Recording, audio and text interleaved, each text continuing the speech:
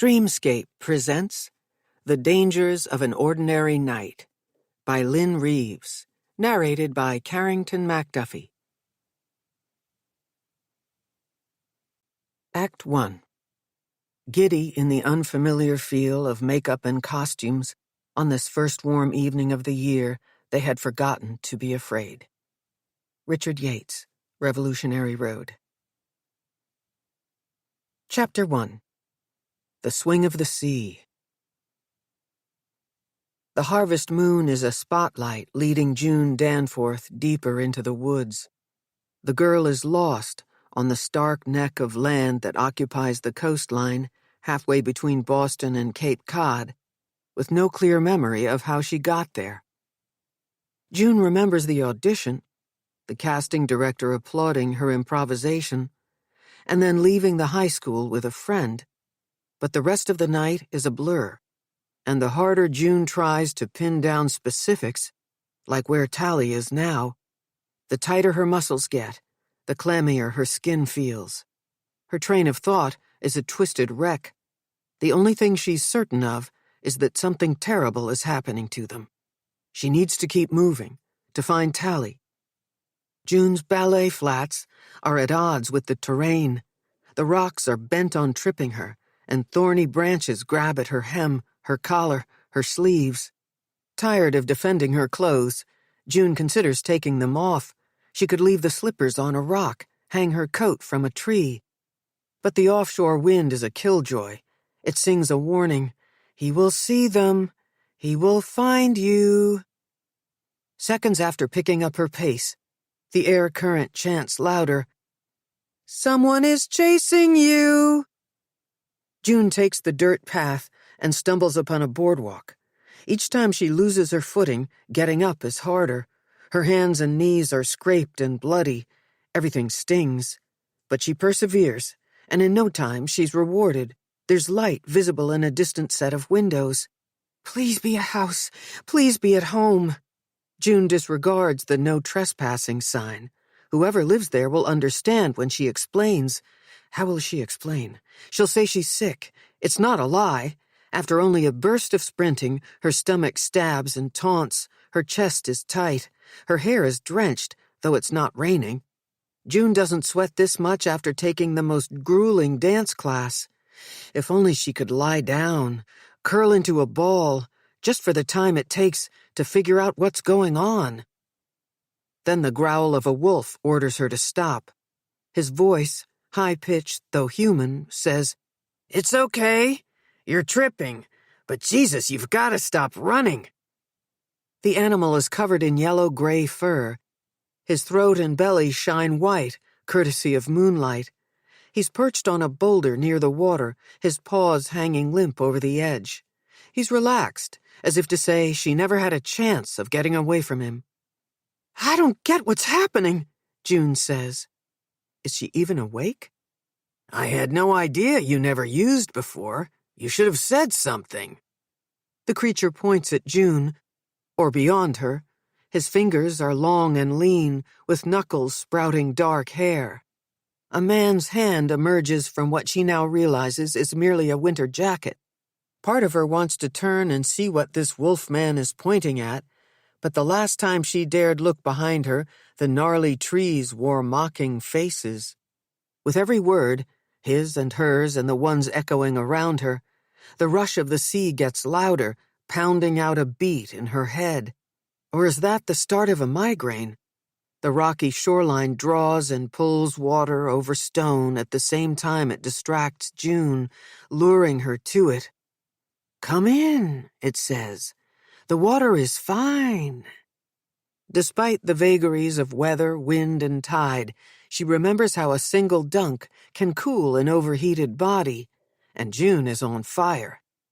The last time she hit the beach, she was with her parents. The scene that materializes before her now is as real as anything else she's seen tonight. In it, a younger version of herself rushes the surf, holding hands with her mother. A beautiful woman, still alive and healthy. But the image fades out as quickly as it appeared, and June is left desperate to feel the icy sea on her arms and legs.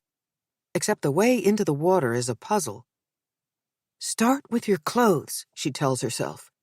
June undoes button after button, pausing only to loosen her coat's belt. She struggles with the mechanics of sleeves. When the thing is half off, she notices the rigidity of her leg muscles, the worsening tension in her thighs, her crampy calves. She wonders, will I be able to swim? June looks toward the man for help, but he's no longer atop the rock. Where did he go? And how long has she been standing there staring at her feet? Shit, shoes. She goes to take off her flats when someone says, "Leave them on. Lie down." Here.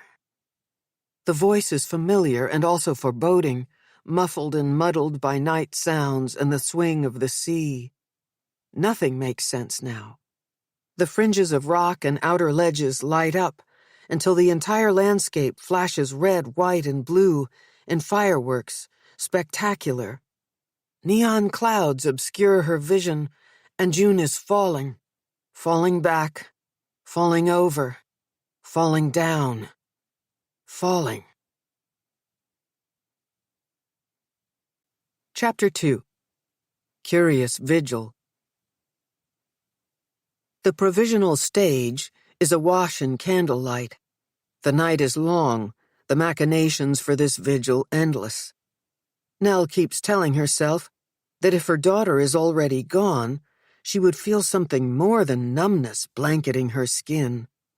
Where is the stitch in her side stifling the easy exchange of air? If Tali is dead, wouldn't this mother's heart already have experienced an electrical misfire so dramatic it would beat out an erratic rhythm or put a stop to her altogether? No, Nell would know. Tali is alive. So where is she? Nell stands between her husband, Zeke, and their oldest friend, Peter Danforth, on a platform that raises them above the crowd gathered on Boston Common. Their position declares them the unfortunate ones. Every time Nell looks to her left and sees Peter with his head bowed and his hands clasped in prayer, she's slammed with what's happening. Tali isn't the only one they're here to plead for. Peter's daughter, June, was last seen with Tali, coming out of the Performing Arts High School after an audition, a callback that went later than usual into the night. Grainy, out-of-focus surveillance footage grabbed from the camera mounted above the entrance shows the girls walking side by side, unaware they are heading toward an unidentified male who will force them into a car and steal them away from their families. Tali and June have been missing 2 days. When Nell isn't searching her body, trying to register some undeniable perception tethered to her daughter's well-being, her mind drifts. She visualizes a dank basement, a hidden bunker, a lightless place where Tali and June wait, desperate for someone to free them and bring them home. She won't allow herself to imagine the unspeakable things someone could be exacting upon her child against her will. Nell understands how you miss a bus, mislay an earring, misplace your keys, how you mourn the loss of a loved one gone too soon. She knows there are a multitude of ways husbands go astray from good marriages, and that every day people simply disappear, or mysteriously do, or pretend to, all without account. She is wise to it. What mother isn't keenly aware that children and teenagers have been known to vanish out of the blue, out of backyards and front yards, while on bikes or on foot, on their way to school or on their way home, each of them last seen by someone who loves them, or someone who knows them, or someone merely passing by. In the time it takes to tie a shoe or read a text message, a child can snap, go out of sight. Nell knows this, and still, despite the times she's worried about this very thing, she never thought it would happen to her child. Reporters jockey for the best camera angles for capturing the unfolding drama. News vans send their satellite arms skyward above the rugged elms. The burnt orange and yellow leaves stun Nell, reminding her it is autumn and that she's no longer able to hold on to even the simplest of facts. It seems like seasons ago that she took a tentative step toward freedom from Zeke. Now, standing here, overwhelmed by all these people raising their tiny flames at her, it's as if this is her punishment for even considering she might leave him and take Tali with her. Nell recognizes many of the teenagers formed in clusters below the stage, not so much from having worked at PAHS for the past 5 years, but because these students, sobbing for the girls, wipe their eyes with the sleeves of their logoed sweatshirts. Out of context, here on the common, they look like regular kids, and not the standout prodigies they are. Dancers and actors and singers, granted an excuse to be out, unexpectedly let loose from studios and theaters and music rooms, where, like Tali and June, they dedicate countless hours to perfecting their craft. Even though they're here to help, Nell wishes they'd all go home, taking their pinched looks and downturned smiles with them. It's her own mother she wishes were here. She'd know what to do next. No one needs to tell Nell history is not on her side. If she could, she'd step up to the microphone and shout, "Tali and June will not be added to the dreaded list of names you're whispering, thinking I can't hear you. Levy, Bish, Holloway. No. Carrington and Danforth will join the ranks triumphant, linked with girls called Berry, Smart, Dugard." But Nell does not take a step downstage. At least she won't until it's time to give her impassioned plea for their girl's safe return. Unlike her daughter, Nell doesn't crave the spotlight. She is a backstage mom. In truth, she needs every last one of these people to mobilize for Tali and June. And as far as she's concerned, the news networks willing to take part in this collective sensation are welcome to lash her to the stage for as long as it takes to get her daughter back. It's a gentle pressure on Nell's spine that slows her racing brain. Zeke's touch, like it once had more power to do, momentarily stops her from spinning out. She turns to thank him for making the effort, despite the fact that he knows she blames him. Instead, she finds it is Peter's hand, giving off heat between her shoulder blades. "It's almost time," he says, urging her closer to the podium. "Do you want to go first?" Nell shakes her head. "You go. Where's Zeke?" As Peter points beyond the makeshift stairs to the right of the dais, a look of disgust breaks through his otherwise morose demeanor. The turnout is impressive, and still Nell has no trouble finding her husband. In countless ways, Zeke has always been antithetical to anyone else. His hair, more salt than pepper, is unkempt, some say wild. He stands several inches taller than most men. Zeke is literally head and shoulders easy to find in a crowd. Stationed now on the backstage side of the platform steps, his head is down, his phone is out, Zeke is texting. The woman responsible for directing the night's events, whose name keeps escaping Nell, speaks above the hum of the crowd. "I know the wait is hard. Another few minutes and you can address them." She barely finishes showing Peter and Nell the signal she'll flash to indicate the networks are ready to go live, when in 2 giant steps, Zeke lands on stage and takes the podium. "Thank you all for coming." His voice is shrill at first, the microphone kicking back the high notes of fear slurring his words. "Wow. Wherever she is, I hope Tali can see this. This is the biggest crowd the kid's ever drawn." Nell yanks the back of Zeke's shirt. What is he doing? This isn't some opening for a play. Their girl isn't in the wings, hoping the right critic or scout is in the house, ready to offer her a big break. The woman in charge gestures frantically to the cameraman below, imploring anyone who's ready to start filming. Nell hears her say, "Don't miss this. He's one of the dads." Zeke's head jerks in the direction of the organizer, then over to the cameraman, all while he ignores Nell. "Look, my friend Pete will tell you. My wife, too. We're going through hell right now," he says, clearing his throat. "I hope you never find out how horrible it is not knowing what's happened to your kid." Nell shouldn't care that Zeke is embarrassing himself, and her. This isn't about them, it's about Tali. Hoping her contempt looks the same as her anguish, Nell steps forward and slides her body in front of her husband, replacing him at the podium. "I'm Tali's mother," Nell says, her voice a whisper. "Our daughter is beautiful inside and out. She and June are both wonderful students and gifted artists. Everyone who knows them will tell you about the bright futures they have ahead of them." It takes forever for her to complete a sentence. Each pause she takes to control her breath is an effort to appear composed and to hold back tears. Instead of taking his rightful place beside her, Zeke is off, heavy feet down metal steps. As she speaks, he mills around inside the crowd, accepting hugs and claps on the back, leaving her and Peter alone on stage. Nell grips the podium, letting its sharp wood edges dig into her palms. "Tali and June haven't done anything to deserve this," she says. "None of it makes any sense. What kind of person does this?" As Nell rambles, she feels the crowd draw back. Like Zeke, she's gone off script. She is breaking the rules set out for parents in this ugly little club. Members must not be loose cannons. Stoic works better to garner sympathy and searchers.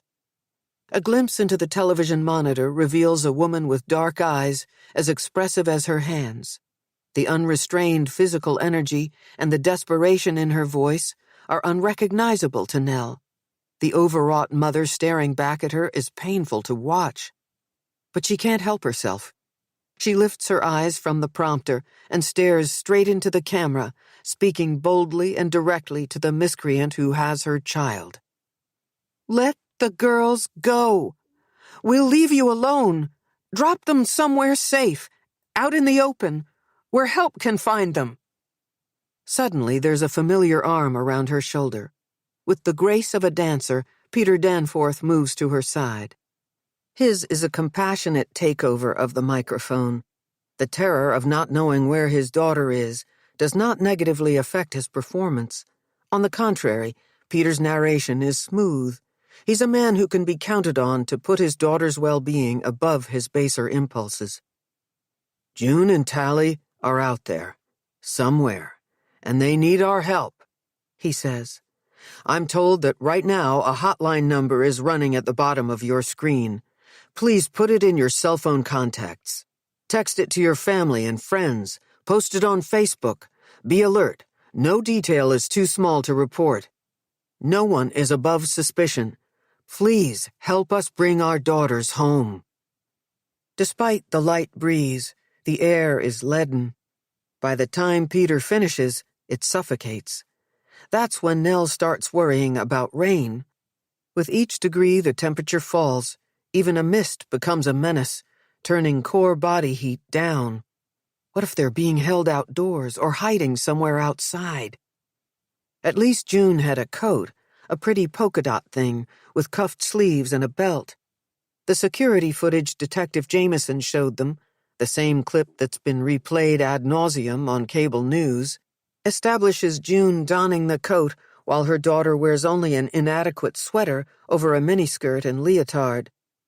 Tali didn't always love the aqua cashmere Nell found in her size at the second-hand shop 2 blocks down on Newbury Street, the J. Crew tags dangling from one sleeve. But after several girls showed up at school in sunny yellow, azalea, and lime green replicas wrapped tight around their slim frames, her girl was sold. Nell was deemed cool. All was right with the world. Sidestepping her way to the edge of the stage, Nell calls down to Zeke. "Did Tali have a windbreaker or fleece in her backpack that morning? Or maybe a sweatshirt?" Zeke rakes his hand through his hair. "How would I know?" He looks at her the way he does when she's accused him of something he's inarguably done, like she's the one in the wrong. "Why would I go through my 17-year-old's backpack?" "You didn't bother to check to see if your daughter came home from her audition, either." Nell will never forgive herself for not anticipating the dangers that hide in an ordinary night, for being away on an out-of-town job interview, leaving Tali at home, for trusting Zeke one time too many. "How many times do I have to say it? I should have gone to her room," he says. "When she wasn't home by midnight, I should have called you. I should have called police." The cameras pan, and the crowd collectively pins stares on Zeke and Nell. The demise of their marriage playing out live on air is additional theater offered free of charge. Nell doesn't know whether he's trying to put an end to the spectacle or if he has news, but Detective Fitz Jameson turns up out of nowhere, holding out one finger, the universal sign for wait a minute. Of the cadre of detectives assigned to what the media is calling the Boston kidnapping, Fitz is hardest to read. Most of the police officers Nell has met are stereotypical rough and tumble, wouldn't recognize a feeling if one stole their cuffs or badge. In contrast, Fitz is attentive, almost sweet. His boyish looks and neat-as-a-pin suits provide a strange distraction. Throughout this nightmare, he's dedicated himself to keeping them informed about developments large and small. When he's talking to Peter and Nell, he's can-do, and she's reassured. More politician than cop, his impeccable speech belies his Southie roots, and his easy eye contact and kind words convince her. Fitz will find her girl. Other times, Nell catches the way he commiserates with other detectives, the way he stares at Zeke, and it's as if he's drawn his weapon and has it pointed at her heart. Fitz, like the others, doesn't hide that he's suspicious of her husband. The detective stands below Peter and Nell now, Zeke at his side. With his phone pressed to his ear, he nods like a bobblehead. When the call ends, there's barely a beat before Fitz taps the screen of his cell. He's either about to place another call, or he's using it to keep from facing them. Then Fitz lifts his head, looking first at Peter and then at her. "One of their cell phones pinged south of Boston," he says, "and it looks like we have an ID on a girl." Chapter 3. Detective Story. For the record, state your full name, date of birth, address, and occupation. Fitz Jameson straddles the metal chair in the dimly lit 5x5 room with the bravado he uses when playing interrogator. When that approach doesn't feel right this time, Fitz turns the chair around and sits, elbows off the table, like he would if he'd showed up at Ma's on M Street for Sunday supper. He tells himself to relax. He's on the right side of the table. The faster Fitz interviews the old man who found the girls lying bruised, battered, and worse on the beach, the sooner he can get out of this sweat box. If he hadn't drawn the short straw, he'd be on the South Shore right now, combing the coastal property, collecting evidence before the ocean does, not interviewing witnesses. Back when Fitz joined the force, he knew full well it was only a matter of time before he got the case, the one with the power to absolve him of his sins. 5 years later, he's ready. Name's Charles Turner Stockbridge. Everyone calls me Charlie. Born May 1941. I holed up in a couple rooms free of charge at the Gladys property in Scituate, Mass. I'm the family's caretaker. Have been for 50-odd years. The way Charlie rests his hands on the table, twiddling his thumbs, reminds Fitz of his grandfather. The salty sea air must wreak havoc on skin, because Charlie looks 10 years older than Pops did when he was the same age. The yellowed fingernails and the gray glow the guy's face gives off are all the evidence Fitz needs to know Charlie is a smoker, like Pops. If the interrogation wasn't being videotaped, and Detective Ross wasn't always on the lookout for something to justify calling Fitz Care Bear or some other demeaning nickname, he'd be tempted to scare Charlie off the butts, telling him how horrible those final hours can be when stiff lungs balk at the simple job of drawing air. Okay, Charlie, like I told you, this conversation is being taped. Understand? For the official record, I need you to tell me your account of what happened. Yeah, but first, can you tell me where you took my Daisy? Don't worry, she's across the street at the park. Fitz pats one of Charlie's nicotine-stained hands. When he remembers Dave Ross, he pulls his arm back. Christ, he's playing good cop, bad cop against himself. Look, we've got an officer taking care of your dog. You said it yourself. The old girl looked like she needed to take a leak. All right, then. Well, that reminds me. I was taking Daisy out for her constitutional. See, I let her do her duty by the water's edge, same time, day and night, rain or shine. No need for them expensive plastic poo bags. I let the tide take her business out to sea. I got that part. All I'm saying is, if Daisy and me wasn't accustomed to our routines, I could have missed them girls on Waddy's beach. At first, I couldn't make heads nor tails of what I was looking at. It was getting dark when I see one rounded heap, half in, half out of the water. But then the dang bundle moved, and she let out a hell of a moan. Damn near dead, that one was. And Lord have mercy, the other one, not 10 feet away, well, God rest her soul, I could tell she was no longer with us. Charlie's story jabs at Fitz's own. A girl found dead on a shoreline, the same age as the Carrington and Danforth girls. But in the picture in his mind, his friend Maddie is fair-haired and athletic, bearing no resemblance to the lean, dark physicality of June Danforth. A scraping sound fills the room as Charlie pushes his chair away from the table like he's getting ready to bolt. Where'd you say you put my Daisy? She's fine, Charlie. Sit down. Your dog's at the park, remember? Now, stay focused on the girls, okay? Then I'll bring Daisy to you, I promise. Fitz wants to jump to his last question, but he stops himself. If he blows the case by rushing through a witness account in favor of getting into the field, he'll never hear the end of it. What happened next? Charlie settles back in the chair. You know, I feared it was a child I'd come upon, not no teenager. I knew before I looked at one of 'em that she was in rough shape. It was no joke, the way that girl was carrying on. She wasn't acting like them kids do every other night come summer.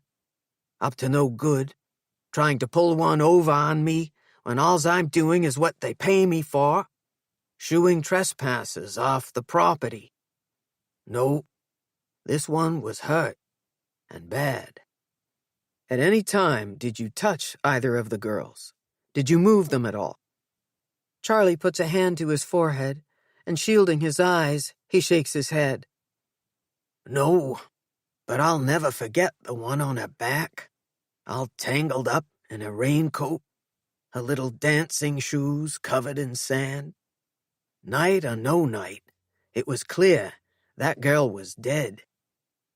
As much for himself as for Charlie, Fitz places photos of Natalie Carrington and June Danforth in front of his witness. Either of these young women look familiar to you? From the night you made rounds, or from any other time? Never seen either of them till right now. The girls on the beach didn't look nothing like that, no sir. You sure these here are the same ones? How's the hurt child doing anyways? She's in the hospital. They say she's going to be okay. Tell me, you live out there in Scituate by yourself? Yes, sir. Nice views of the lighthouse from my cottage. Mine at ledge light. Like a sea monster floating on the waves, I always say. You're off track again, Charlie. You must be getting tired, so I'll ask you only a few more questions. All righty. You're a nice kid for a cop. You remind me a little of Charlie, Fitz says a little too loudly. Focus. The old man leans back in his chair as if Fitz were about to manhandle him. He's behaving the way innocent people do in the presence of cops. Fitz's tough guy demeanor is overplayed and poorly acted. Plus he likes Charlie, so he course corrects. Last few questions, okay? Rough guess. How many people know you live alone out there at the Glades, that you're the caretaker? I'm not bragging when I say, from Greenbush to Minot, all of Scituate knows Charlie Stockbridge. I'm what you call an institution. Charlie's laugh is genuine, the estimation of his popularity seemingly sincere.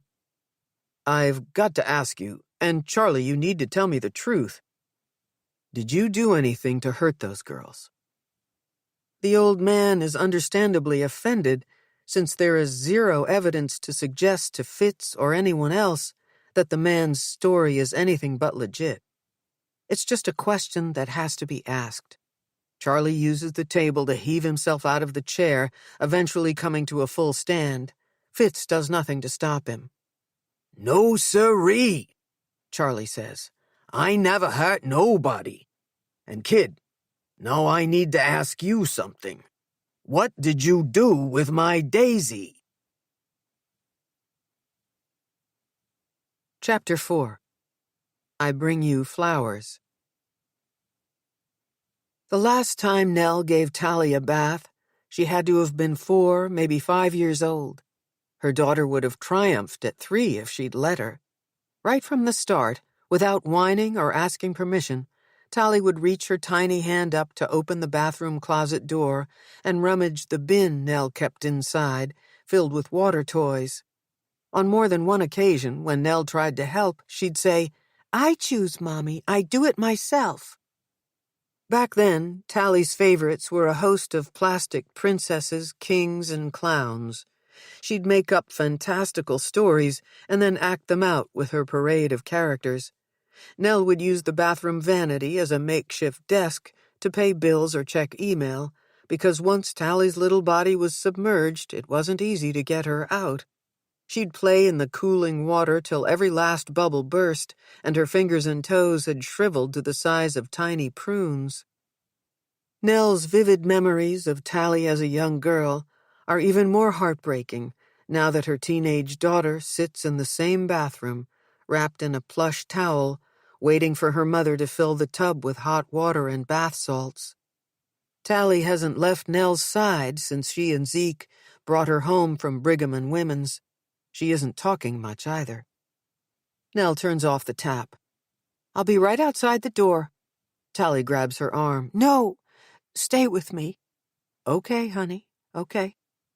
Supporting her by the elbow, Nell guides her daughter to the side of the tub. Tali drops the towel and winces as she lowers her slim body into the suds. There aren't enough bubbles to hide the full outside picture of what has happened to her or the pain she's experiencing. Like ugly bracelets, Tali's wrists are mottled purple, dark and light. According to police, the man who abducted her restrained her with duct tape wrapped so tight it had begun to cut off her circulation. That much of the story Nell knows.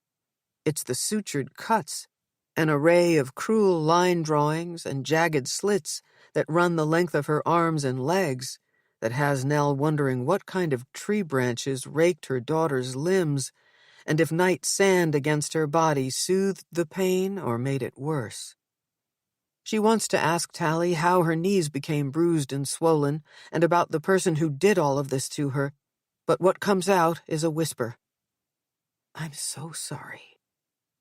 Tali stares straight ahead, registering zero emotion.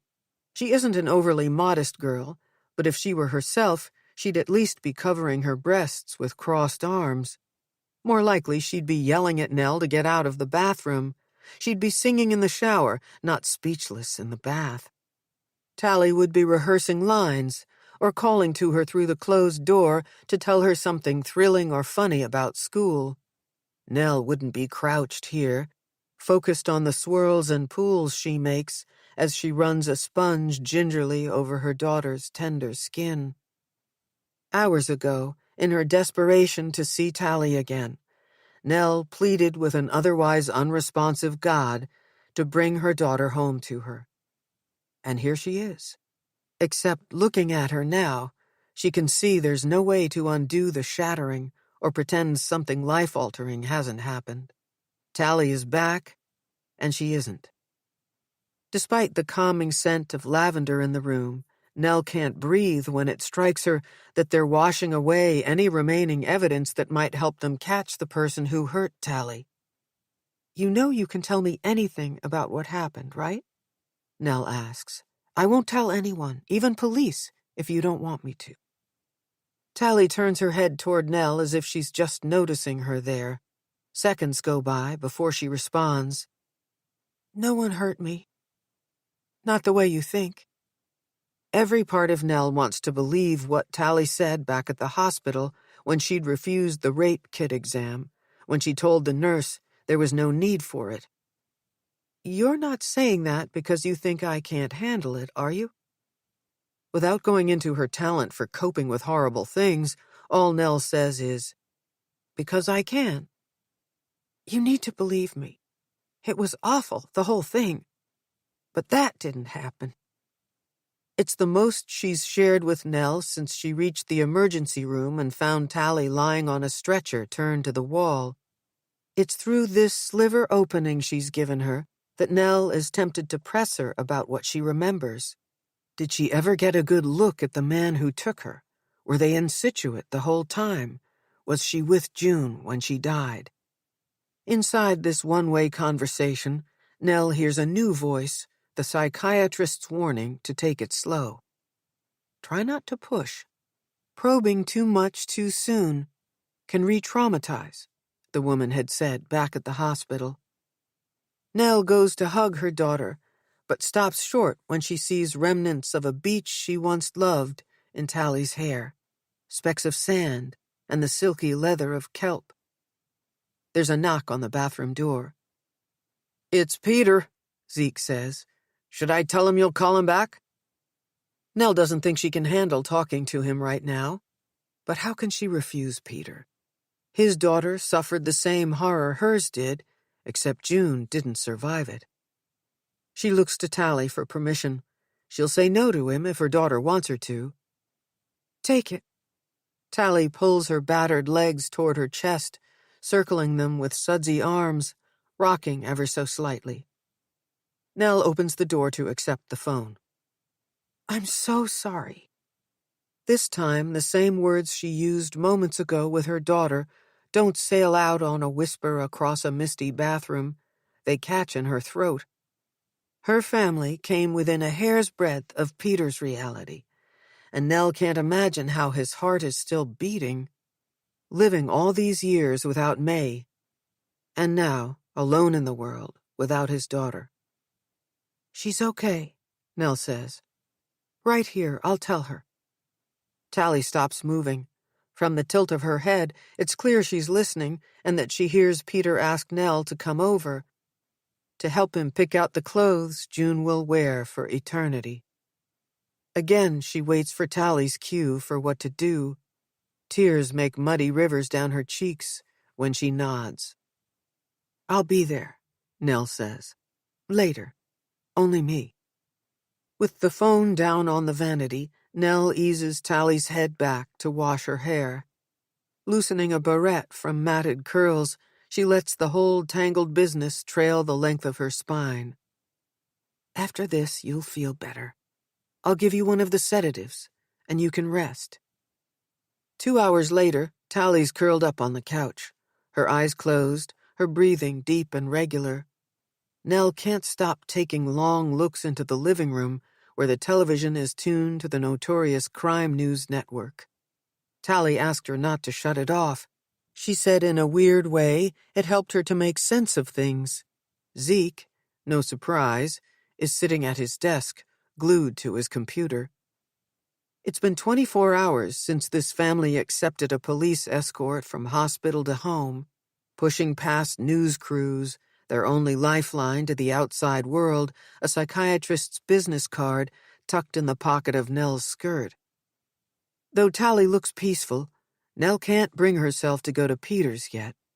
It's like those early days after her daughter was born, when she couldn't imagine leaving her baby to go back to work. Throughout her pregnancy, the assumption was that she'd return as soon as she felt physically ready, forgoing any extra weeks of unpaid leave. Given that Zeke's sales commissions were unpredictable, They needed the money, and Nell's office job came with decent hours and great benefits. Then Tali arrived, and Nell's world shifted.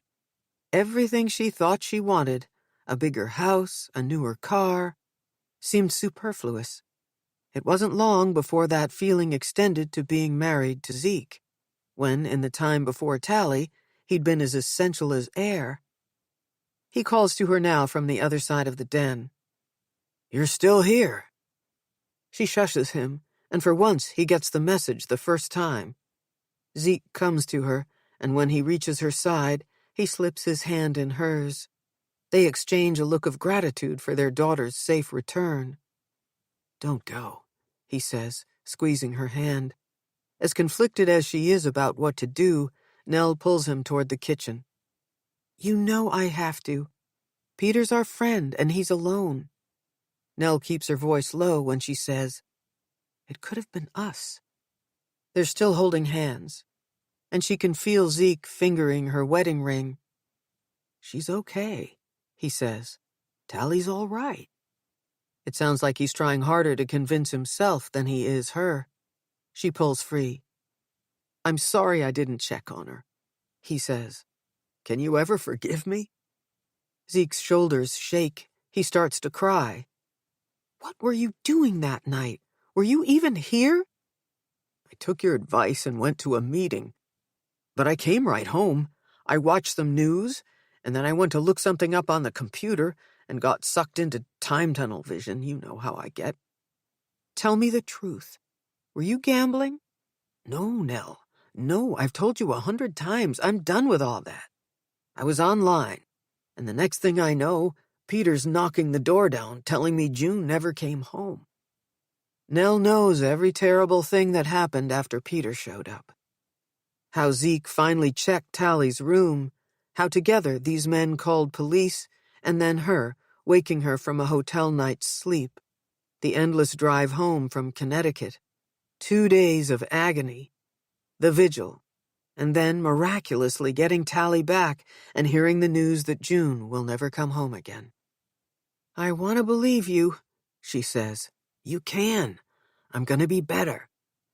Recognizing the old ache in her chest, Nell doesn't have what it takes to replay this worn-out conversation. She starts up the back stairs to their bedroom. Zeke follows. "I'll even go back on ADD meds, if that's what you want." "We'll talk later." Nell speaks calmly, though there's no guarantee that whatever she says won't set him off. "I have to go help with the arrangements." She can't visit Peter without bringing tangible condolences. A casserole won't do. Stopping in front of her bureau, she pulls the priceless gift from her jewelry box and slips it into her pocket. Nell can only hope what she's come up with will soothe Peter more than hurt him. When she turns back around, Zeke is still standing there as if he's waiting for instructions. "I know you're sorry," she says. "Give me time, okay? And don't leave her alone for a single second. I don't care if you have to park yourself downstairs till I get back. Do not leave this house." Zeke nods vigorously. Fate has bestowed upon him one last chance. They both know he can't afford to fuck it up. After checking on Tali to be sure she's still deep in a Klonopin sleep, Nell grabs her coat from the hall closet and heads downstairs. Bypassing reporters staked out in front of their home, she exits through a rarely used basement door. She counts on neighbors as careless as Zeke to have camouflaged it with hastily placed trash cans, forgotten bikes, skateboards, and strollers. Heading in the direction of the Danforth townhouse on Marlborough Street, Nell pulls her scarf tight around her head and adjusts her coat's collar. How many times over the years has she taken this route? At first to bring Tali to playdates with June and to have coffee with May. Then, later, to console Peter after she passed, and finally to lean on his friendship. Nell runs her hand over the wrought iron fences that separate private yards from public sidewalks. On her way to work, or other times she roams the city, Nell likes to clip a cluster of chokeberry or a stalk of butterfly weed, and sometimes when she is most in need of senseless beauty, She'll stop at the florist on Newbury Street to splurge on a single bloom to complement the intricate paper vases May taught her how to make. She begins to build a tiny arrangement for Peter, telling herself that she's doing the homeowners a favor since even the most well-tended gardens need deadheading to maintain their carefree vibe. Sprig of heather, stem of laurel. The closer she gets to Commonwealth Avenue, the more eerily reminiscent the landscape is of the days after the Boston Marathon bombing, when media burst onto the mall that runs from Kenmore Square to the public garden like unwanted weeds. The strip's green space, every inch of it, covered by satellite vans and celebrity reporters. Back then, all the news was breaking. Suspects were identified, boys hunted down. Programming was interrupted again and again until coverage became continuous. Members of the National Guard were stationed on every corner, their assault weapons at the ready, all of it out of place in this lovely Boston neighborhood. Before the city's order to shelter in place, an effort to protect them from the perpetrators at large, Nell was just another neighbor out walking, another woman tired of staying cooped up at home with fear and her husband. Today, reporters mill around, marking time, or they sit in chairs positioned roadside, because nothing is new. No one has been found responsible for June's death. When evening news segments finally air, pretty people in fresh makeup will rehash what is already known about the case, which right now amounts to absolutely nothing. With no new leads and the public's waning attention span, the lot of them will likely pack up their toys and go back to their newsrooms, or they'll move on to another town, inserting themselves into someone else's American horror story. Nell's guess is that they won't go until they've successfully staged a takeover of June's funeral, sensationalizing the girl's death even more, making the act of saying goodbye harder on the ones who truly loved her, on Peter. Nell snakes her way through the media caravan that overflows onto the sidewalk, trying not to draw attention to herself. She tucks her less-than-perfect bouquet inside her breast pocket. What she does not do, as she moves toward his home, is waste a single wish or prayer on making it inside without being noticed. She'd prefer they don't recognize her, but she truly doesn't care if they do. Tali is back. Her daughter is home, safe and sound. Nell has no right to hope for anything else ever again, and she vows right there on the flagstone path that leads to Peter's door to be content with this and only this. Before she knocks, Nell digs one hand deep into her pocket, letting the sharp edges of her gift to Peter prick her skin, offering up the pain for him.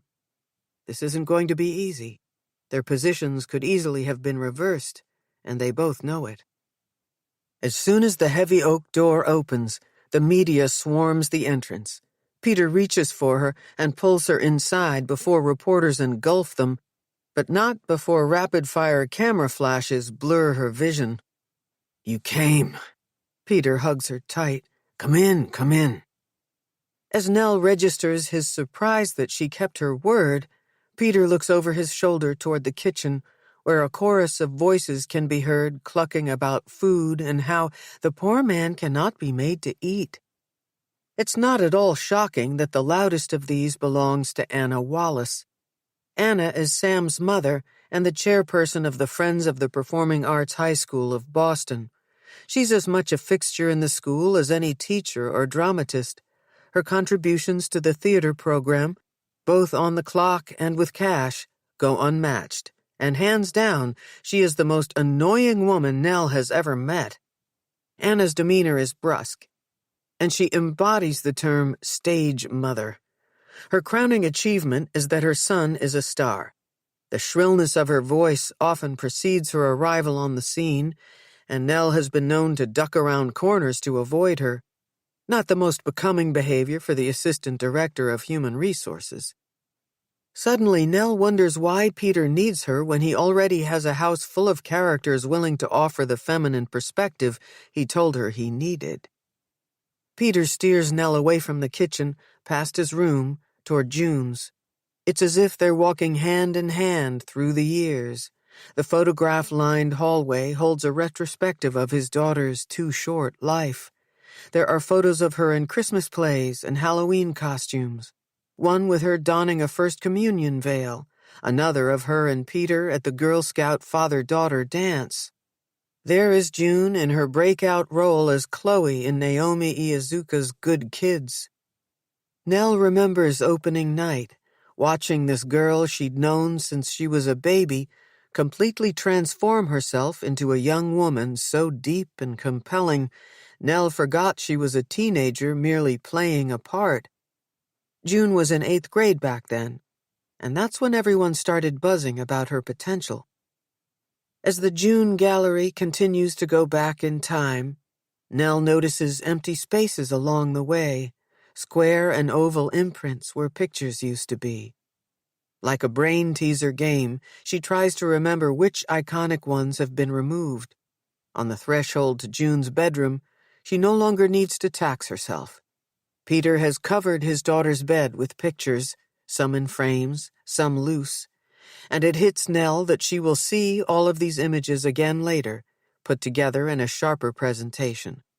Peter is collecting photos for the funeral home. "This is my favorite," he says, picking up a black and white 8x10 of his wife holding June as a newborn. "I remember. You chose that one for May's wake." "It's beautiful," Nell says. A real heartbreaker, she doesn't say. More artwork than photo album material. The image features a bare-shouldered May, her silky black hair off to one side, her eyes cast down at her swaddled infant. May Sheng Danforth, née Tan, was a fashion model in Singapore, where Peter met her on one of his business trips. 2 years later, May was expertly holding their baby, a girl with eyes so knowing it was as if June knew her destiny, that like her mother and Nell's, she'd be prematurely committed to memory, thanks to film. "Knowing they're together," Peter says, "it's the only thing that helps." His hands tremble, and the impression of May holding their baby girl quivers in mid-air. "They won't tell me when I can have her," he says. Peter is talking about police or a medical examiner, someone he is dealing with, someone Nell is not. He is delicate in the way he uses his fingers to brush his tears from the glass. Nell wants to hold him despite the likeness of his wife and daughter between them. The last time they touched seems ages ago now, but it was only last Monday. Nell remembers sitting at Peter's dining room table, and over a glass of wine, for the 1000th time, she'd spilled her guts to him about Zeke, going on and on about her husband's latest infraction and how once again they were fighting about him not following through on what he'd promised to do. A half-dozen lottery receipts might not seem like a big deal, but it's the hiding and the lying, she'd said.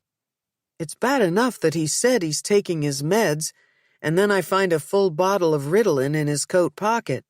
But now he's refusing to go to a Gamblers Anonymous meeting. Before Nell started to cry, Peter slid a box of tissues across the table. "You're right, it's not the worst thing he's ever done, but you shouldn't have to act like his parent. He's the one who came up with the plan."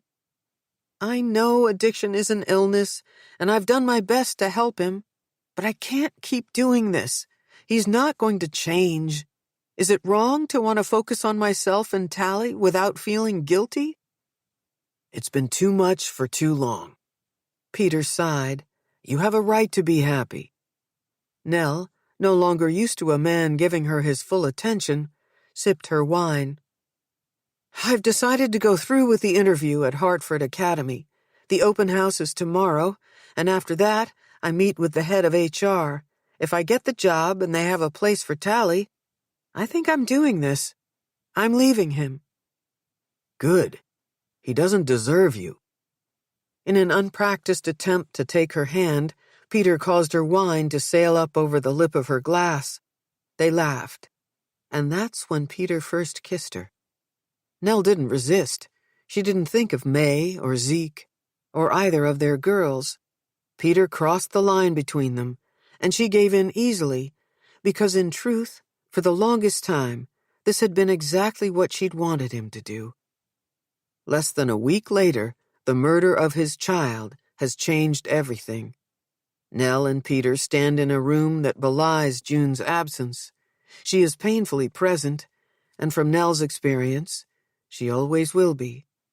What's left of her vivaciousness can be found amid colorful beads pooled atop her bureau. June's flowery scent wafts from the pretty pink clothes stacked on open shelves and hanging from closet doors. Nell had imagined a time when she'd be more than a family friend to June, to be there for the girl in ways no one had been for her after her own mother died. Nell still wants Peter, but she got her daughter back. His envy of her must be immobilizing. If, inside, he's raging against her good fortune and his lack of it, that would be justifiable. She produces the pin that belonged to her friend and his wife. The creamy pearls and brilliant diamonds cluster to form a collection of lotus flowers.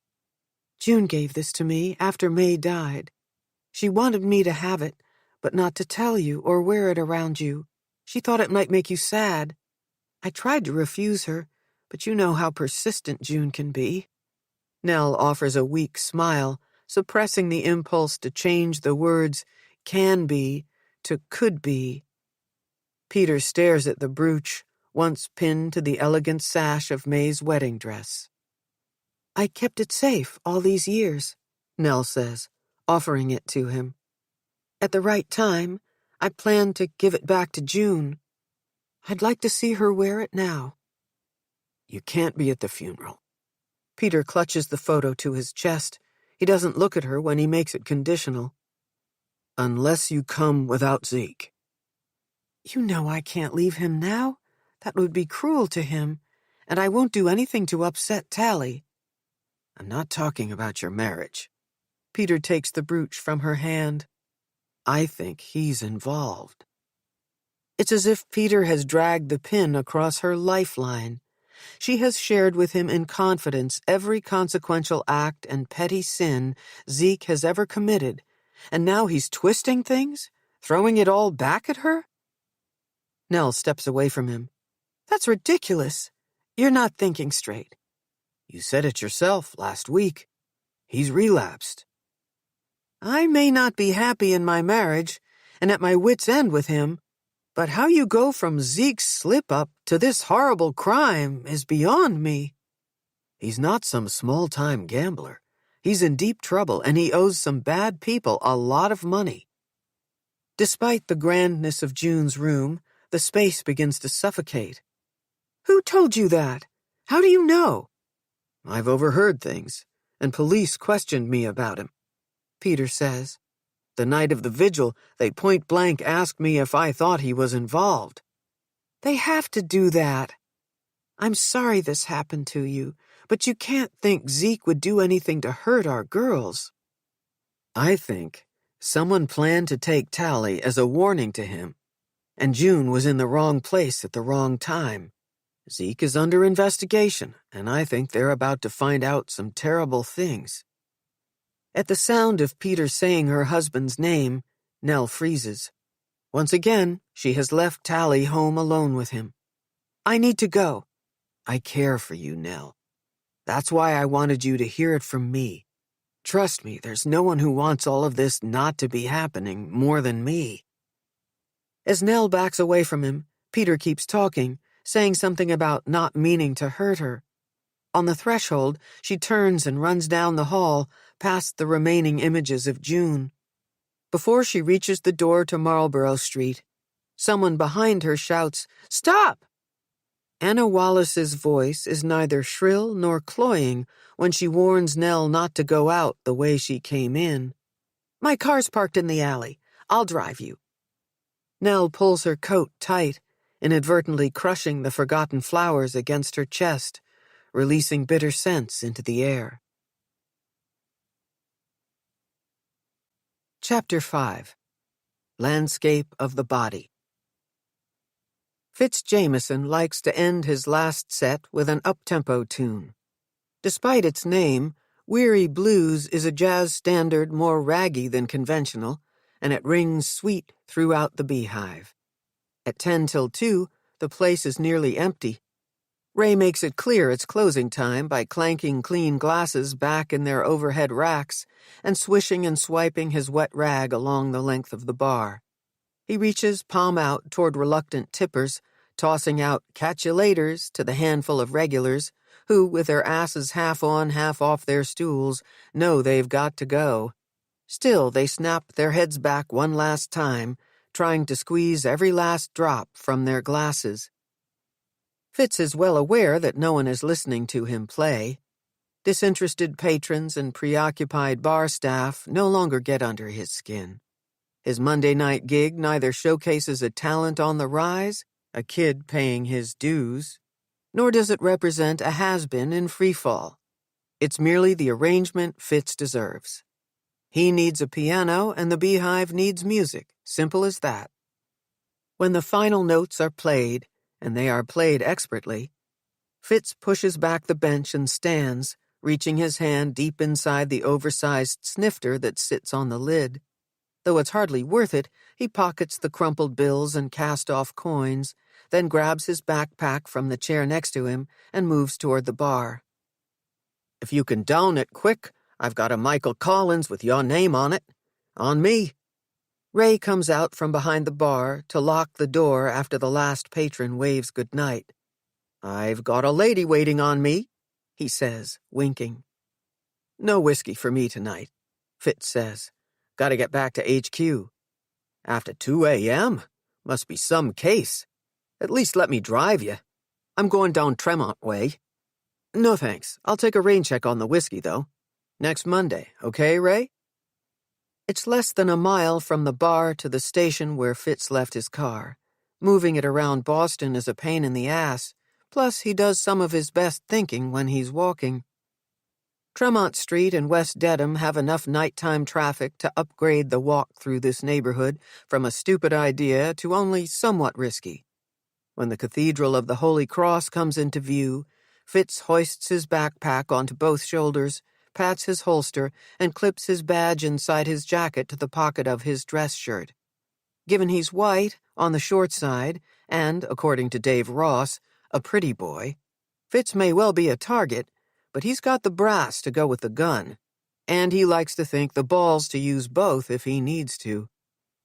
Waved through security with a flash of his jacket and a nod to the guy on duty in the cage, Fitz takes the stairs 2 flights up. He likes the precinct this time of night. Fewer cops, not as many perps, overall less commotion. And he doesn't have to deal with Ross breathing down his neck or Doyle taking up space. Mick Doyle, who rounds out the rest of the team working the Danforth case, is a cardboard cutout of a cop who's counting the days till his pension kicks in. Doyle hasn't been lead on a case or asked a serious question in 5 years. With an extra set of clothes in his backpack, Fitz plans to review the evidence they've got so far, catch an hour or 2 of sleep on the abandoned couch in the back hallway, and then change into clean pants and a fresh shirt before the morning briefing. Fitz finds what he is looking for deep in the supply closet, a 3-ring binder with a plastic slip front pocket. On the way back to his cubicle, with the notebook tucked under his arm, he wonders if he's got what it takes to focus now. All day long he's been crashing into waves of memory, all of them to do with Maddie. Push on, he tells himself. It's redemption time.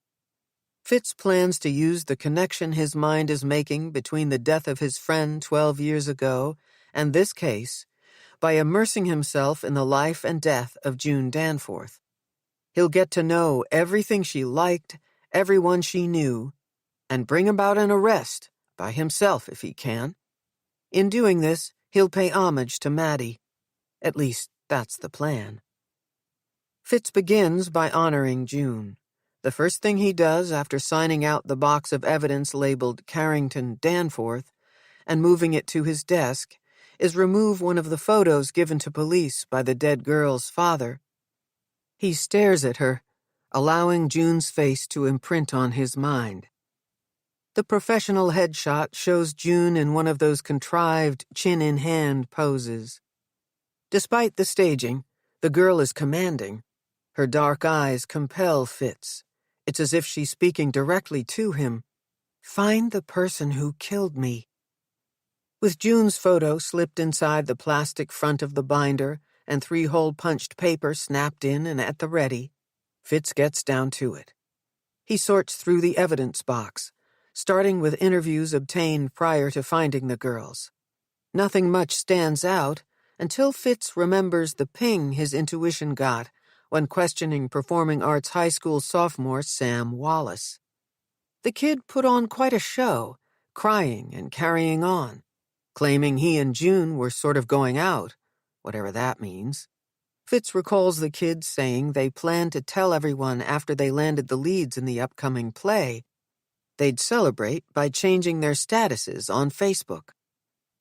Though Wallace is credited by nearly all the other students interviewed as being the star actor at the school, tears and all, Fitz hadn't found him terribly convincing. He scratches a note on a page in his binder, "Re-question Wallace." Fitz rifles through police reports and reads through each of the kids' interviews. Skimming parent statements and skipping the one he conducted with Charlie Stockbridge, Fitz comes to the only statement in evidence from Tali Carrington. The initial incident narrative mostly tells Fitz what he already knows. June Danforth was pronounced dead at the scene, while Natalie, Tali, Carrington was transported from Waddy's Beach in Scituate to the Boston hospital, where she received treatment for multiple contusions and lacerations, severe dehydration, and emotional distress. The attending psychiatrist, Dr. Cynthia Rawlins, advised limited questioning due to the victim's state of mind, claiming that to push the girl so soon after the ordeal could further traumatize her. Dave Ross was on duty that night. Surprise, surprise, he pushed anyway, encouraging Tali to tell as much of her story as she could. He guilted her into it, telling her she needed to do her part to protect public safety. Tali's statement fits with what the surveillance footage captured. The girls leave the Performing Arts High School of Boston, heading in the direction of Commonwealth Avenue after an audition at 11:07 p.m. They remain in view until they reach the intersection. Tali states that after they made the turn, a white male in his late 30s or early 40s approached from the side. The man wore a faux fur jacket, not unlike one owned by her father. At first, Tali thought it was her dad, there to pick them up. Fitz makes a note in his binder to re-watch the footage, to hone in on anything he may have missed the first dozen times he's viewed it. He makes another note, this one involving Zeke Carrington. Ask to see the look-alike jacket. According to the statement, the last thing Tali remembers is the man pointing to a silver vehicle she assumed belonged to him. He asks the girls for directions. Unable to hear him over the traffic, Tali and June step closer, and that's when he opens the car door, grabs them, and throws them into the back seat. At this point in the victim's account, Ross wrote that Tali became inconsolable, saying, "I can't believe June is dead." In response to the girl's meltdown, Dr. Rawlins halted questioning. Fitz holds his pen inches above the paper, his mind a jumble of questions he can't write down fast enough. Why doesn't Tali remember anything after being shoved in the vehicle? Did Ross ask her that? Did Tali refuse the rape kit exam because she hadn't been assaulted or because she's a kid and was afraid? Did Ross at least ask her that? Ross is an idiot, and his report isn't worth the paper it's typed on. Fitz pulls the folder containing crime scene photos of June Danforth from the evidence box. As he slides the pics from their interoffice envelope, someone claps him on the back, causing him to drop the batch he'd been holding. "Well, look who's working overtime," Ross says. The dead girl's body multiplies as scattered images of June Danforth slide across the cheap and dirty floor. Fitz gets that disoriented feeling that comes over you when you're surrounded by mirrors. Looking at her like this, the way the girl has been discarded, makes the whole thing more horrifying. not to mention eerily familiar.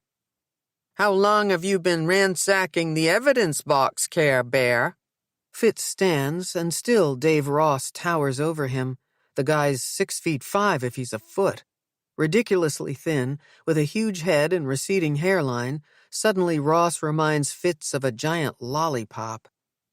Scrambling to pick up the photos, he can already hear Ross broadcasting tall tales to the rest of the squad about spooking him. "What time is it?" 6:45. Briefing's at 7. Hurry the hell up. Doyle's already clocked in. I got something to show you guys. When Ross speaks, his lips strangely disappear, curling inside his mouth with each phrase or sentence he utters. Sometimes Fitz is so distracted by the oddity of the quirk that he doesn't register what the guy is saying. "What?" "Go change. You reek." Ross waves a folder in front of Fitz, sending cool air and stale breath onto his face. "You got a spare set of clothes in there, am I right?" He points to Fitz's backpack parked on the windowsill. "Show me now," Fitz demands. "Listen to you. I forgot how cranky you get when you're tired." Ross drops the folder and with a flick of the wrist, expertly lands the thing open in the center of Fitz's desk. Once again, pictures of June Danforth fan out in front of him. In these pre-autopsy shots taken by the medical examiner, the girl is lying naked in various positions on a steel table, front, back, and side. Over the years, Fitz has seen his share of dead bodies. Victims trapped in cars or crushed by them, on streets and roads and highways. Heart attack sufferers lying dead in bed, sprawled on kitchen floors, lodged in bathtubs. All found too late, far too late. But none of them, not a single death due to accident, medical, or act of nature, has called up so completely 17-year-old Madeline Townsend. Until today.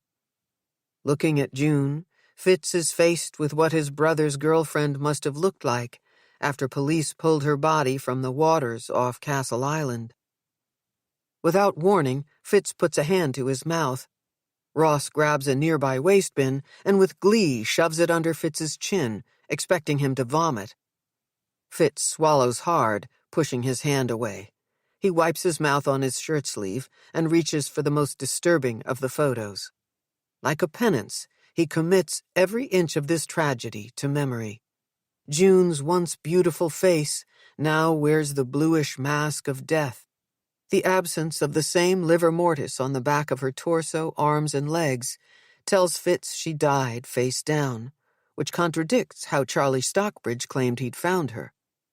Notes made by the ME below the picture say, superficial abrasions, arms and legs, most notable on palms of victims' hands. No major trauma to head, neck, or chest. No evidence of sexual assault. Fitz knows there is no precise core temperature at which the human body submits to the elements. He doesn't need to read the rest of the notes to know that June died from some combination of frigid wind and sea. The landscape of the body and his gut tell him this. "Coroner's office is backed up yet again," Ross says. "Her toxicology isn't expected for another week or two." Fitz puts the photos and notes back in the folder without reading the ME's conclusion. He hands it back to Ross. "Preliminary cause of death, hypothermia?" "That's the theory for the time being," Ross says. Lifting his backpack off the sill, Fitz takes a quick glance at June, alive, on the cover of the binder he's created to keep track of the case. "After briefing, I'm heading over to Carrington's to put eyes on Zeke's jacket," he says. "The one Tali mentioned in her statement looked like the one the kidnapper wore." "We can head there together," Ross says. "I've got some questions of my own for the dad." Chapter 6. Next to Normal. The park bench across the street from the row of brownstones is as good a place as any for Cyn Rawlins to stop and double-check the exact number of the Carringtons' house.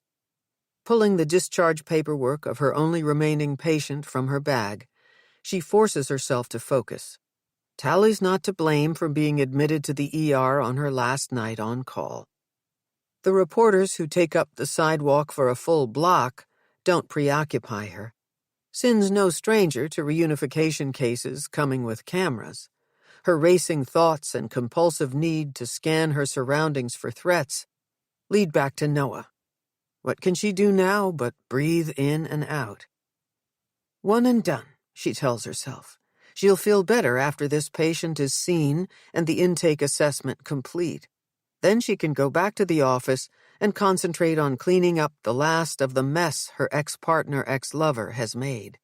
All ties to Noah Clark officially severed. As soon as it's appropriate, Cyn will tell the Carringtons she's closed her private practice. She'll do her best to assure them that she'll make a good match, referring them to a reputable colleague willing to oversee treatment of their daughter. Her story, should they press her, on its face is true. She's traded patients for students and is off to teach forensic psychology at Boston College. What she won't say is that she's surrendered to compassion fatigue and will finally take a break from bearing witness to the horrific things men are capable of doing to women and girls. Those who no longer can, teach. Shoulders back, chin high, gearing up to see her last client, Cyn crosses the street and enters the media bubble. After pushing her way to the top of the brick steps and ringing the bell, Tali's father opens the door enough for her to slip inside. Cyn knows it's Zeke before she steps into the foyer. His mad scientist hair precedes him. "I take it you didn't have trouble finding the place," he jokes. "In your experience, when can we expect the circus to pack up and move out of town?" He turns his clasped hands inside out, cracking his knuckles. "It varies case to case," Cyn says. "A lot depends on the investigation and whether police name any suspects. Then all bets are off if there's an arrest or a trial." Zeke stares somewhere beyond her as if he's talking to himself. She steals a look around. Across the hall into the main living space, the television blares, but no one is there to watch it. The place is more cramped on the inside than she'd expected, but it's as dark as every other home she's ever visited. Closed blinds block prying eyes. But sadly, they keep out the healing light. "After I spend time with Tali, I can go over a few things, including what to expect next." Cyn moves beyond the tight foyer, hoping Zeke will usher her all the way inside. "Is Tali here?" Nell comes down the front hall stairs with one finger pressed to her lips. "She's asleep, and I hate to wake her. Do you mind if we meet with you first?" "Not at all." Zeke leads the way into their kitchen, an oddly shaped room overpowered by the sickly sweet smell of pastries.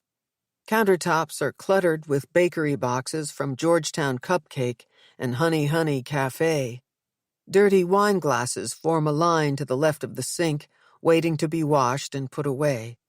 The only bright spot is the clutch of buttercups poking their heads from a tiny vase made of intricately folded paper. Nell clears the table of half-empty coffee mugs, while Zeke brushes crumbs to the floor. After rolling her eyes at him and pulling out a chair for Cyn, Nell reaches for the miniature spray and places the flowers in the center of the table. "Sorry," she says. "We're usually neater than this." Nell's dark hair is loosely swept back, showcasing the softness of her face. According to Cyn's notes, she's in her early 40s, though her slender figure and creamy skin make her look years younger. Her voice is subdued, as if her max volume is just above a whisper. "You've had more important things on your mind," Cyn says. "Tell me, how's Tali doing?" "I'm around kids her age all day at school, and my mother died when I was a little younger than she is now. But none of that compares to this," Nell says. "Tali's quiet and clingy. Once in a while she'll make a comment about June, offer up a detail she remembers, but then as quickly she'll change the subject. I think it's going to be slow going.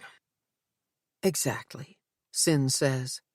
Teenagers typically can't sustain one feeling state for long, especially the intense ones. You can expect Tali to be sad one minute, even very down, and then seemingly happy the next. She may even appear giddy at times. As you probably know, it's all to be expected. Nell and Zeke hang on Cyn's every word, though the string of them sounds oddly mechanical to her own ear. I'm sorry about your mother, Cyn says. Grieving the loss of a parent is never easy, but it's especially difficult at that age. When Nell pulls her sweater tight, Cyn realizes she isn't going to elaborate on her loss. I understand you work at Tali's school. In guidance? Human resources, Nell says. I recruit staff and teachers, handle payroll and benefits, that sort of thing. The job's a job. But Tali and her friends are in my office all the time, and there's always some kind of rehearsal or performance going on. I'm lucky I can be there. Doesn't hurt that we get a huge break on tuition, Zeke says. Nell squeezes her eyes shut as if that alone can make her husband disappear. Do you work outside the home? Cyn asks Zeke. I'm in sales, office equipment mostly. I'm in between jobs right now. Back in the day, when she worked at Mass General and I was with Xerox, that's how Nell and I met. I walked into her office and sold her on me. Nell taps a finger on the table, a not-so-subtle message for Zeke to rein in the storytelling. Cyn reaches into her bag for Tali's medical record and a pen. Do you mind if I take notes while we talk? A thorough family history helps someone like me get perspective on the work ahead. Whatever you need to do, Nell says. I'll tell you anything if it helps Tali. Taking her time, Cyn flips through her notes from the night this family arrived in her ER, not so much to refresh her memory on the details, but because it sounds like Nell's thrown down a challenge for Zeke. Cyn waits to see if he'll accept it. Yeah, well, I lost my job 6 months ago, he says. It's not easy to find work after you've been fired. That can be hard. Cyn turns to him. This may not be your priority right now, given the events of the last few days, but if or when you're interested, I can put you in touch with a career counselor who specializes in that kind of search. We'd like that, Nell says. I mean, you would, right? Zeke angles his body toward his wife and crosses his arms in front of his chest as if he's both open to her opinion and closed to it at the same time. Yeah, sure. Circle back to me. I'll make a note. Cyn has to be more careful with her language and stop inserting herself into a case she has no intention of managing long term. She jots down a reminder for the doctor taking over to follow up. Have there been any other recent life changes or any long-standing family issues you think I should know about? Zeke is out of his chair, moving away from Nell toward the coffee pot. His hands shake as he reaches for a dirty mug and then fills it to the brim. I'm an addict, he says in a practiced 12-step way.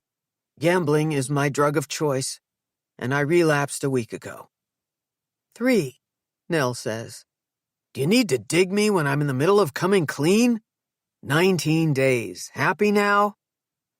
15 minutes. That's all the time it took for Cyn to break the ice and get sucked under the surface of this family, crashing right into their dysfunction. Are you willing to go into treatment? Cyn asks. Yes, without a doubt, yes.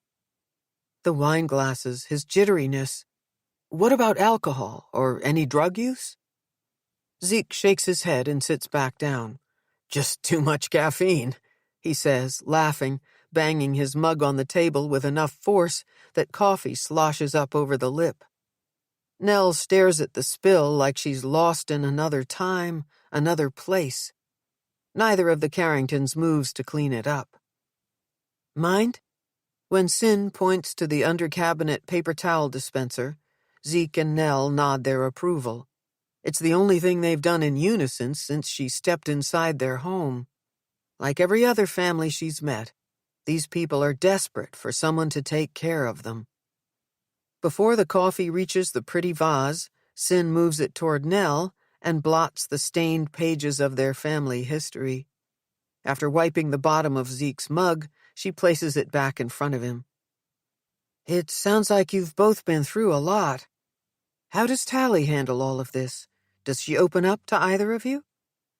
Nell touches the petals of the bright flowers. It's no secret her father and I have issues. She's 17, and things have been difficult off and on for a long time. That said, compared to what I hear from other mothers about their teenagers, Tali's a dream girl. I'd say she takes what's happening to Zeke and me in stride. She's incredibly focused on her own life, especially when it comes to school. Any difficulties socially? Any disturbances in thinking, panic attacks, periods of depressed mood? Not with her, nothing, no. Nell looks down, perhaps not wanting to out whoever does experience the hallmarks of anxiety and depression.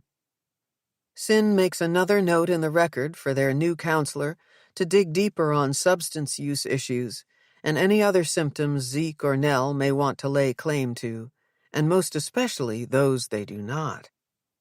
What I'm hearing you say is that while you've struggled together, Tali was emotionally healthy before all of this, which means there's every reason to believe she'll draw on her good coping skills to work through what happened to her, making sense of it, with support, over time. I never thought I'd hear emotionally healthy and Tali in the same sentence. Zeke is wisecracking again, but Cyn doesn't need more inappropriate sarcasm to see that he's having trouble. From the moment he met her at the door, she's noticed his lack of eye contact, defensive posture, and how the timing of his gestures and the expressions and words he speaks are plain off. Nell snaps her head in his direction, her voice now powered by a note of fury. Nothing about this is funny, Zeke. Dr. Rawlins doesn't have time to deal with you. I only meant our daughter can be a drama queen, at least when it comes to me. She's an actress, so yes, Tali can be intense. Maybe she wouldn't run hot and cold with you if she didn't have to watch you wrecking your life. Not to mention, by association, hers and mine. Cyn rests her pen on the table and closes Tali's record. Pushing her chair back a couple of inches, she makes a show of balancing her loyalties, looking from one parent to the other. I know it's unbelievably difficult to process what happened to Tali. What happened to the two of you, too. Everything you're feeling is important, and for a while your emotions will be exaggerated, higher highs and lower lows. Can I ask you to commit to talking to each other more calmly? Sometimes silence is its own answer. I probably don't need to tell you that the challenges you had before Tali was abducted, and how you confront them now or don't, will impact how she recovers, Cyn says. I think it's sad that Tali and her father don't get along. Zeke and I were at an impasse before Tali went missing. He brings a lot of stress into our lives. Nell's voice is steady, noticeably flat, as if it's safer to recite her feelings as facts. It's an armor Cyn knows all too well how to wear. Conversely, Zeke breaks down, wiping his eyes with the backs of his hands. He mumbles an apology, something Cyn has never once seen Noah do. I'm not proud of the things I've done, Zeke says, but I promised Nell I'd be better, and I think, deep down, she wants to give me this chance. We got our daughter back, and I'm going to be there for them both for once, instead of the other way around. I'm going to be better, too. A drowsy voice comes from behind them. I know our fights were stupid now, Daddy. I'm sorry. The young woman standing in the entryway to the kitchen is taller than Cyn remembers her. Tali is more strikingly beautiful, too. She has her mother's dark hair, though hers is shinier and falls beyond her shoulders, and the teal plaid shirt she wears like a tunic over a pair of gym shorts brings out the brighter blue-green of her eyes. Zeke pops up from his chair, his movements jerky, unsteady. In comparison, Tali is slow-moving. When they come together, she winces, either from the awkwardness of the contact or the tenderness of her bruises. "Me too, honey," Zeke says. "You have no idea how sorry I am." The hug is brief, and on both sides, the gesture half-hearted. "Tali, do you remember Dr. Rawlins from the hospital?" Nell gets out of her chair. Cyn watches Nell give her daughter a light kiss on the cheek and smooth wisps of hair from her face. Their contrasting and sweeter connection is most obvious when Tali lays her head on her mother's shoulder. "Kind of," she says. "I met a lot of people that night." "You certainly did," Cyn says. "How about something to eat?" Nell asks. "I have chicken soup, and Sam's mom brought over those red velvet cupcakes you like." "Maybe later. I'm not hungry." "I came to check on you," Cyn says, "to see how you're doing, to talk a little, if that's all right." "My mom and I talk." "That's good to hear. I've worked with a lot of young women in your situation, and I've found that moms should be allowed to be moms, and neither of you should have to get through this on your own." Tali covers her mouth to yawn. The angry bruises on her wrists are hard to look at. "Okay. Can we go into the living room? It hurts to stand for too long. I need to lie down." "Sure. Do you mind me asking when you took your last dose of Klonopin?" Tali doesn't respond, but Nell moves toward the counter. Self-consciously, she pushes aside a half-empty bottle of wine and a stack of unopened mail. "My mind is a mess," she says. "I need to write everything down." After producing a spiral-bound notebook, Nell flips through it, and Cyn sees her land on a page with dates and times and tally marks.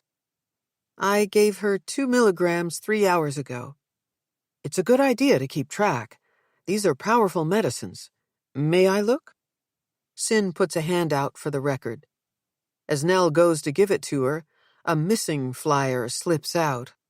All eyes watch as the pretty picture of Tali sails to the floor. Nell snatches it up and holds it close like it's a secret she's been keeping. "Is it weird that I asked my mom to save one?" Tali asks Cyn. "Not at all. Your life's been turned upside down. Reunifying is all about holding on to whatever tangible things help you to heal. Why don't you show me where you'd like us to talk?" As they enter the living room, Cyn takes it as a good sign that Tali grabs her phone off the coffee table to check for messages. It's an even better one when she returns a text.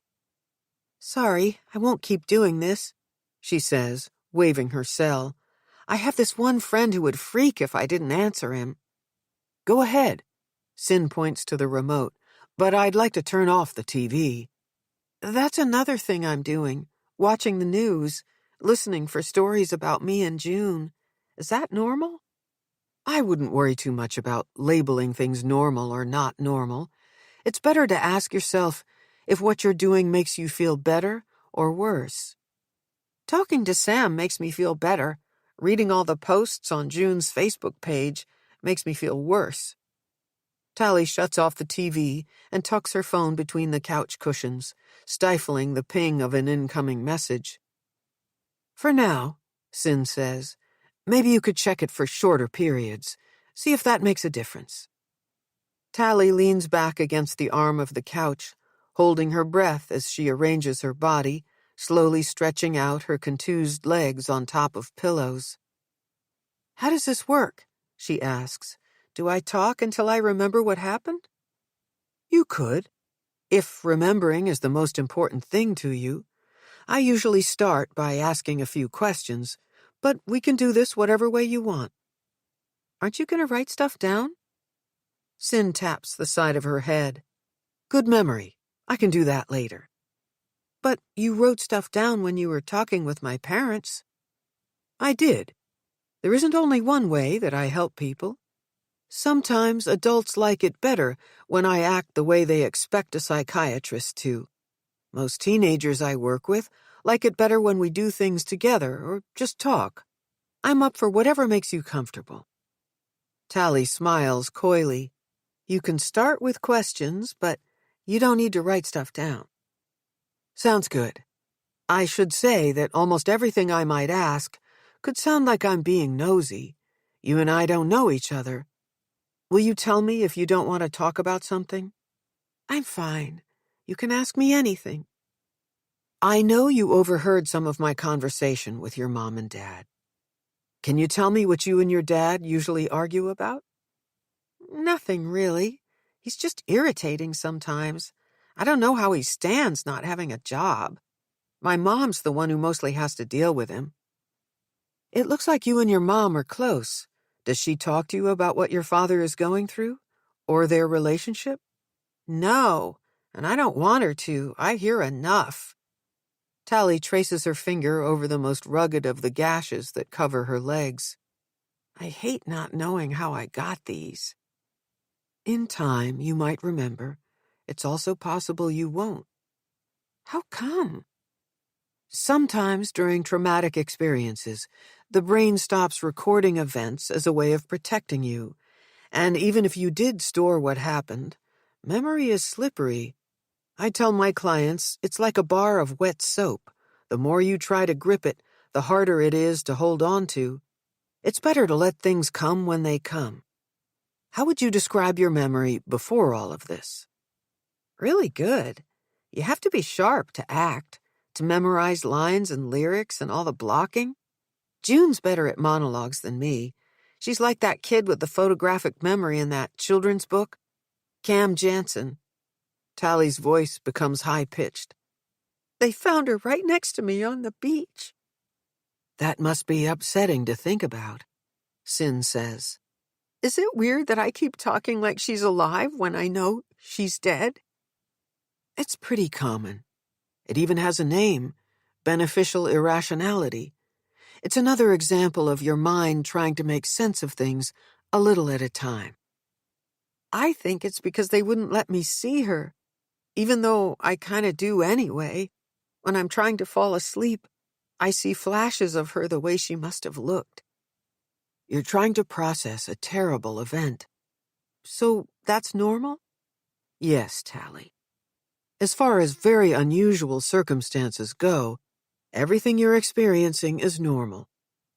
Sorry, I don't know why I'm stuck on that. I just don't feel like me. I'm jumpy, and my legs are weak. My stomach feels empty, then full. 1 minute I'm hot, and the next I'm freezing. That's partially the Klonopin. It's pretty good at reducing nightmares and flashbacks, but it can make even a healthy girl like you feel ill, like you have the flu. We could try cutting back on it if you want, but that might mean you have more intrusive thoughts, more of those flashes. I'll think about it. Another muffled message has Tali peeking at her phone. Sam again. Do you want to text him back? Sin asks.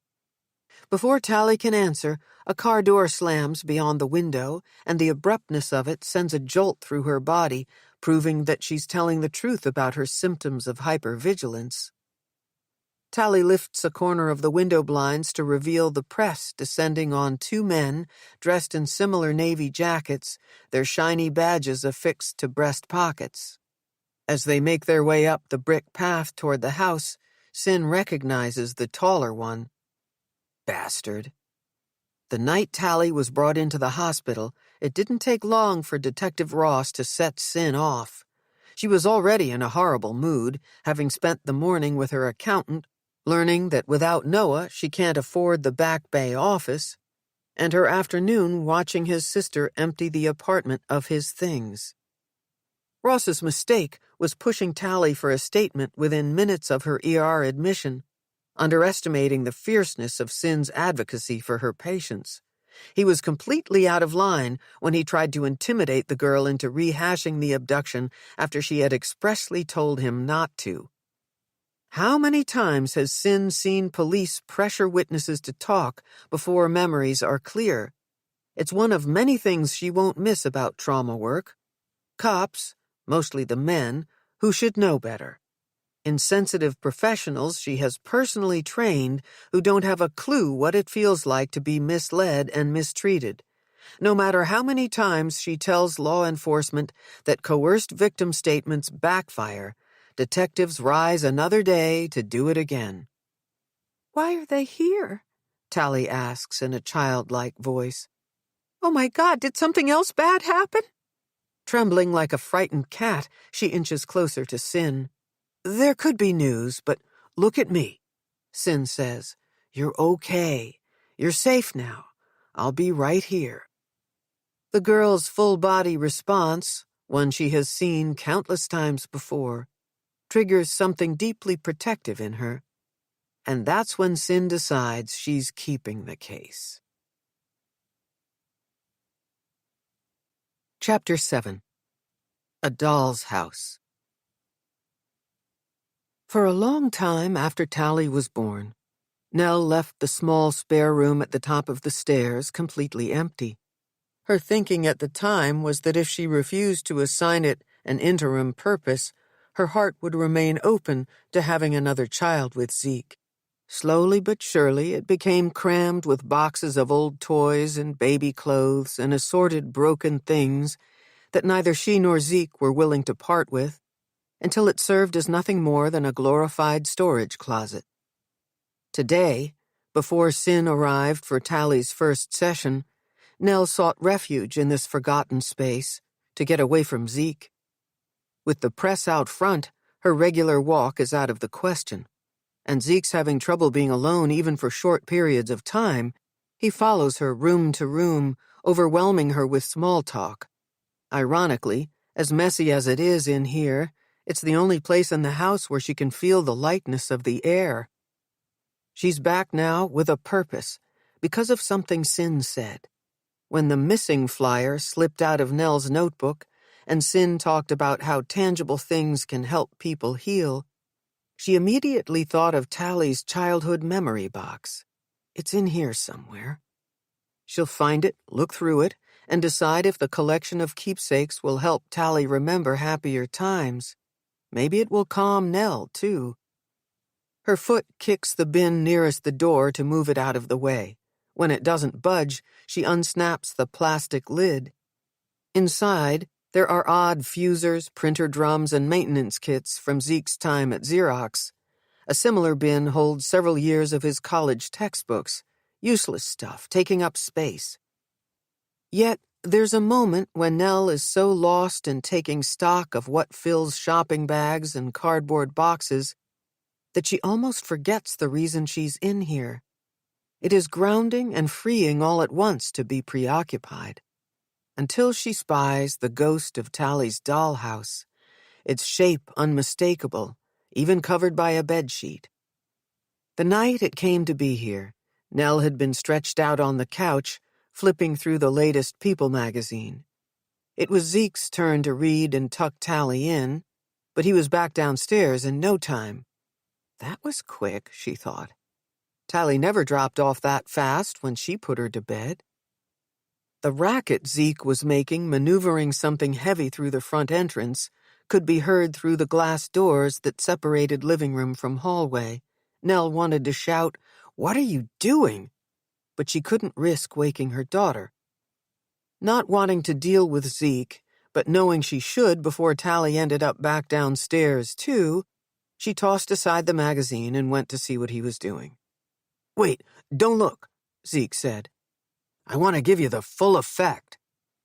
The dollhouse was a monstrosity, almost as tall as their 5-year-old, and from the way Zeke was struggling to lower it onto the coffee table, nearly as heavy. "So, what do you think?" he asks. "It's got inside and outside lighting, pine floors, and porcelain bath fixtures. It needs a little work, but nothing a little paint and patience can't conquer. Once I fix it up, Tali's gonna love it." Funny that Zeke mentioned patience, because the person who'd likely have it by the boatload would be her. Nell envisioned Tali getting super excited and begging unceasingly to play with it, while Zeke would start off with good intentions, only to leave it undone, hammers and glue guns and wood pieces scattered all over the living room. Just what they needed, more unfinished business to fight about. "We can't keep it," she said. "It's bigger than she is, and it's meant for adult collectors, not little kids." Staring at Zeke, Nell felt her stomach drop. There was no way this was going back from whence it came. "Where did you get it? Or should I ask, how did you end up with it?" "Look, Nell, please don't be mad. I slipped up, but I'm trying to make it right with you." There was a story. There was always a story. "You remember that night last month when I went out with a few buddies from work? I didn't tell you we went to Twin River." "Come on, Zeke. We agreed you wouldn't go there or any other casino. You never know when to quit." I know.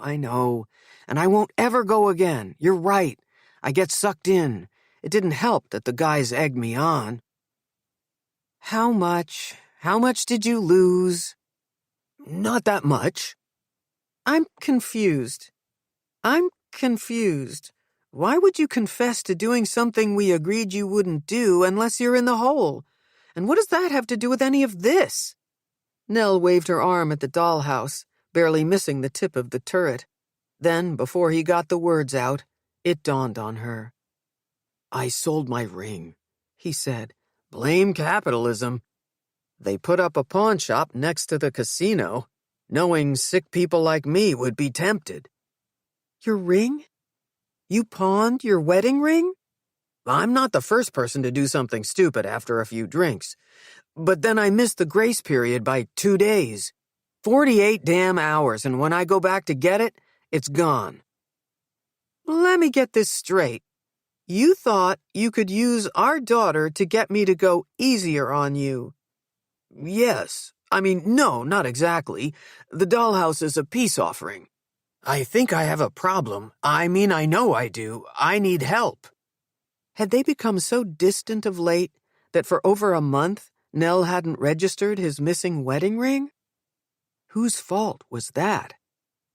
She had worked hard for years to control her emotional reactions to him, yet all of a sudden she had an intense desire to be heard.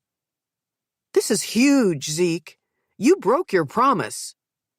How many times had he assured her that he had this under control, that now that they had a child, they literally couldn't afford his selfish version of fun? "The worst of it is you kept this a secret from me for over a month. It's almost unforgivable." "Are you kidding? Unforgivable? I'm apologizing. I said I need help." "Lower your voice," Nell says. "You'll wake Tali." "Don't shush me. What's the big deal? Couples fight. She can't hear us. She's asleep. I put her to bed myself. I'm the one who read to her." "You think that makes you Father of the Year because you spend some time with your daughter in between gambling?" In that moment, she was acting as badly as he was. "I'm trying to make it right." His hands were fists now, his face bright red and eyes tear-filled. "You have to help me." It was a chilling display of frustration, directed at her and also meant for himself. His vulnerability touched her and made her want to make things right for him, for their family. And for more than a decade since that night, she had tried mightily, hadn't she? After the incident surrounding the dollhouse, Nell went back to putting on a happy face, smoothing things out between them. And Zeke didn't wait to hit bottom. He entered treatment for a gambling addiction. He did well for a while, and during that period, their drama-laced interactions were few and far between. Then, every time Nell had relaxed and stopped micromanaging his every move, he would relapse. "Here we go again," she'd think. During the first several downward spirals, she tried to be giving and kind, to forgive him when he made mistakes. Still, it became chancy to count on him.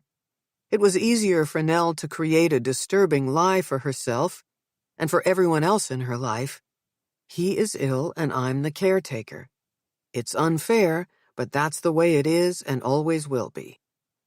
Nell lost all sense of what was normal, entering a state of non-movement, letting his relapses and remissions take center stage in their lives. Zeke's existence, and Tali's too, became more important than her own. And because of this, she never took in the overwhelming totality of how bad things were. Uncanny as it was, she had been forced out of her familiar state of denial less than a week ago by a handful of lottery tickets in Zeke's coat pocket and a kiss with Peter.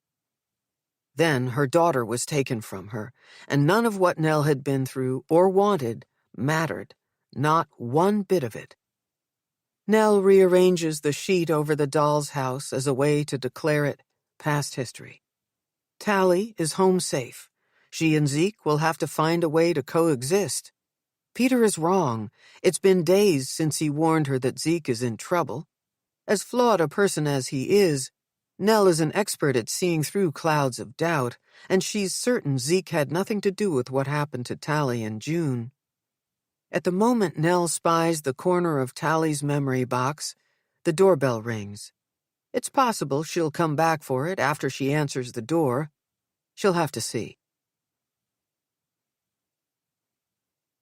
Chapter 8. Relative Strangers. Fitz isn't searching for random things to compare the two cases. They keep surfacing. He doesn't confuse the Carringtons' South End with his and Maddie's South Boston, but there's no denying that Tali's Beau Front row house looks nearly identical to Maddie's parents' brick place, at least the way it did the last time he drove by it. When she died, Maddie was the same age Tali Carrington is now. For one long month before she drowned, Fitz endured her dating his younger brother. He wasn't the only one who thought Madeline Townsend and Connor Jameson were an unlikely pair. It couldn't have been more obvious. She got all A's in advanced placement classes like calculus, history, and French. She doubled on clarinet and soprano sax in the school's jazz band and captained the field hockey team. Maddie was great at everything, except choosing boyfriends. Con, on the other hand, was only good at one thing, being a Class A fuck-up. He's still an expert in his field, or so Fitz is told by his sister Kira, the only family member besides Ma who talks to him. Back when Maddie was alive, Connor's appeal was his male model good looks and quick wit. In spite of his assets, with little effort, he got into more trouble than Ma could stay ahead of, and that was saying something, since she'd cut her teeth on Da. As Fitz and Ross head toward the Carringtons' front door, reporters start barking out questions. "Do you have a suspect? What's taking so long? Can you confirm that Tali's father is a person of interest?" Fitz and Ross say nothing. They don't have a warrant, so they'll need to be careful not to spook the Carringtons. Fitz will have to find a way to ask about the jacket without appearing overeager. Though it's a long shot, it could be a game-changer if it points him toward the brand of the real thing. He'll leave Zeke to Ross while he makes headway getting to know Tali. Then, if it works out, he'll ask to see it. They're not standing there long before Nell hurries them inside, like every other time they've shown up at her door unannounced. Except today, she looks different. Gone are the red eyes and ashen face. She's put on a little makeup, less than Kira wears, but more than Ma. Nell may no longer be terrified they've come to speak the unspeakable words they were forced to deliver to Peter Danforth, but she's not happy to see them. She stands with her back against a closet door. Her arms are wrapped around her body as if she's trying to stay warm, except the visible pulse in the ropey vein of her neck tells him she's panicked about something. Fitz takes another step into the foyer and spies Tali through glass doors. She sits on the couch with her back to him. There's a benefit to having taken the time to sit with her parents and let them rifle through hundreds of photos of their kid at every age, memorizing the way she tilts her head and angles her shoulders. Even from behind, Fitz would know Tali anywhere. She's sitting next to a woman he hasn't met yet, an aunt or maybe an older cousin. Could be a neighbor on her lunch break from an office job. The outfit she wears, dark jacket over white blouse, hair pulled tight and pinned high, is too dressy for a teacher from the high school. "Tali's with Dr. Rawlins," Nell says. Fitz is pleased with himself. A few more seconds and he would have figured out on his own that the woman is Tali's psychiatrist. The hard edges of her face and the way she glowers at Ross is the only other clue he would have needed. It's been a few hours since Fitz read the part of Tali's statement about how Rawlins put an end to the questioning when the girl became upset. Ross must have pissed her off good. If the doctor has no use for his partner, Fitz likes her already. But as he smiles at her through the glass, she shoots him the same daggers. 10-4, Rawlins doesn't like cops. The way Nell blocks the entrance to the living room makes it clear that her daughter is off limits. Maybe now, maybe forever. "Are you here with news?" she asks. "Nothing yet," Ross says, "but we would like to talk to your husband." Her eyes flick toward the kitchen before she drops her head as if this is the bad news she'd been expecting. Pointing down the hall, she says, "In there." Zeke's on his cell, pacing the circular space. "Have him call me, now." When he notices them, he ends it, though Fitz can hear someone in mid-sentence when he does. It's strange how he doesn't ask what the detectives are doing there. He doesn't stop pacing at first, either. "Mind if we ask you a few questions?" Ross asks. "It depends. I'm trying to save you a trip to the station." Ross starts the slow volley for who will be in charge of this conversation. "Tell me, which gives you a better kick, the ponies or blackjack?" Zeke halts behind a chair. His knuckles go white as he clutches the top rail. His abrupt lack of movement tells Fitz Dad is about to lawyer up, if he hasn't already. Black looks fly all around, wife at husband, Zeke at Ross. When his partner lobs one to him, it's his cue to get Nell into another room. If there's any chance Zeke will cooperate, it'll only happen if she's out of earshot. "Would I be able to meet Tali?"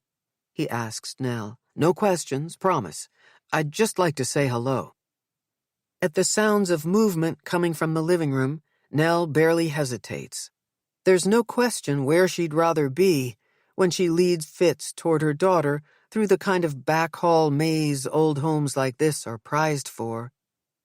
Tali's psychiatrist is no longer next to her patient. She's parked at a nearby desk, recording what must be session notes in a folder. Tali is stretched out on the couch. Her fingers fly across her phone, texting the way only a teenager can. Fitz is struck by how much more arresting Tali is in real life than in pictures. When Nell sits beside her, it's the first time he realizes that the daughter is a sharper, brighter image of the mother. It's as if everything about Nell is beginning to fade. Tali clutches her phone to her chest, and Fitz could swear she's holding her breath. "Honey, this is one of the detectives who helped us find you," she says. "He's checking in and wanted to say hi." Standing there, his mind drifts, and Fitz is seeing a completely different girl. The kind of little wave Tali gives him is something Maddie used to do. "I'm glad you're okay," he says. "Must be good to be home." "Thanks," she says shyly. "It is." Like a mama bear, the doctor stands and steps forward. Message received. No one gets between her and her patient. He puts his hand out. "We haven't worked a case together. I'm Fitz." "Oh, sorry," Nell says. "I don't know why I assumed you two already knew each other." "Sin," she says, shaking his hand. Polite smile through clenched jaw. The woman is brushed steel. "It's good work you do. Counseling the returned," he says. "Wasn't that a TV show?" Nell asks. Tali simulates a voiceover. "The Returned." "She's back," Nell says, laughing. The look on her face says she's desperate to make whatever this moment is something normal. But thanks to him, they've landed in awkward territory. Unless he's the only one who knows that show's central premise, that the deceased hang around indefinitely, waiting till the right time to come back to haunt you. Have you ever done any TV or film, or are you all about the stage? He asks Tali. The question sounds lame, even to him. No wonder Tali goes back to texting. Cyn gathers her things, file, coat, and bag. We'll show ourselves out. She's speaking to Nell, but she's talking to him. When do I get to see you again? Tali asks the doctor. How about Friday morning? Tali looks to her mother for approval. We'll be here, Nell says. Good, Cyn says. Tali, will you think of something we can do together, here at home? Like prepare a meal or play a game, something you'd enjoy doing with me. Okay, Tali says as she rubs both her arms. Oh, honey, you're shivering again, Nell says. Let me get you a blanket. As Nell gets up, Tali reaches for her in a don't leave me gesture typical of younger kids, but she's looking at Cyn. See? I'm freezing out of the blue for no reason. While Tali and her doctor start talking about symptoms and the side effects of medicine, Fitz steps toward the hall. I can grab it for her, he says. Thanks, Nell says. There's a stack in the cedar chest next to the front hall closet. As he moves into the entryway, he realizes this is his chance to play dumb and get a look inside the closet without breaking the rules of search and seizure. If a similar jacket to the one Tali mentioned in her statement is in there, this will be the kind of godwink Ma works the beads for. Fitz whips out his phone. He needs to snap a picture of the label if there's time. Closet open, Fitz scans the clothing. Behind him, he hears the scraping sound of chairs across the kitchen floor. Whatever Ross is saying, Fitz can't quite make it out, but he's pretty sure Carrington just asked if they have a warrant. Hanger after hanger, sweaters, hoodies, rain gear. There it is, tucked in back, a bomber jacket made entirely of faux fur. There's no mistaking it. Rust-colored flecks mark a pattern on both sleeves. Fitz knows enough to use his own sleeve to lift the hanger from the rod, to remove the coyote ugly thing from the closet without contaminating it. Above the thrum of his pulse, Tali is talking. Sam texted. The cast list is up. They gave me the lead. Now she and Cyn go back and forth about whether it's okay to feel happy. Zeke and Ross converge in the hallway at the same time Nell comes from the living room to see what's taking him so long. Again, Fitz hasn't heard what Ross has said, but clear as day he hears Zeke say, I haven't seen that thing in ages. Fitz holds the jacket away from his body so everyone can see it. Are you talking about this? He asks Zeke, scanning his face for a reaction.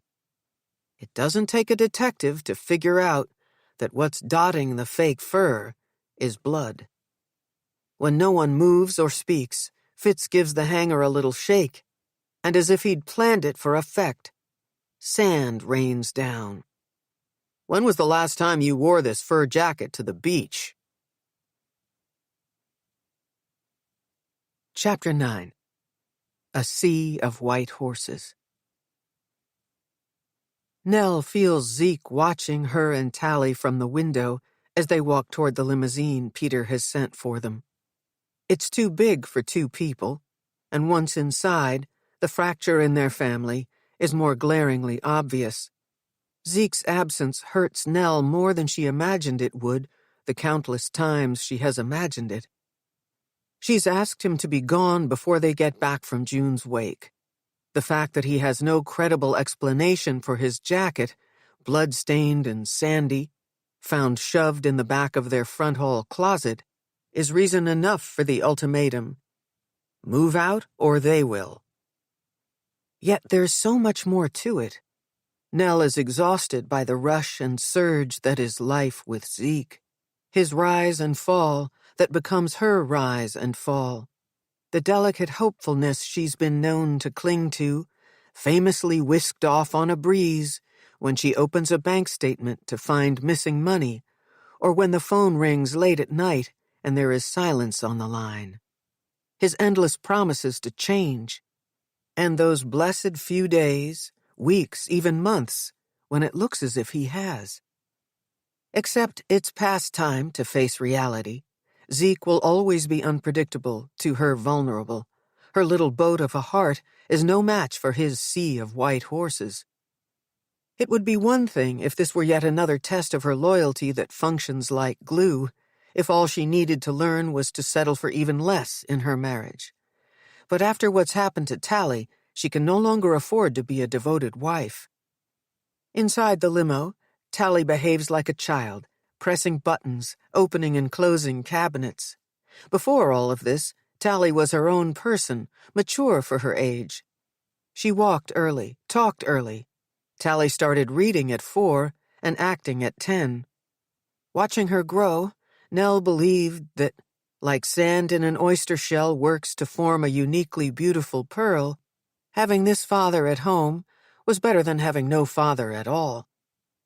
When Tali tires of flashing the neon lights along the floor and around the ceiling, and raising and lowering the partition that separates passengers from driver, she pulls a split of champagne from the mini-fridge and says, "Mom, you need a drink." "No, put it back. I can hardly show up for the wake with a buzz on." "Why? Because people are going to talk about us?" 7 days. Tali has been home 1 week, and as her psychiatrist predicted, some of the time she is sullen, the next minute skittish and blue. Then, during moments like this, when Nell catches a glimpse of her funny girl shining through, her sense of humor, her irreverence, it's as if none of this has happened. June is not gone. Peter is not lost to her. Zeke is being Zeke, and they are merely doing what they always do, putting up with him. "What the hell?" Nell says. "Let them talk, right?" Because who would begrudge her a drink when police are circling her husband? Tali smiles, and with a satisfying pop, the cork is free, and she sips the escaping foam. "Hey, none for you," Nell says. "I don't want them talking that much." "You know, I could make you feel guilty for everything I've been through." Tali makes an exaggerated, sad face. "Mommy, please let me have a little." Her daughter hands her the flute. "But Dr. Rawlins says Klonopin and alcohol are a deadly combination, and I don't think it's a good idea to push my luck." "Smart girl," Nell says, savoring a sip. The glass feels a little too good in her hand. She can't believe they are talking casually about the situation they're in. "I like her, don't you?" "Dr. Rawlins? She's okay. Seems kind of sad to me." "Maybe she feels bad for you, for us. It can't be easy doing the work she does." "I don't need anyone feeling sorry for me." Tali turns toward the window, hiding her face from her mother. Even as a little girl, she hated to let other people see her upset. Nell parks the glass at her feet. Reaching across the aisle, she places both hands on her daughter's knees. Tali winces, and Nell pulls her hands back. How could she forget that would hurt her? "This isn't going to be easy," Nell says. "Seeing June, and Mr. Danforth, all of your friends from school. I have to face them sometime. And no way was I staying home with Dad, watching him pack up his stuff." "Are you mad at me for telling him to move out? It's okay if you are." "I don't know. Kinda, even though I see why you did." "The jacket's not the only reason I asked him to leave." "He's losing money again, isn't he?" Nell doesn't answer. How can she possibly reassure her daughter when she has no idea what other lies sleep inside that man? "Why won't you say it? He's gambling again." "Because I don't know. He says he isn't. 2 months ago, I took permanent steps to wall off our finances from him. If he is, I don't know where he's getting the money. He's always told me the truth before, once I've confronted him. For all his problems, what I know for sure is that your father would never hurt you or June. I believe that." "How can you trust anything he says? And if that's not why you kicked him out, why did you?" "The reasons keep adding up, but honestly, if I thought I could handle it, I'd probably let him stay. For you." Nell says. "No matter what, he's your father." "Don't put that on me. You never asked me what I want. You still haven't." There aren't words to explain how responsible Nell feels for Zeke. Has there ever been a time when it wasn't her job to save him from himself? It isn't easy to give up on someone you love. "My intentions were good. I didn't want to lay any of this on you. I never knew my father, and after I lost my mother, I felt so different from my friends, so alone. I didn't want you to grow up feeling that way." 1 minute, Tali is smoothing out the stiff fabric of her skirt, and the next, she lifts it above the knee and with the prongs of her ring, claws a 4-inch run in her tights. Nell covers her daughter's hand, putting pressure on it. "Honey, stop. I did everything I could to help him get better.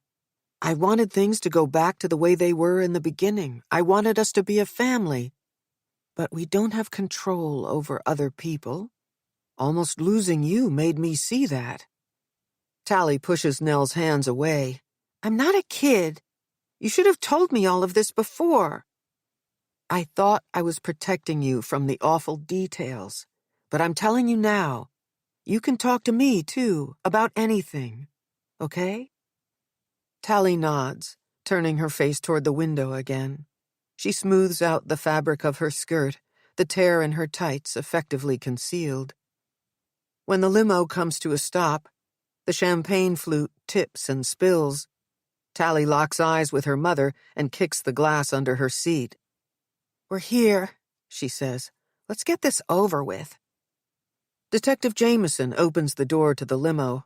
Warned that her daughter's first outing might bring out the nut jobs, Nell asked if he'd be their escort.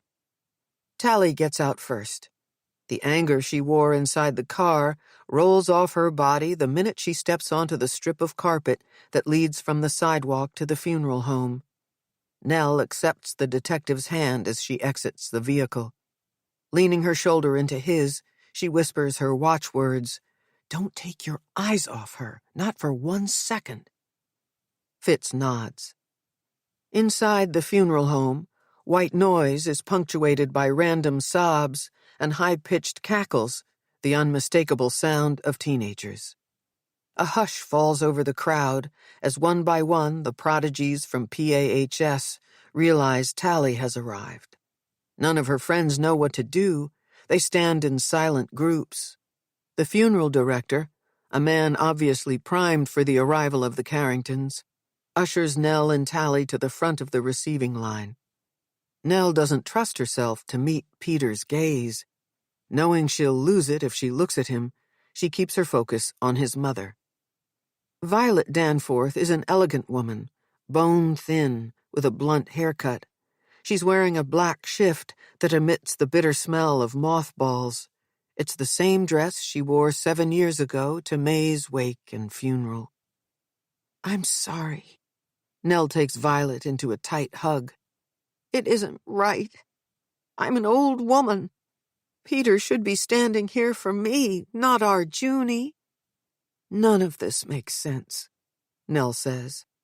Then Peter reaches for her, stealing Nell from his mother's arms. As he holds her, she closes her eyes and drinks him in.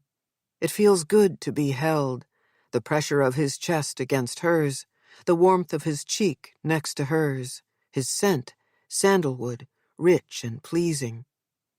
To this room full of people, Peter and Nell are grieving friends. They shared the unique horror of sitting vigil for 2 days when the whereabouts of their children was unknown. May is gone. Now June is gone. And since their future together is uncertain and unlikely, Nell is in no hurry to let Peter go. Then she hears him say, "Come here, kiddo. I'm over the moon you're okay." Nell steps back to let Peter bring Tali into his arms. Her daughter's body goes slack as she sobs loudly into his shoulder, a flood of tears released into the seams of his suit. It hits Nell then that Zeke has never held Tali so protectively, so tenderly. This is the first time since the whole nightmare started that Tali has completely let her guard down. With his head lowered, Peter gestures toward the casket. "Do you want me to go up with you?" he asks, his voice kind but shaky. Tali stands there, staring at her friend lying in the open casket. "I'll go with you," Nell says, a hand on her daughter's back. "I can do it myself." All eyes go to Tali as she folds her hands in prayer. Without ever looking away from June, Tali begins to sing softly. "I just came to say goodbye, love. Goodbye. Just came to say goodbye." It's surreal to see these girls together in this way. Cheerful Tali, a mourner, and June, a girl who danced her way to everywhere she went, lying still. The white georgette dress with puffed sleeves is the costume she wore in A Midsummer Night's Dream. Nell's tears come when she sees May's lotus flower brooch pinned carefully to the dress's pale pink neckline. She's overwhelmed by shame-filled relief because it is June laid out in that casket and not her daughter. When Tali finishes singing, Sam Wallace is the first to rally around her.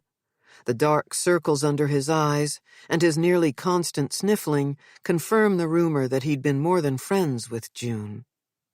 Taking their cue from Sam, the other kids begin to shower Tali with attention and affection, though not one of them asks how she is.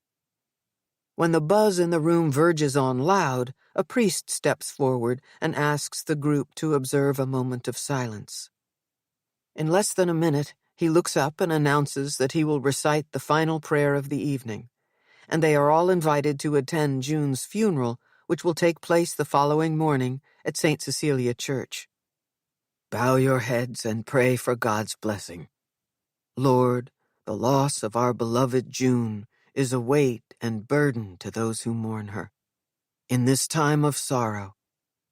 As if the mourners are a gospel choir and have rehearsed it 1,000 times, they raise their heads and look to the sound of a stir coming from the lobby. Nell has a finely tuned sensor when it comes to Zeke. She knows he's there before she sees or hears him. "Let me in!" he shouts. "I need to see them!" Like a wave through the crowd, Nell watches the growing awareness register on all of their faces that it is Tali's father making this scene. Detective Jameson, who until now has been invisible, moves toward the disturbance, as does Nell. Not in a million years did she think Zeke would show up, disregarding Peter's wishes and hers. But there he is on the threshold to the parlor, punch-drunk and pushing against the chest of a police officer. That's when Anna Wallace steps in, corralling teenagers out the side exit. "Let's give Mr. Danforth some privacy, okay, kids? Anyone who wants can come back to our house." In short order, the main room is cleared, except for poor Violet sitting in a chair with her head in her hands. Peter stands above her, rubbing her back.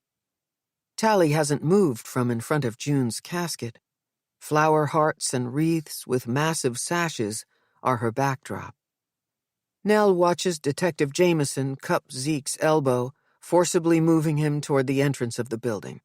Funeral home staff, 6 men in identical black suits, slide into the room. Keeping their backs to the wall, their appearance is more a show of support than it is any kind of threat. But it does more to infuriate Nell than it does to register with Zeke. "What is wrong with you?" Nell's voice is a growl, low and mean. Her body is rigid, and there's a heaviness in her limbs. "You're hurting Tali, can't you see that?" Typically, when Nell confronts Zeke with an array of his wrongdoings, her rage is in check because he is remorseful. As the detective tightens his grip on his arm, Zeke starts shouting, "Where is she? I need to talk to Tali. She has to know I had nothing to do with this." "Don't make this any worse for yourself," the detective says. "Think of your family." Instead of responding to Fitz by calming down, Zeke escalates. In a clumsy move, he tries to twist the detective's arm behind his back, but finds himself, in seconds, pinned to the carpet. The cuffs are on, and Fitz is hauling Zeke out the door as he reads him his rights. All along, Nell's been afraid that if she left Zeke, he'd fail disastrously, and people would blame her for not having tried harder to help him. Who leaves a man who was once good, and who is now struggling, to suffer? Over the years of sleepless nights, she's played out many scenarios in her head. But never this one. Never this. As hard as it is to put one foot in front of the other, Nell walks back into the parlor. Peter can't possibly want them here now. Poor Tali. She's standing perfectly still in front of the casket, staring above June at a gaudy urn of mums. All at once, Nell's overcome by another tidal wave of anger toward Zeke. Tali is different enough in the eyes of her friends after the events of the last 2 weeks. She didn't need the whole school to have a front-row seat to her father's bad behavior. The funeral director and the priest are encouraging Peter to take a weary Violet home. Nell tries to get Tali's attention so they can leave them in peace, but Peter gestures for her to join them. "Come here," he says. The priest steps forward and begins again to recite his litany. Peter has one arm around Violet, and he reaches over to take Tali's hand. In Nell's direction, he mouths the words, "Not your fault." Standing there, they are a collection of parts from 2 broken families. After reciting Amen, they take turns bending to one knee, making the sign of the cross, Violet, Nell, Tali, and finally Peter. After he stands, he presses his lips to June's forehead and strokes her silky jet hair woven into a single braid, trailing down the length of one shoulder. Nell hears him whisper, "Give your mother a kiss for me." The funeral director gestures toward the lobby. Peter stops on the threshold. "Wait," he says. "I'd like for you to close the casket now. This is all too much. I don't have the strength to see her again like this tomorrow." Without a sound, the funeral director moves in front of the casket and gently lowers the lid. And like that, June is gone forever. Peter, Violet, and Nell walk in slow motion toward the place where moments ago Zeke's hidden self was on full display. When Nell realizes Tali isn't behind her, she stops. Peter and Violet do too. "Let's go home, honey," Nell says. "I need another minute." Tali's voice cracks, and she lowers her head to mask that she's crying. "Take all the time you need," Peter says. "We'll be outside." The funeral director helps Violet down the stone steps and into the waiting limousine. Nell and Peter stand together on the landing. "I told him not to come," she says. "I can't believe he did this." "No one knows better than you do. Zeke does whatever Zeke wants to do. I'm not upset, at least not now. There's no worse feeling in the world than losing your wife and then your daughter. It's impossible for me to muster a single ounce of animosity toward him." "Trust me, you will be angry later." Nell brushes Peter's hair away from his face, leaving her hand to linger. "You'll be very angry. And when you are, I hope you'll call me." Peter doesn't say that he will. Instead, he places his lips on her forehead. It's such a tender gesture. Nell wishes she could sink into his kindness, but all she can visualize is the last time he did this, only moments ago, when he'd been saying goodbye to his child. Chapter 10. Story Theater. Sin isn't a crier, but here she is, fighting back tears as she descends the stairs to the lobby of her stately office building. It's the last time she'll ever be inside the renovated brownstone that sits on the corners of Beacon and Berkeley Streets.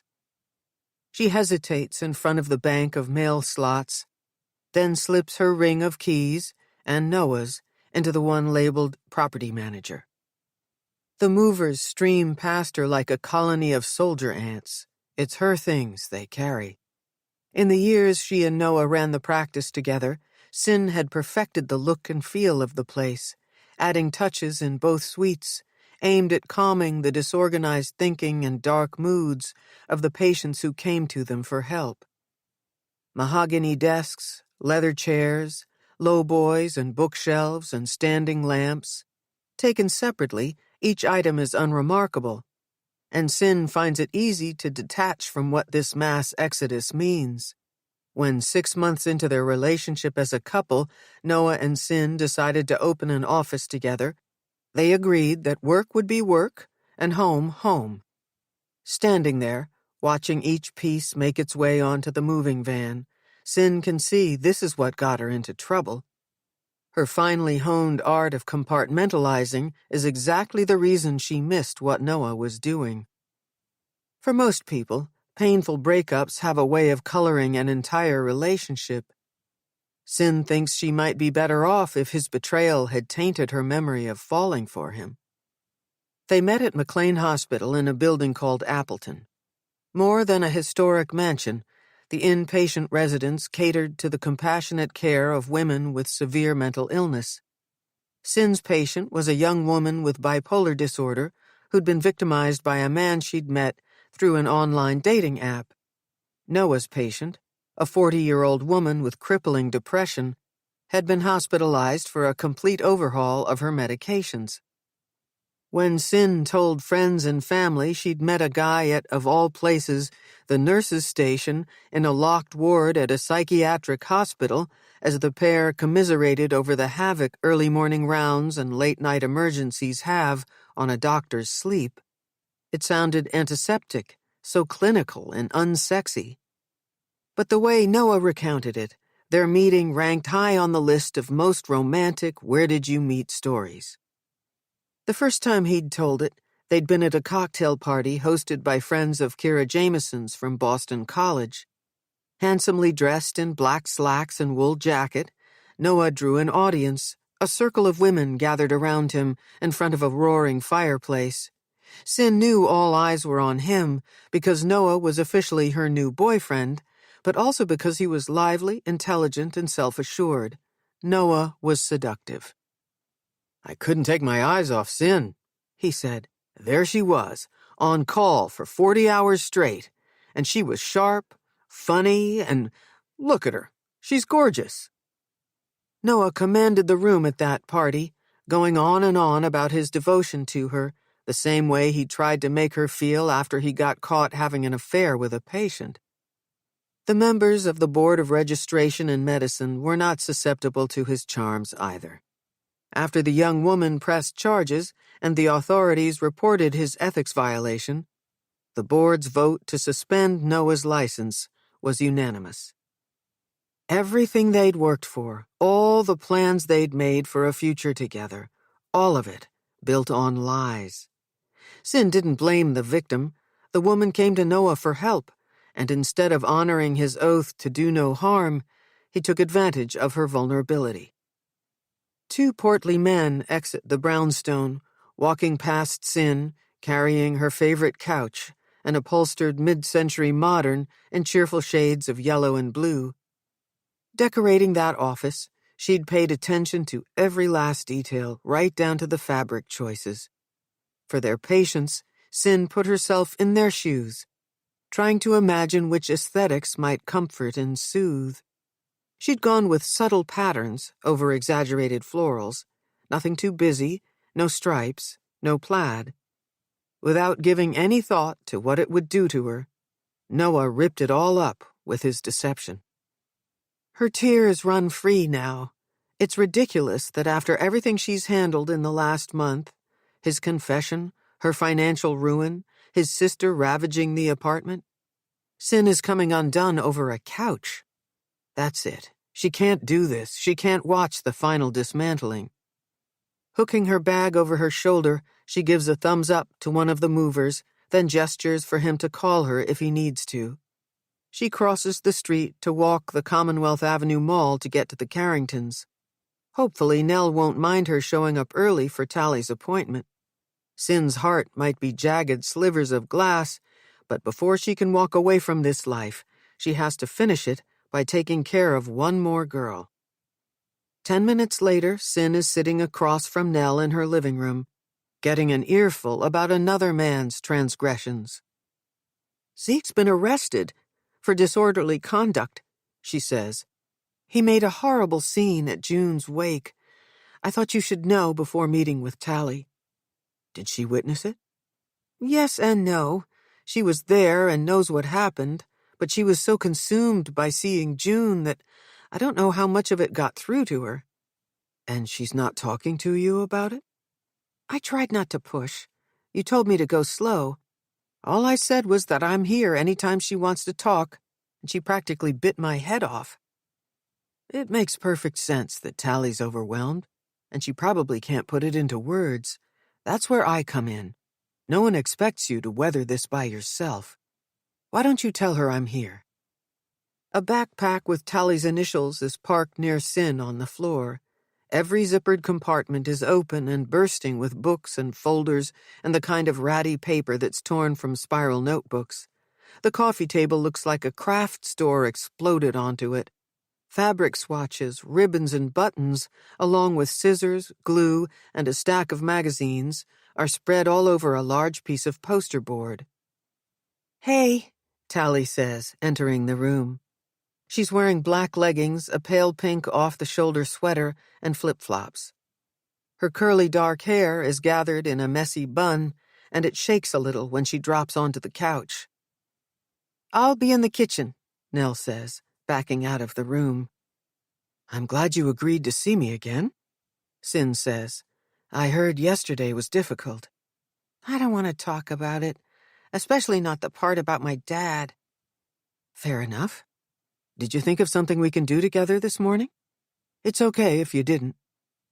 Tali pulls books from her backpack and stacks them on the coffee table on the edge of the chaos. She waves a full-page note in the air before handing it to Cyn. From anatomy to world history, someone's gone to great lengths to compile a long list of assignments Tali owes teachers. "I thought you could do my homework while I watch."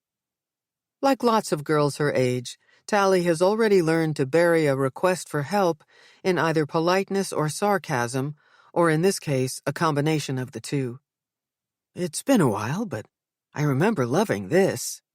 Cyn puts down the list and picks up the script, The Seagull.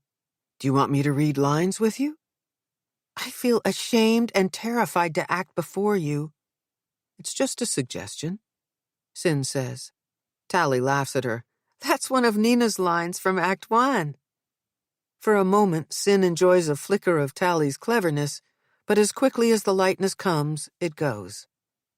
"I'm not kidding about my schoolwork, though," Tali says. "I don't have the energy to do any of this." "It looks like a lot. I'm pretty sure anyone would feel swamped. If you want, we could choose one easy thing to do together. It might feel good to cross something off the list." "Before yesterday, I was excited to finish this vision board for my character in Spring Awakening." Tali taps the poster. "Now, I don't even want to be in the play." "The other day, you were glad you got the lead. What's changed?" "I saw June." In one of the tamer ways girls try to wake up from the numbness that follows trauma, Tali starts picking at the skin around her nails, though she hasn't yet drawn blood. "Up till then, I had to keep reminding myself June is gone," Tali says.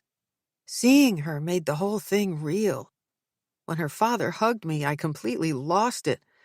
I couldn't believe, with everything he's going through, that he could be that nice to me. I cried so hard I thought I was going to throw up." "Did you get sick?" "No, but I hated every single second of being there." "Are you feeling that bad right now while we're talking about it?" Tali shakes her head. "But I think I might if you make me talk about my dad." "I'm not going to do that. You get to decide when you're ready to do things or talk about things. I want you to know that even the most intense emotions are fleeting. How you felt at the wake is different from how you feel now. Feelings change." "I know all about it. Before the night of the callback, I was happy. But how can I ever be happy again? Going back to school without June is going to be awful." And I never wanted to get the lead because the director pities me. Going back isn't your only option. There are other schools. Or you could go back but not be in the play. You don't understand. I could never refuse a role like this. What would happen if you did? As it is, my window for making it professionally is starting to close. Tali leans forward and taps a handful of printed pictures pasted to her vision board. She was 18 when she played King in Miss Saigon, and this actress was 20 when she played my part on Broadway. This girl was considered old for the lead when she joined the national touring cast at 22. That sounds like a lot of pressure. That's not the half of it. School's not going to be patient with me. My teachers, especially in my drama classes, are going to expect me to suck it up. Use the pain, Tali. And I'll probably be kicked out of school altogether if I flunk any academics. Tali leans back against the couch as if she's suddenly dizzy. I'm not trying to be negative. It's just the way it is. It could be too much right now. Or maybe when you do feel ready, your mom and I could help you work out some compromises with your teachers. What if I go back and it turns out I don't care about school or theater or my friends the way I used to? That's a pretty significant question. I like to think the answers to big things come to us when we focus on something much smaller, like working on a vision board. Sin opens a magazine and begins to leaf through it. Tali doesn't move or speak for a few seconds. Then she leans forward and slaps her hand down on a page to stop Sin. She picks up the scissors and hands it to her. I like that hairstyle. I do too, Sin says, as she carefully cuts around the outline of a girl. Chapter 11. 6 Degrees of Separation. It isn't until Fitz sees his name on the marquee outside the beehive that he realizes he's been duped. Ray didn't call an hour ago begging him to make an exception to fill in for some lame-ass Berkeley kid who blew off his Saturday gig. He's booked Fitz to play the busiest night of the week, intentionally and without his permission, knowing damn well Fitz would have said no if he'd been asked ahead of time. The deceit is out of the blue and surprising, given Ray is one of the few people who doesn't press Fitz about his self-imposed exile to Monday nights. 1 week to the day after Maddie's funeral 12 years ago, Ray agreed to the permanent gig, no questions asked. When weeks later Ray wondered out loud when he was leaving for Juilliard, Fitz merely shrugged and started playing Parker's Blues for Alice, never telling his friend that he'd passed up the chance to go by failing to show. Back in 2003, the odds of a musician auditioning and being accepted to the most prestigious performing arts school in the country were 8%. Making the grade came down to luck in single digits. There is no equivalent percentage of likelihood that a good Catholic kid from Southie would cover up his brother's crime, keeping critical information from law enforcement and a dead girl's devastated parents. It's the least Fitz can do to keep punishing himself with his music. To give up playing altogether would be taking the easy way out. It hurts more to play for people who don't appreciate him, boozers who don't listen, to be reminded every time he comps an upper structure triad or improvises a blues progression how good he is. Disallowing recognition, this is his penance. If Fitz plays piano every Monday night for the rest of his life, it won't be enough to make up for what he didn't do for Maddie. Never before has he caved under the weight of his guilt. Not when he broke Ma's heart for washing his hands of his brother without explanation. Not when Fitz joined the force and had to recite the officer's oath of honor in a room full of dignitaries and family. Inconsequential as his vow may be in comparison, he will not be double-crossed into playing piano in prime time. Not tonight. And not by Ray, a man who up till now has been complicit in Fitz's weekly retribution. Perfectly okay with being labeled a no-show, Fitz backs away from the entrance to the beehive. 2 nights from now, he'll let Ray have it, telling him never to pull a fast one like that on him again. If he does, Fitz will walk for good. There are other joints and club owners willing to let a talent like Fitz flog himself for a nearly empty jar of ones and pocket change. Oh, no, you don't. The hand on his back is bony, the damn fingernails bird-like and beaky. Fitz should have known this stunt bore the mark of his sister. Where do you think you're going? Kira says. You have to play. It's my birthday. You can't make me. I'm not doing it. Jesus, even to himself, Fitz sounds petty and pouty. His bossy big sister has a way of bringing out the brat in him. Older by 10 months and taller by 2 inches, Kira is a woman of out-and-out presence. Come on, I've got friends inside I want you to meet. You won't owe me a gift, she says, throwing her arms around him. No wonder you didn't give a shit I couldn't make it over to Ma's for cake. Did you wait out here so you could nab me? You had to know I wouldn't do this voluntarily. It's stupid what you're doing, Fitz. Maddie wouldn't want you squandering your talent. Don't, Kira. I'm warning you. Don't. I'm worried about you. Ma told me you're working that case. Fitz has the childish urge to put his hands over his ears to block out his sister's line of questioning. Instead, he keeps his eyes trained on the light spilling from the beehive and tries to ignore his personal banshee. Like an Irish folk fairy, whenever his sister senses impending doom, or, more to the point, worries that Fitz is becoming weak-willed enough to come clean about Connor, she shows up wailing and moaning, right there to be sure Fitz isn't about to do something that would incriminate their brother and devastate their mother. The door to the bar opens, and a ginger beauty leans out, stopping short of the threshold. All the hairs on the back of Fitz's neck stand up. His attraction to this woman is immediate. Her magnetic pull is like something you read about. Fitz takes in the fine curves of her shoulders, the plunging neckline that draws his attention to her breasts, as if he needed an arrow. I'm gonna call it a night, the woman says to Kira. The minute Fitz hears the break and lift of her voice, he recognizes her. All at once, she places Fitz, too. Didn't expect to see you here, he says. Cyn Rawlins is a knockout with that hair falling down, her off-duty style all loose and breezy. She looks completely different without her psychiatrist's uniform and her prim and proper posturing. How do you two know each other? Kira asks. We don't, Cyn says. Met once. Fitz says. Work. Oh, now I get it, Kira says, looking at Cyn. It's not that jackass that has you in a funk. You're on the case, too. Am I right?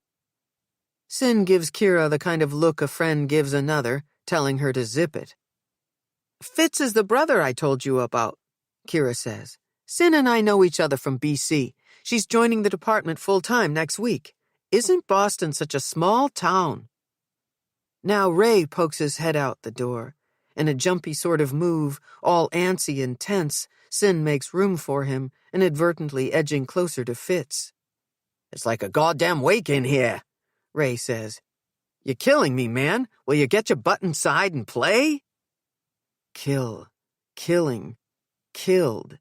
Fitz wishes people wouldn't be indifferent to that word and all its incarnations.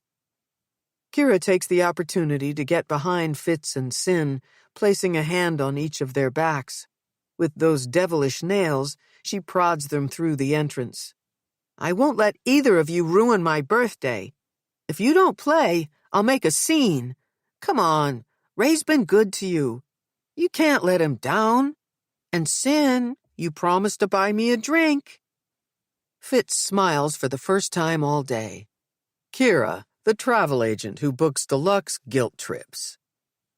Standing next to Cyn, his arm touching her arm, Fitz wants to believe he is executing a choice rather than knuckling under to his sister's grand plan. He tells himself he'll make this one exception. He'll do it on behalf of the case. Play piano tonight, and then later, over drinks, get to know Dr. Rawlins. More than a beautiful woman, She's a fast pass to the Carringtons, and Tali is Fitz's ticket to Sam Wallace and the school. Re-interviewing the dubious kid is next on his to-do list. "Ma taught me well," Kira says, exaggerating a grin. "Now get going, Fitzy. Time to tickle the ivories." Fitzy? Now Sin is the one cracking a smile. It's like the lights inside the place came on. For all his efforts to resist the keys, suddenly Fitz wants to impress her. To see Sin melt as he plays Stella by Starlight, Autumn Leaves, his rendition of The Nearness of You. It's as if his set list is composing itself. Fitz isn't even parked on the bench, and already he's full of himself. He knows damn well this is a mistake. He's about to beg out and tell Kira off when she leans in. "You can go to confession next week for breaking your asinine vow. Now get over there and play the hell out of it. For Maddie." Chapter 12. Dirty Little Secrets. On the other side of the city, her husband is behind bars, inside a holding cell awaiting arraignment, while she tosses and turns in a bed too big for one person. Nell's experience with detainees is negligible, though in counterpoint it spans nearly a decade. Before taking the job at PAHS, day in and day out, she walked by the old Charles Street jail on her way to the Phillips House Clinic at Mass General, where she managed the practice of two renowned physicians. At least weekly, she'd pass a handcuffed prisoner, dragging and scuffling shackled feet, his elbow gripped by a guard. She'd look, but not for long. Eyes ahead. It's not polite to stare. In the early 90s, Charles Street was converted into the Liberty Hotel, with a bar cavalierly called the Clink. Not once when Nell went there to meet Zeke for drinks did she think about real injustice, or the stories those walls could tell, or the families those prisoners ruined. The place was merely a colorful set piece. Back then, she had every reason to be fully vested in their relationship. Zeke was easy and fun. Talkative and adventurous, he liked to surprise her with trips to exotic restaurants or inventive gallery openings. His energy and spontaneity were antidotes to the carefully planned, quiet life she'd built for one. The first time they went away together, he'd splurged on a place she'd never been to on the Cape. The waterfront inn sat on West Dennis Beach, and their room had expansive views of the Atlantic. The trunk of his car was packed with newly purchased folding chairs and an umbrella he'd bought so Nell wouldn't get a sunburn. Once they staked out an ideal spot near the shore to spend the afternoon, he opened a cooler brimming with chilled wines, select cheeses, and an array of artfully decorated chocolate-covered strawberries. Zeke lured Nell into feeling so cared for that she finally told him about her mother. "Her name was Lucy. She grew up with my grandmother in a beach town on the South Shore. Parker's cottage sits on this little hill with views of the harbor. Everywhere you look, you can see wild beach roses." In a sweet but clumsy way, Zeke lifted his beach chair, body and all, to turn from the ocean to face her. "My mother was irresponsible exactly 2 nights in her life. The first when she slept with a married man and ended up pregnant with me. And the last when she agreed to go on a blind date with a guy careless enough to drink too much and then blow through a red light at 2 a.m, getting broadsided by an oncoming van. My mother died. He walked away without a scratch." As chatty as Zeke usually was, Nell liked that he knew not to interrupt her. All he did was lift her hand to his lips and then hold it to his chest while she continued. "I was 15, but I wasn't used to her going out. I knew something was wrong when she didn't come home. She would have called. I freaked out when I saw my mother's best friend at the back door.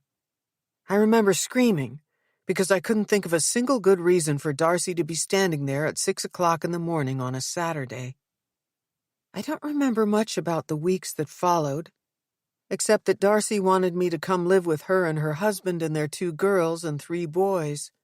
Her life was happy chaos, but like a rich dessert, I couldn't imagine making a habit of exposing my heart and body to it.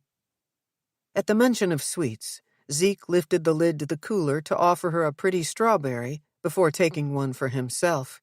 She shook her head. I changed schools and went to live at Parker's cottage. Nana made space for me in an upstairs room under the eaves. It had been my mother's room when she was a girl, and it looked almost exactly the way she'd left it, except for the unlit candle on the bedside table and a bright new quilt at the end of the bed. I could feel my mother everywhere, both inside and outside the cottage. Whenever I smell ocean air, I'm right back there. Sitting outside that first night by the sea, I was overwhelmed by how many stars there are in a midnight sky. I've never felt so small in my life. Is Nana your only family? Zeke asked. 88 and going strong. As Nell said this, she was struck by two things: that she hadn't been to see Nana in over a month, and that Zeke had yet to tell her about his family. We'll make our own happy chaos, he said. You and me and as many kids as you're willing to put up with. Whether he was trying to lift her mood or float a proposal, Nell didn't press him. Instead, she clinked his plastic wine glass with hers and sealed the toast with a kiss. To family, she said. On that Sunday, before heading back to Boston, they took one last walk on the nearly empty beach. Unselfconsciously, they ran like children toward and away from the ocean, holding hands and playing games with the surf. From beginning to end, this weekend was perfect, Nell said. It doesn't have to be over. Zeke pulled her toward the parking lot, stopping at the towering swing set that faced the water. He chose one for her and then positioned himself like the wind at her back, gently pushing her until she was flying. I'll show you how to stay young without ever feeling small, he said. In that moment, Nell's heart filled with joyful anticipation of a life with Zeke, one that promised to be as colorful as the dusky sky above them. It wasn't until after they were married that Nell could see that his big personality had a darker side. As she became intimate with Zeke's pattern of falling in and out of trouble, the more that swing became the perfect trope for their relationship. Every time he said this was the last time he would steal from her, lie to her, betray her, she had believed him, or at least she tried to believe him. But never did she see him on the wrong side of things permanently, and never legally. Now, in their bed, her overwrought brain pictures Zeke sitting on the edge of a metal bunk, his head in his hands, wondering why in 3 days she hasn't come to see him. Bone-tired, as if she were the one pacing the 6x8 space, porcelain toilet to solid door to stainless steel sink and back again. Nell gets up. She walks by Tali's door and peeks inside. Her girl is buried beneath a mound of patchwork comforters and soft blankets. The room is dark. Nell is careful to go down the stairs quietly so she won't wake her. When Tali is up and willing to talk, it's getting harder to reassure her Zeke isn't involved. The charges he's being held on are minor in comparison to what Nell fears will come next. Days ago, police searched the house, and much of what they got their hands on was seized. Now everyone, including the media, knows about the blood-stained jacket Zeke insists he hasn't seen in months. He has no explanation for how it came to be in their closet looking the way that it did. There's more the police know but aren't telling her. Even Fitz won't fill her in. Because Zeke is under lock and key, they don't need to show their hand to her yet. Downstairs, early morning light creeps in through the slits in the blinds, casting shadows on Zeke's desk. How many times has shame rooted Nell to this exact spot, paralyzed in the face of her husband's deceit? Yet the gravity of this situation demands action, courage. She's already complicit in keeping certain things from police. Nell has nothing to lose. Running her hand under the smooth mahogany surface, she finds the hidden release lever and pulls. There it is, Zeke's laptop, resting right where he left it. Somewhere on the hard drive, there could be information that might make things better for him, or, obviously, much worse. When police need more to ensnare her husband, beyond the charges of reckless behavior at June's wake, detectives will come looking for more of his things. It's only a matter of time before the knock. The only way to know what she's up against is to open it and look. She lifts the lid, and the screen comes to life. Nell goes through the motions, starting with the obvious, a novice's approach. As expected, the history is blank. The trash is empty. She uses one of her old tricks, typing a single letter, A to Z, into the browser, letting Zeke's internet searches drop down before her eyes. But her husband is a master now. The cache has been cleared. A damning find on its face. She types into Google how to search a hard drive. Hundreds of computer nerds and countless wives and girlfriends offer advice on where to dig to find evidence of deception. Nell is drawn to a website dedicated to helping searchers confirm their suspicions. Are you sure you want to know? She does, and she doesn't. Technical jargon slows her down. Mentions of index.dat files and keyloggers confound her. Scanning to the end of the post, she lands on, "Hope everything turns out for the best." The next post is less baffling but equally compassionate. It reads, "Really need to know his dirty little secrets? Try this," the blogger writes. "Make friends with a geek." "What are you smiling at?" Tali is over Nell's shoulder before she hears her there. She's wearing her loose-fitting pajama bottoms and a camisole top. Nell slaps the laptop shut and pushes off the chair. "Nothing. What are you doing up this early?" "I keep having this dream. I'm lying on a beach in winter, and I'm wondering why I'm the only one there. If your thoughts are racing, I can ask Dr. Rawlins to go up on the medication or change it to something else," Nell says. "She says you're not taking that much." Nell grabs the throw from the back of the sectional and wraps it around her daughter, hugging her. "You're cold. I'm going to buy you a warm bathrobe.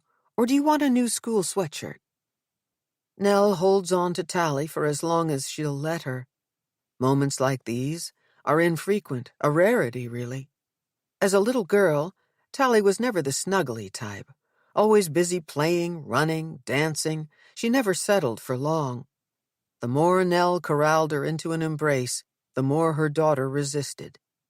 Zeke said Nell tried too hard. Then Tali found acting, and Nell could get away with big, clumsy displays after every play because it was acceptable for parents to ooh and ah over their child's performance. "That would be okay, I guess." Tali breaks away from her mother and eases her body down on the couch. "Do the police know you have Dad's laptop?"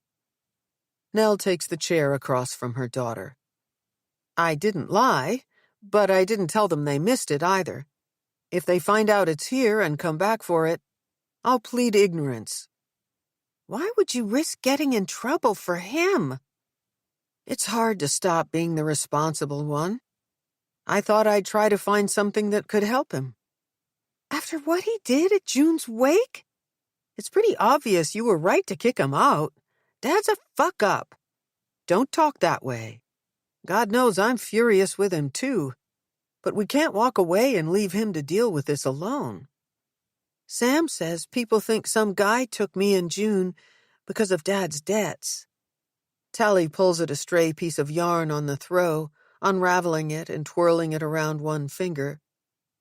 "By people, you mean his mother? Anna's a gossip. She doesn't know what she's talking about." "Then why are you snooping?" Tali asks. "I guess I need the rumors not to be true." "Desperate, huh?" Nell smiles weakly. "Not really. He said he didn't have anything to do with it, and Dad is a pretty bad actor." There is a split-second pause before mother and daughter are laughing. "Look at you," Nell says. "I can't believe how you're handling all of this. You're amazing. It's not like the stuff with him is new. You think you shielded me from his stealing and lying, but you couldn't.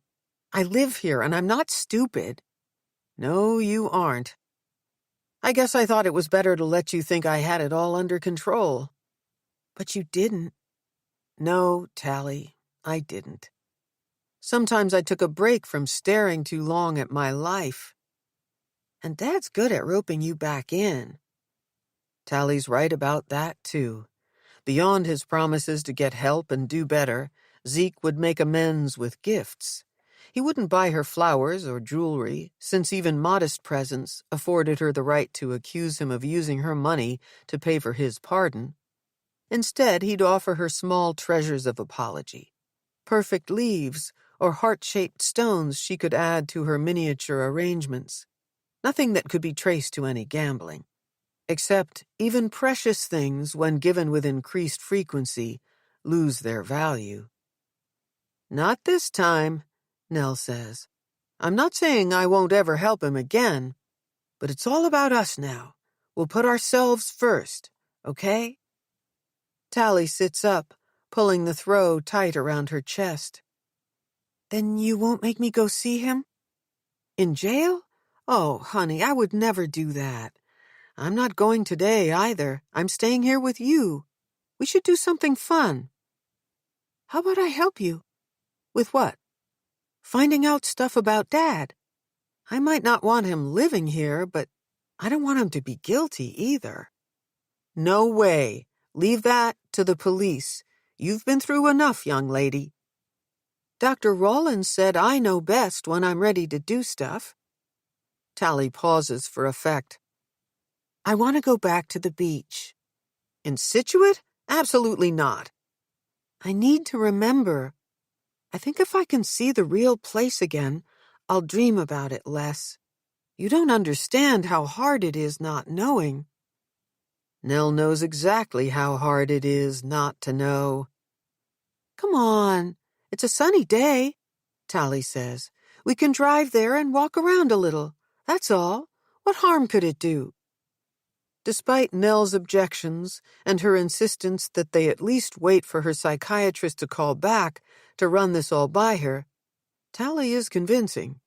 By noon, they're dressed and in the car driving south on 93, heading for the seaside town her grandmother called the Irish Riviera. Nell hasn't traveled these roads in over 10 years. The tiny cottage she inherited when her grandmother passed away has long been sold to cover one of Zeke's more substantial gambling debts. Even before Nana Parker died, Nell had difficulty going back to visit. She'd always bring flowers. She is better able to meet people when she's carrying flowers. But after the blooms were arranged in a mason jar and she and Nana had tea and went for a beach walk, they'd run out of things to say that didn't involve her mother. This time, the closer Nell gets to town, the tighter she grips the steering wheel. As she and Tali drive past one familiar landmark after another, it's harder for Nell to call up those memories. All she can think of is that some monster took the girls here, and June died.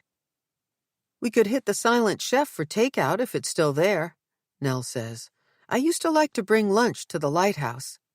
Or we could get a window table at the Mill Wharf. Whatever you want." Tali's silence cuts Nell.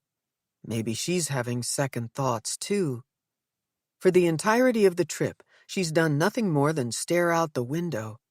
Nell would give anything to be arguing about the volume of the music or which radio station to listen to. "Do you remember that time Nana took you to the farmer's market in the harbor?" Nell asks. "You named every single zucchini and all of the tomatoes. By the time I picked you up, you were inconsolable. You were only 4 and didn't get that Nana planned to sell everything." Her daughter doesn't answer. When Tali finally speaks, it's not about Nana Parker and the fruit of her harvest. "The last thing I remember is being pushed in the car," Tali says. It was old, and the back seat was cracked plastic. It smelled like pot and something sour. Whenever Tali recounts the details of the abduction, however small they may be, Nell pretends to be calm, when inside she's jangled like ice cubes being dropped in an empty glass. "I want to go to the Glades," Tali says. "That's not a good idea. I should try Dr. Rawlins again." "I need to go to the Glades." Against her better judgment, Nell stops resisting. They've come this far, and Tali will get her way eventually. Instead of heading toward the harbor shops and restaurants, Nell takes a left on Gannett Road. In minutes, the sea comes into view. It's high tide, and the waves lap the seawall, erasing any evidence of a beach. Left turn again, they're on Glades Road. Tali taps the window. "I can do this. Go faster." Nell drives past the area known to locals as the Hazards, an area of surf harboring rocks of every shape and size, some submerged, some visible. Every townie has a tall tale involving Bar Rock or Smith Rocks. All of them pale in comparison to the story Tali might someday be able to tell about Scituate Neck. For a split second, Nell is pulled back to the night of the vigil, that horrible moment when Fitz told them that a teenage girl had been found dead on the beach at the site of the old Glades Hotel, the other girl alive but in rough shape. As if Tali has read her mother's mind, she reaches over to pat Nell's arm. "Through there," she says. The isolated peninsula of rocky ledges and salt marsh is a gated community that occupies the entire promontory and is cut off from the rest of the town. Access to the Glades is restricted. You're either invited in or you're trespassing. Undeterred, Nell gets out to lift the gate and then drives through the center of the point along a dirt road. The further in they go, the more heavily wooded the area becomes.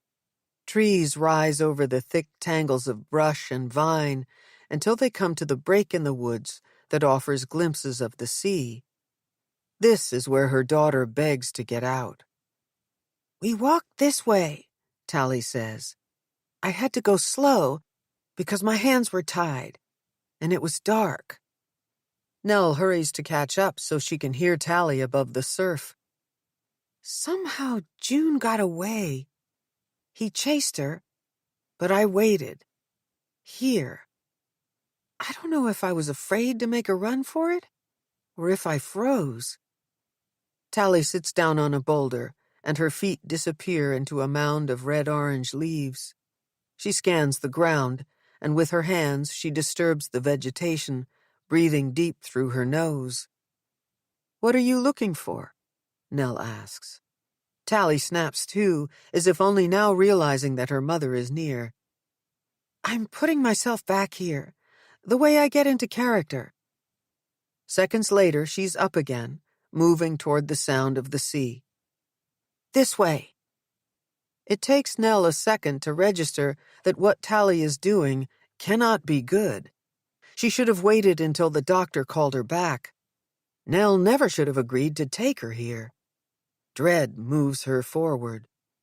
But Tali is a dancer, fit and fast. She disappears behind Pulpit's rock, and when Nell finally catches up, rounding the boulder, she nearly crashes into her. Tali's face is drained of color. Her eyes are glassy with tears and fixed on a bit of cloth. She doesn't conceal that she is shaken. The scrap of stark white fabric, covered in multicolored polka dots, clings to a branch. It's a piece of June's pretty coat. Chapter 13. After. It's past noon when Fitz comes to. He is immediately leveled by shame and the after-effects of too many shots. It's been years since he's played piano that well or drunk that much.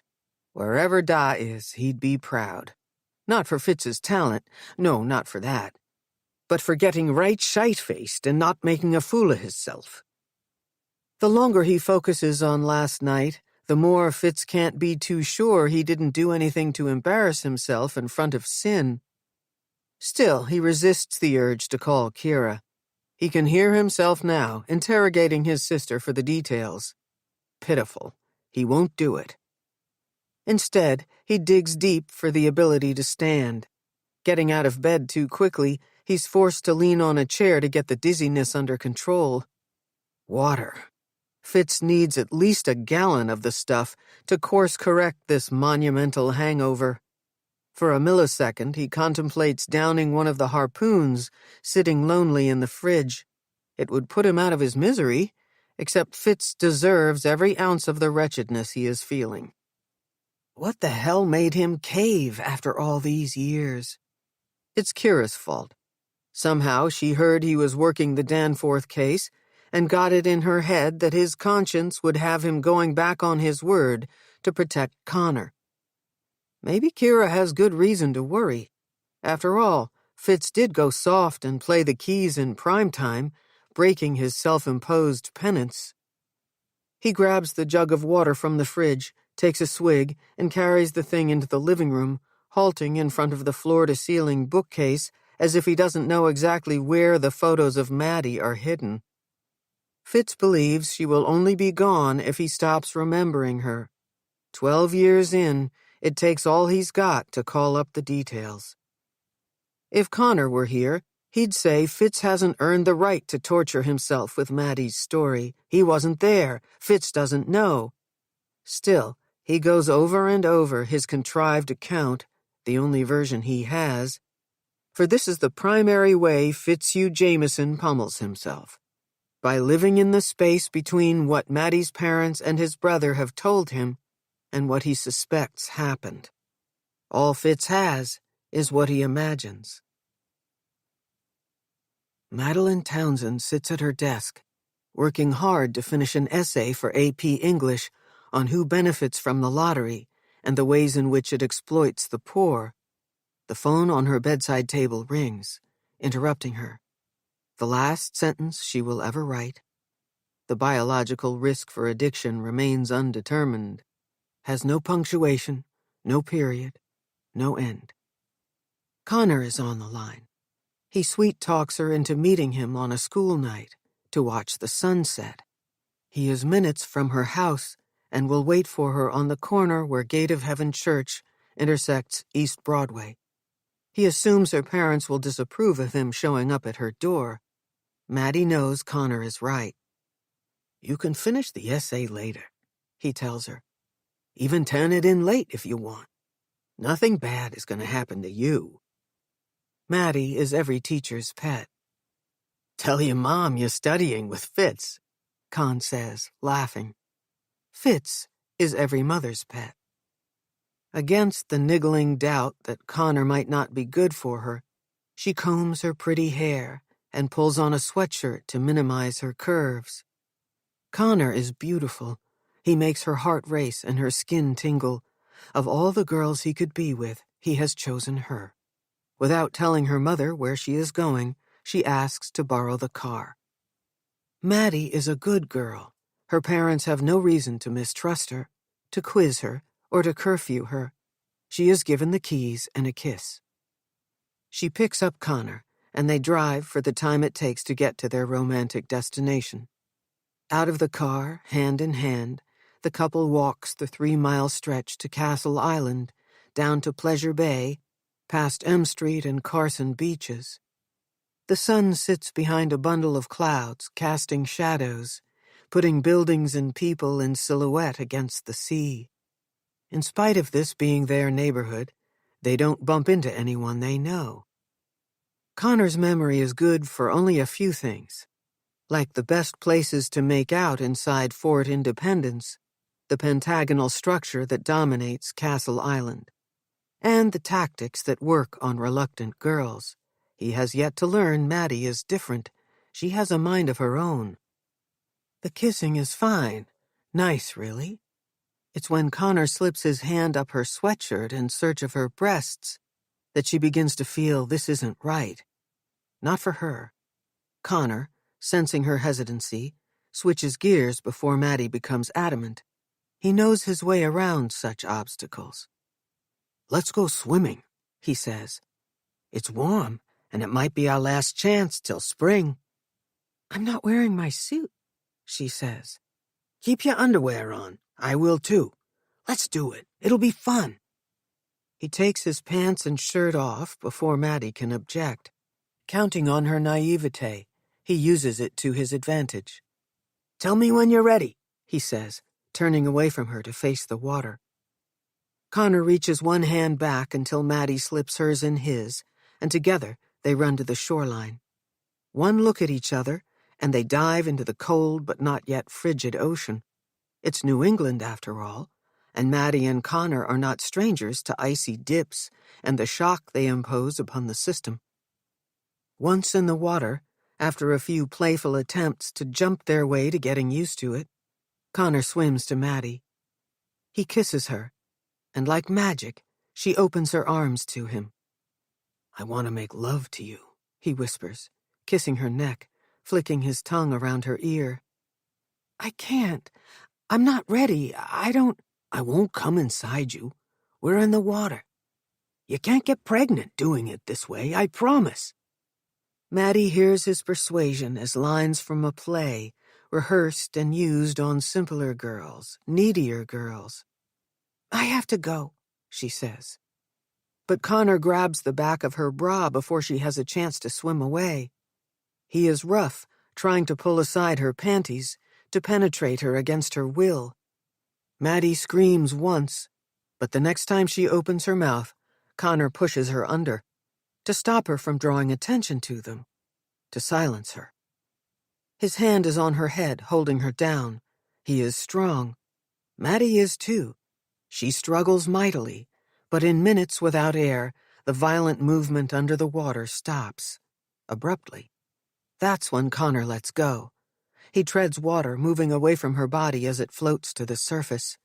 Her hair fans out as if she's making one final attempt to reach out to him for mercy.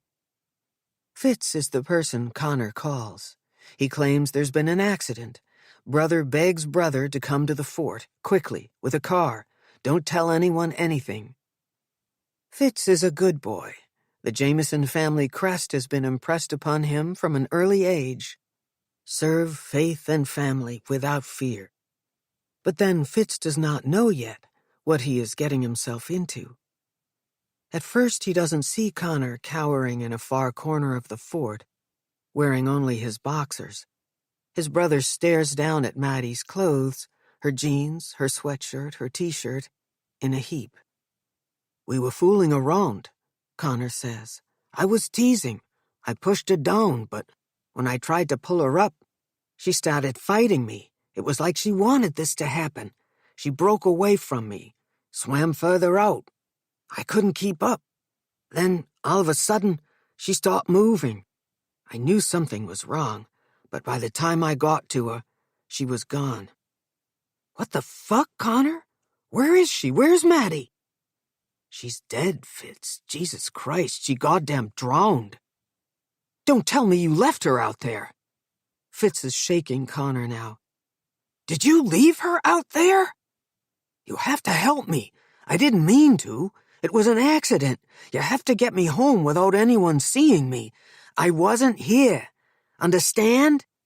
We need to find her. If you didn't do anything, it'll be okay. No one can know I was here. Do you understand? You need to cover for me." "Why would I do that?" Why had Fitz protected his brother? How long did it take for Connor to convince him to drive the car home with his brother hunkered down in the front seat? To this day, Fitz is unable to answer that most fundamental of questions. Why had he done that? After Maddie's parents reported her missing and the abandoned family car was found down by the causeway, authorities began a massive search of Southie, from M Street to Dorchester Avenue. Police dogs picked up a scent during the search and led investigators to the east side of the fort, where Maddie's clothes were recovered. When one of the Finnegan girls hinted that Maddie might have had a thing with Connor Jameson, he was questioned. Connor led investigators to believe Maddie was contemplating suicide when she disappeared. She couldn't take the pressure to be perfect anymore, he'd said. Fitz's asshole of a brother didn't just kill Maddie, he drowned her reputation right along with her body and soul. 3 days later, Maddie's body was pulled from the waters off Castle Island. According to a statement released by the medical examiner, the final autopsy determination, pending the results of toxicology tests, would take several weeks. The unofficial word from the Suffolk County prosecutor was that there were no signs of trauma to her body and no indication that foul play had contributed to her death. And like that, the ordeal was over. Except it never was. It will never be over. There's a banging on his apartment door, and it startles Fitz. "Police! Open up!" Disoriented, he exits Maddie's story, coming back to the present awash in fresh guilt. He opens the door to a beat cop, secretly hoping he's about to be arrested for keeping his suspicions of Connor's role in Maddie's death from everyone except Kira. "You look scared shitless," the cop says. "You got somebody's wife holed up in there or something?" When the cop chuckles, there's a gurgle of phlegm in his throat. "What do you want?" Fitz asks, suddenly aware that he's clad only in tattered boxers. "You're not answering your phone. Ross sent me. Said to get your ass out of bed and give him a call." "What's going on?" "I know nothing. Alls I do is what I'm told. Call Ross." Pissed he has to shift his focus to someone else entirely, especially Ross, Fitz takes his time to pull on jeans and brush his teeth. He plugs in his phone. In his drunken stupor last night, he must have shut the thing off to save the last of the charge. When he's good and ready, he dials Ross. "It's Sunday. I'm off." "Sorry, did I interrupt church with Ma, or were you praying to the porcelain god?" Fitz racks his brain trying to think of something worth throwing back at Ross, but comes up empty. "Tali Carrington and her mother took a little trip to the beach this afternoon," Ross says. "The kid's trying her damnedest to remember what happened to her out there at the Glades. Looks like she and her mother bumped smack into possible evidence." "What the hell?" "Before we go blaming the first cops on the scene, let's find out what or if anything's relevant. It's a big area. Shit could have been dropped there after the fact." "Does anything look promising?" "Yes and no. An empty prescription pill bottle for high-dose benzos. Could be completely unrelated to the case, but Doyle's got a man on the street who says Carrington sells the stuff for cash to play the ponies." "I'll be down there in a little over an hour to pitch in," Fitz says, reaching for a sweatshirt. "No need. You took too damn long to get back to me. We're already done here. Forensics just bagged the last thing. A scrap of fabric that looks like it was ripped from the coat the Danforth kid was wearing that night. Meet me at the precinct first thing tomorrow. There's a lot to do." "June," Fitz says. "The Danforth kid's name is June." Act 2. This is one of the cruelties of the theater of life. We all think of ourselves as stars. Robertson Davies, The Fifth Business. Chapter 14. Dreams. That the news media has lessened its scrutiny of the Carringtons at this point in the investigation is predictable, and still, Sin is surprised to see only a few second stringers camped out in front of their brownstone. Unless no one's inside. Before putting herself through a barrage of questions she has no intention of answering, Sin sits on the park bench across the street and pulls out her phone to dial Nell. No answer at home. She tries her cell. "Hold on, let me step out of my meeting," Nell says. "Oh, I didn't realize you were back at work." Sin hears a door closing, and Nell's voice is once again audible. "I hadn't planned on it, but when Tali wanted to come to school, there was no way I was letting her come alone." "Tali's in school?" "She says she wants things to go back to normal. We thought maybe you wouldn't mind pushing her session off until later today. I probably should have waited to hear what you thought, but I've already bothered you enough. You must be busy." Nell's tone is biting. She isn't the first family member to let Cyn know she's jealous over the time she spends with other patients. What she doesn't know is that right now, Cyn doesn't have any other patients. "You haven't bothered me. I told you to call me any time." "I did, twice yesterday, and then again this morning." Noah is the gift that keeps on giving. Cyn didn't get a single message, never mind 3.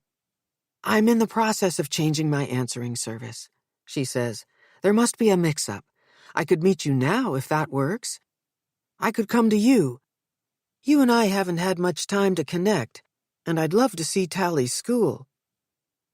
The Performing Arts High School of Boston takes up 2 Newbury Street blocks, Fairfield to Dartmouth, and its showpiece, the Exeter Street Theater, is situated smack in the middle. Living and working in Back Bay, Cyn's walked by the main building countless times, but never has she been more tuned into the flurry of activity that surrounds it. A parade of musicians forms around the entrance. 2 teenagers holding scripts lean against the Romanesque facade, animatedly running lines. Cyn looks for Tali. And there is the pool of reporters transplanted from a few streets over, milling around the school, looking camera-ready, though bored. The inside of the theater is more impressive than she'd imagined. Cyn doesn't need to be an architect to appreciate how the classical and decorative elements merge throughout the space in a balance of old and new. Nell stands by the reception desk, waving her over. "I take it you've never been here before. Isn't it something?"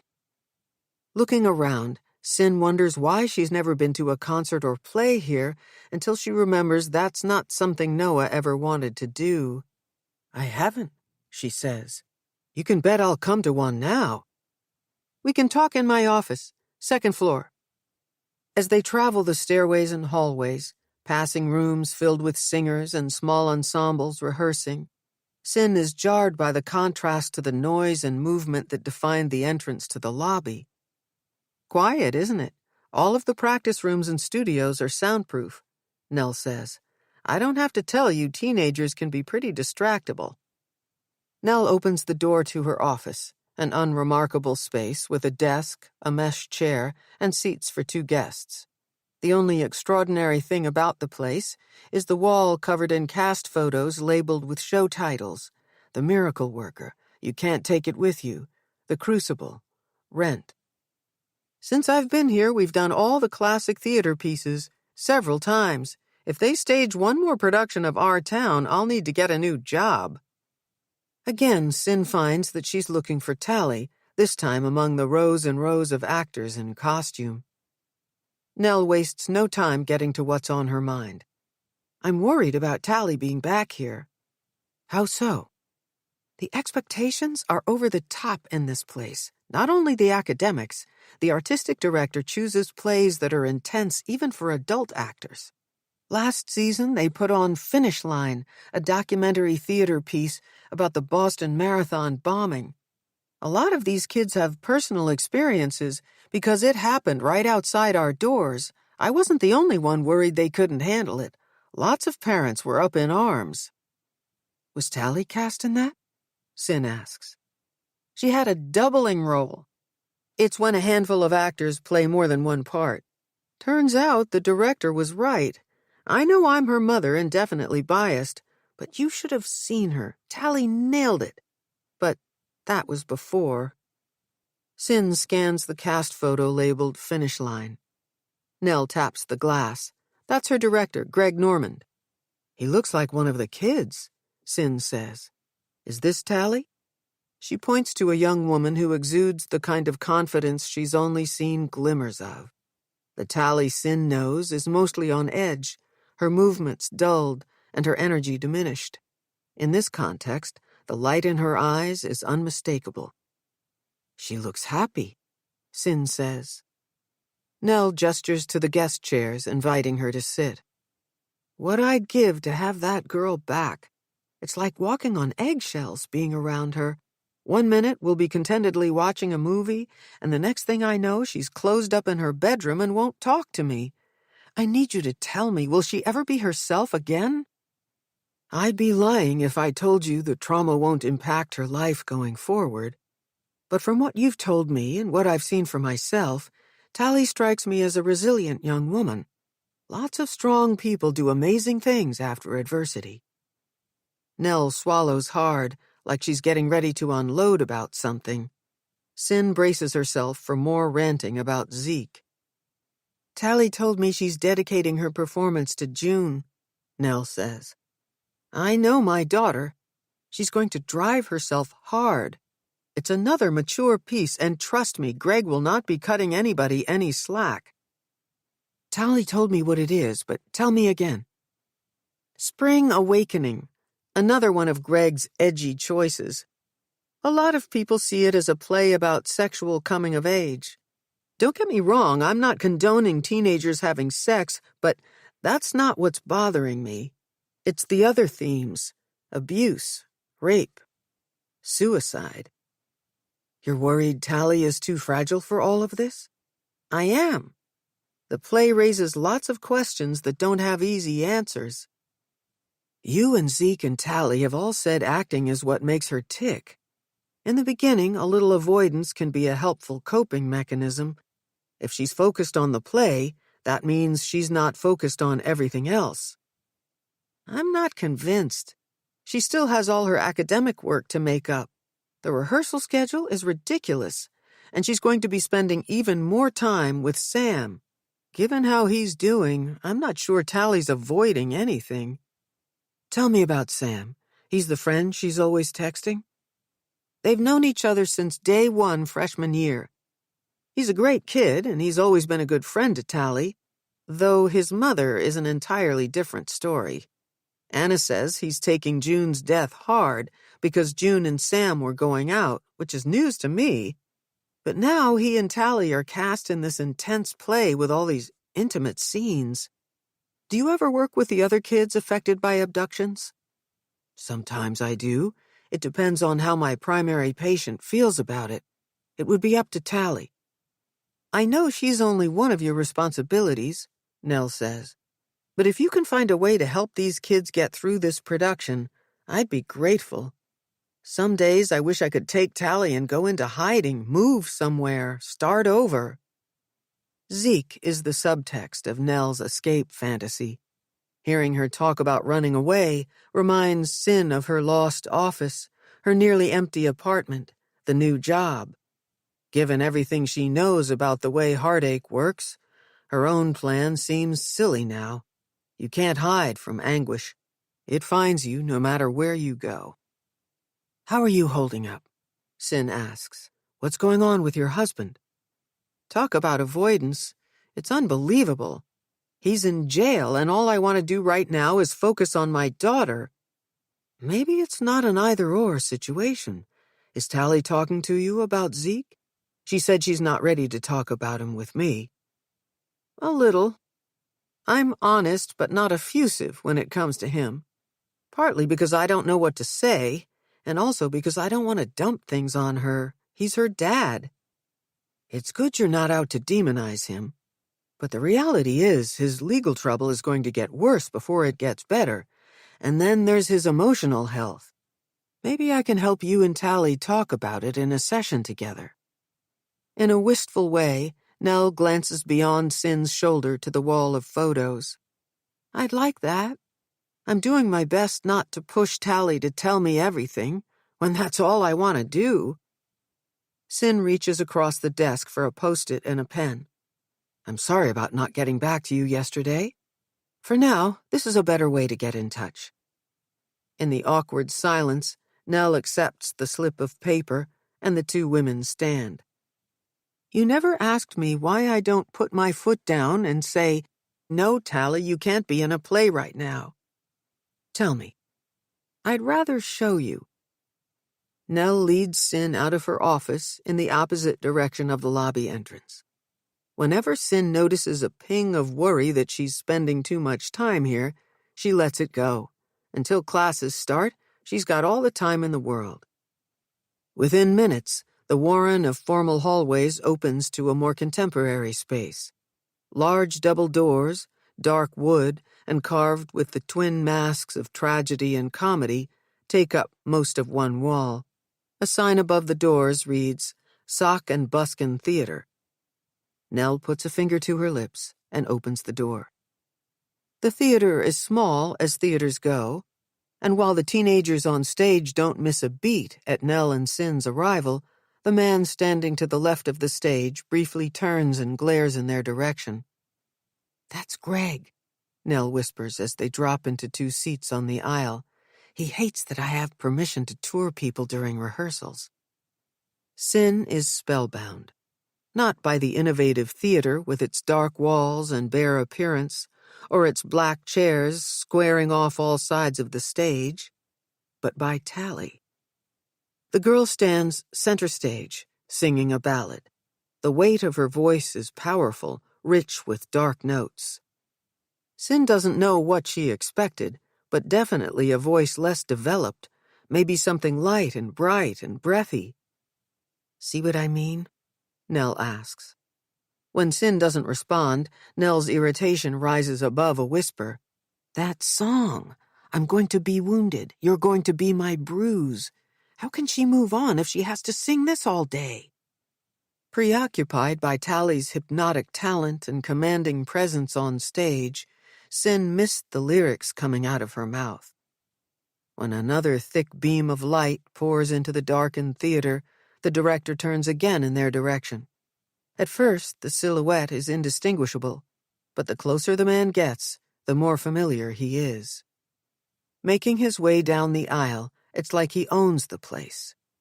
The teenage boy on stage stops moving and swats Tali's arm to get her attention. She stops singing, but the music continues to play. "Mrs. Carrington," the director bellows above the pianist. "Anyone else you're expecting to interrupt rehearsal?"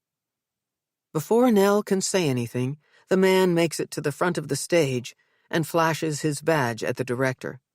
"I need to talk to Sam Wallace."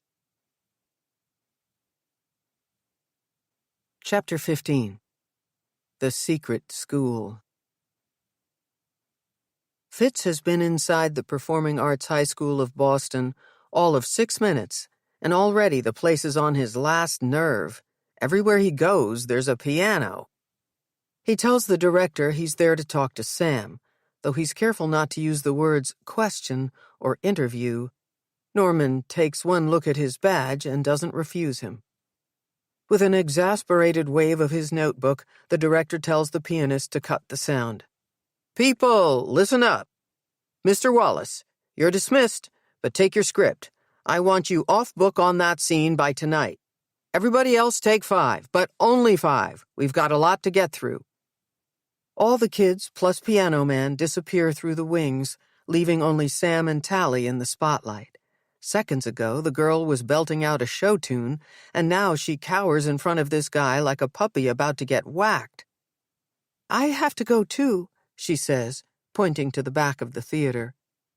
Norman throws the notebook on the stage, making a loud thwack, sending the pencil flying. "This isn't High School Musical," he says. "I told you the schedule was grueling. You said you could handle it." In the world of places like this, the director is God. And this guy plays his part Old Testament. There's a whiff of desperation about him, a bitterness, like this school and these kids are beneath him. Fitz has been in pissing matches with scarier guys, so he's about to call him out. It's only been 2 weeks since the kid was abducted. Nell beats him to it. She storms the apron of the stage, followed by Cyn Rawlins, like Fitz needs to see her right now. "Sam, Tali, get your things. Meet Detective Jameson and Dr. Rawlins at the front of the house," Nell says. The pair backs up stage, suddenly looking like the kids they are, and then they turn and run, talking to each other the whole way. "Greg, this is Tali's psychiatrist," Nell says. "She's too nice to tell you off, so I will. If you talk to my daughter like that again, or in any way intimidate her, lead or no lead, I will pull her from this production faster than you can say curtain." Unfazed, The director collects a stack of scripts and his notebook from the front of the stage while Nell keeps going at him. Normand has missed the pencil, which is covered in bite marks. It's almost too easy. Fitz discreetly slips a small evidence bag from his coat pocket, covers his fingertips with plastic, and slides the pencil toward him without contaminating it.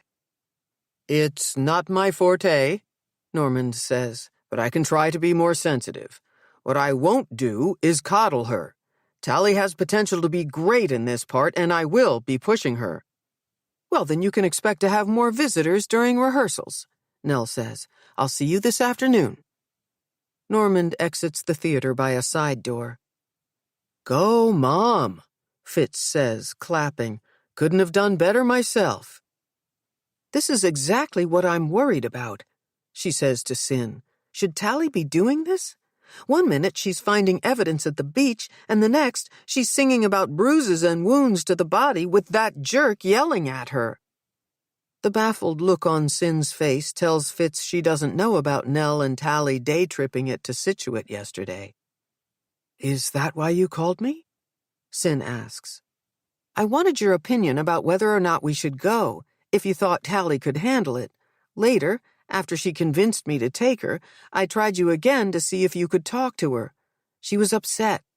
We both were." Nell turns her attention to Fitz now.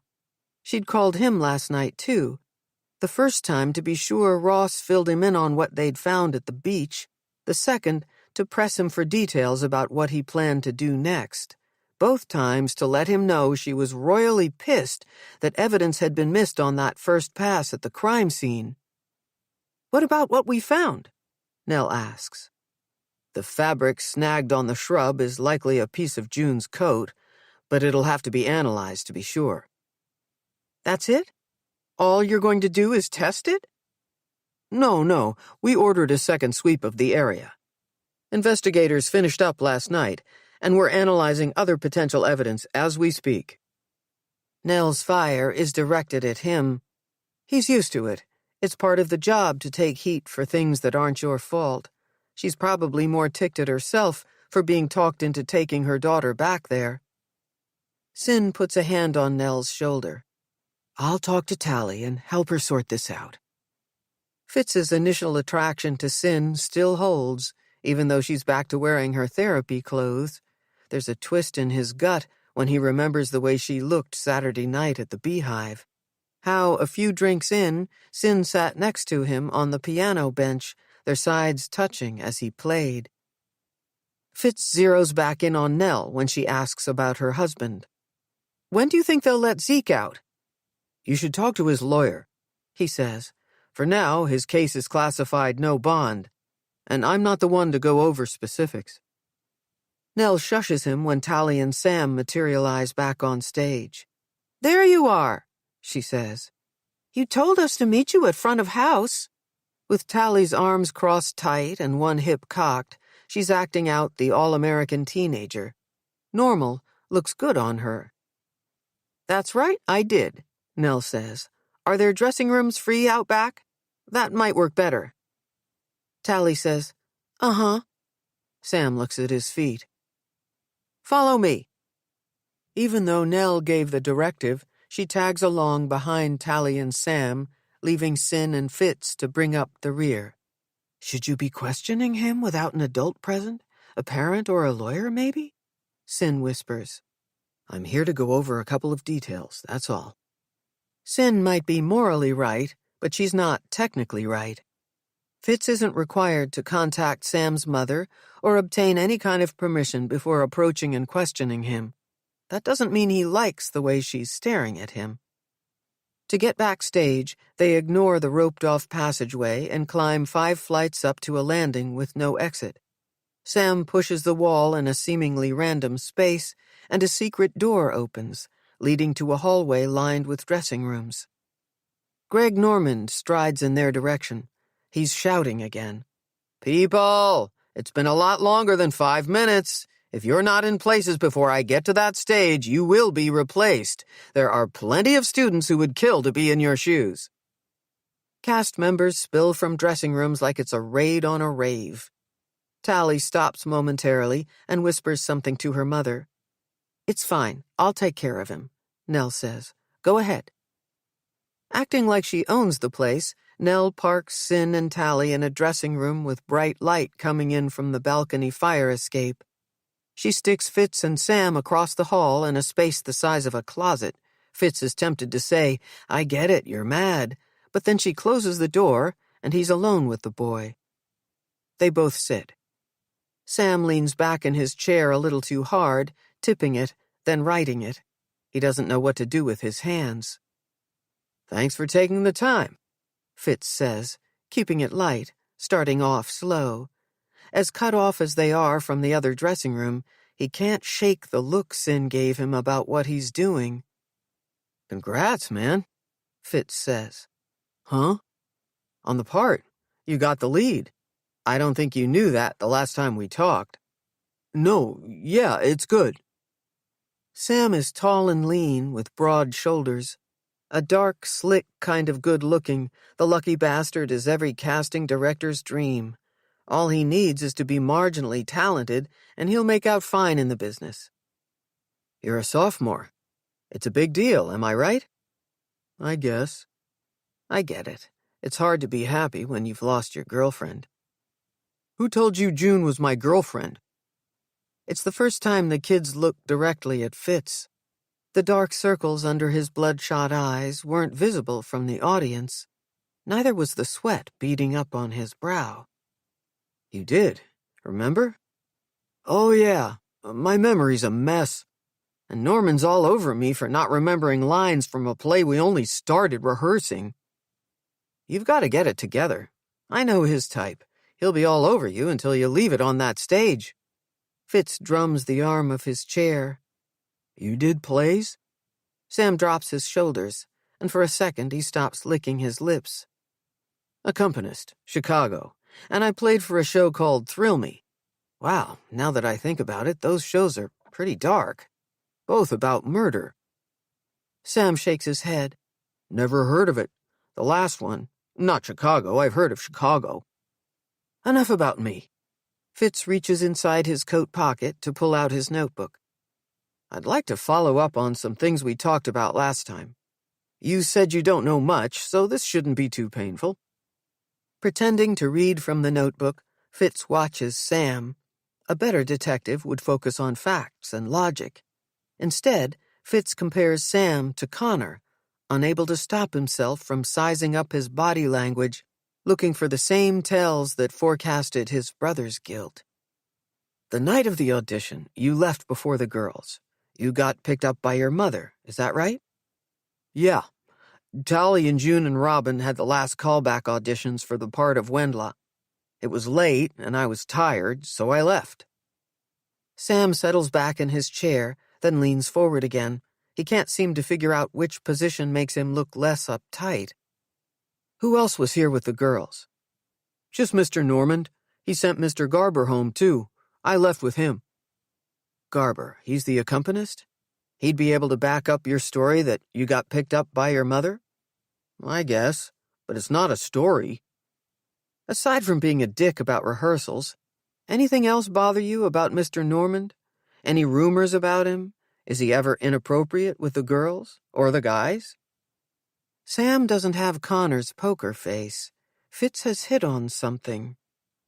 "He didn't have a thing for June, did he?" Fitz asks. "Not June." "Okay, but he likes the girls? What about Tali?" "No." Sam is sweating like crazy, wiping his hands on his pants. "My partner, Detective Ross, you met him? He thinks Tali's father is involved somehow. He's shady, to be sure, but my gut says something's not right at this school." "I don't know. Mr. Carrington's always been nice to me, and Mr. Normand is tough on us, but that's his job." "Are there any serious cliques, hush-hush clubs, secret societies, any hazing that you know of?" "I wouldn't know. I'm always studying or rehearsing." Sure, but you hear things. I'll bet kids trust you and tell you stuff." "Not really." "Competition in a place like this has to be brutal. Makes people do crazy things." It's not that bad. Because you're like the big star, right? The one with the most potential to make it professionally. No need for you to get into the gossip or join in on any backstabbing. Sam doesn't take the compliment about being top dog. He doesn't reject it either. What he does do is keep pulling at the front of his shirt. Let me ask your opinion on something. Anybody at the school who you could see getting carried away? Who might do something to take June and Tali out of the picture? Fitz hesitates long enough to flip through his notebook. Like this other contender. What's her name? Robin? Chandler. No, Robin wouldn't do anything like that. She doesn't care enough. What about her parents? Mothers are the worst. Sam drops his head, and as if the kid's panic alarm went off, the door flies open and in walks Anna Wallace. Or maybe Fitz conjured her with his talk of stage mothers. The first time he'd met Anna, Tali and June were still missing, and Fitz was holed up in Nell's office on the second floor of the Exeter Street Theater conducting interviews. In comes this mother-son act. Mom was clearly shaken, exuding genuine concern for the girls, and Sam was unresponsive with fear. When Fitz started asking about the night the girls went missing, it pained him to watch the kid knuckle under to his mother, the way she pressed him and hushed him, the way she pulled his strings, and how he marched to her beat.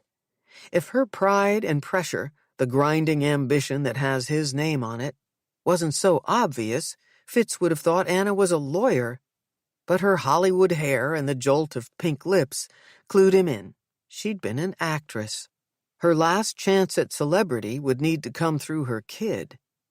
Now here she is again, coming out of nowhere. Fitz offers her his chair. Sam and I were going over a few things. I'm glad he was helpful to you. He needs to get back to rehearsal, she says, more like an order than a fact. Anna opens the door wider and motions for Sam to leave. Fitz claps the kid on the shoulder, his firm grip effectively pinning him to his seat. We'll catch up another time. I'm taken with this place. You know what I mean? Sam, go! For someone so small and girly, Anna is a force of nature. She doesn't have to speak twice before her son hightails it out of the room. I'd appreciate it if you didn't speak to my son again without contacting me first. He and June care deeply for each other, and this whole thing has been difficult for him.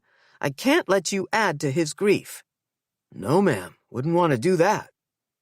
Out in the hallway, Anna falls in line with Nell, Cyn, and Tali as they come out of the dressing room. The three women look at him, their message clear. No more talking to kids without parents. Tali runs ahead to catch up with Sam on the stairs. Dr. Rawlins, got a minute? Fitz asks. The women stop as a pack. Nell and Anna look at Cyn. Go ahead, she says. I know my way out. After they're gone, Fitz says, Thanks for the endorsement. You can't bully these kids. Who said anything about bullying? Fitz moves toward the bigger of the two dressing rooms, the one Cyn had been in with Tali. He's tempted to put his hand on her back to guide her inside, but he's pretty sure she wouldn't want him to touch her here. How can you be a detective and not know anything about trauma? She asks, closing the door behind her.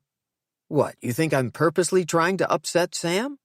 I'm looking for answers to who might be involved in June's murder. I am not the bad guy here. As Cyn softens, he catches a glimmer of the woman he met at the entrance to his home sweet jazz club. You need to be careful, she says. Imagine what it's like for them. Every time you make them talk about that night, it's like it's happening all over again. June was their friend. Fitz can't tell if she's knowingly digging him, or she just picked up his kryptonite thinking it's ordinary rock. There's no way Kira would have told Cyn about Maddie. Her phone rings, and after fishing it out of her bag, she glances at it. I need to take this. Cyn moves to the other side of the room, where there's another goddamn piano. He moves to the threshold of the fire escape, scoping out the iconic Boston buildings that surround the alley. Yes, that's everything, she says. "I'll swing by later to sign." Short and sweet, Cyn ends the call and then looks over at Fitz as if she's annoyed he's still there. "I wanted to ask if you could spare some time to meet with me," he says. She drops her phone into her bag. "I thought maybe I could pick your brain. I've got a few general questions about teenagers and parents, and I'm worried about Sam in particular." "You can't trick me into talking about my patient." Fitz lowers his voice. "Asking you out for coffee shouldn't be this difficult." Cyn props her bag on the top of the piano, then runs her hand along the key slip. "It's Monday," she says. "Are you playing tonight?" Jesus, Kira. Before Fitz can stop himself, he says, "I am. We could talk between sets. Or if you're a night owl, we could meet for last call." "I don't think that's a good idea." "Which one? Between sets or last call?" "Neither. I have patients first thing in the morning." The doctor is lying. Fitz doesn't need Cyn to tell him how spectacularly her ex took down her practice. Kira talks to him, too. "If you change your mind," he says, "you know where to find me." Chapter 16. Mirror, Mirror. The bell rings, signaling time to change classes. If Nell moves quickly enough from behind her desk to in front of the file cabinet, she can catch a glimpse of Tali before her daughter ducks into pre-calc. Mornings at the high school are dedicated to traditional academics, and with all the classrooms located in the area near Nell's office, it's pretty easy to keep tabs on Tali's whereabouts. Up until 2 weeks ago, the only time Nell was aware of Tali in school was if she happened to pass a music studio and heard her distinctive voice ring out during a lesson, or if, on a mission to deliver a message to a teacher, she found her mid-rehearsal. A delightful surprise, Tali is the hyacinth you come upon on a walk, not realizing how desperate you've become to see bright colors bursting through winter. Now Nell can't go one full class period without angling for a way to make sure her daughter is safe inside the building. No sign of her. Nell pockets her phone and grabs a random file to take with her on what should look to others like a purposeful walk around the school. She doesn't make it to the center of the atrium when Anna breaks through the hallway traffic, charging straight for her. "There's the woman I came to see." "You'll have to make an appointment. I'm off to—" Nell can't think of where she might be going fast enough. She's a terrible liar, and Anna knows it. "I'm not here on school business," she says, lowering her voice. "I came to see how you are." Anna looks different today. She wears less makeup, no jewelry, her hair is flat, and her clothes, a combination of softer-than-usual fabrics, are all light blues and blush.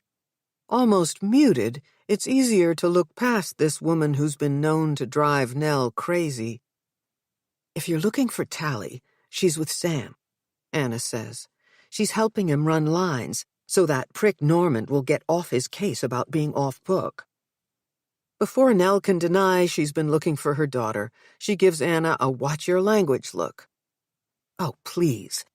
These kids call him much worse behind his back, and it's not like I haven't told him as much to his face. Imagine tearing into our kids after everything they've been through." Suddenly, Nell feels capable of strangling Anna. How dare she compare what Sam's experiencing to what Tali is dealing with? "I mean, it's been less than 2 weeks since the table read and only a few days since June's services," Anna says. "It's bordering on vicious." "You can't be worried Greg will replace Sam." "Well, no, he didn't even cast an understudy for his role," she says with pride.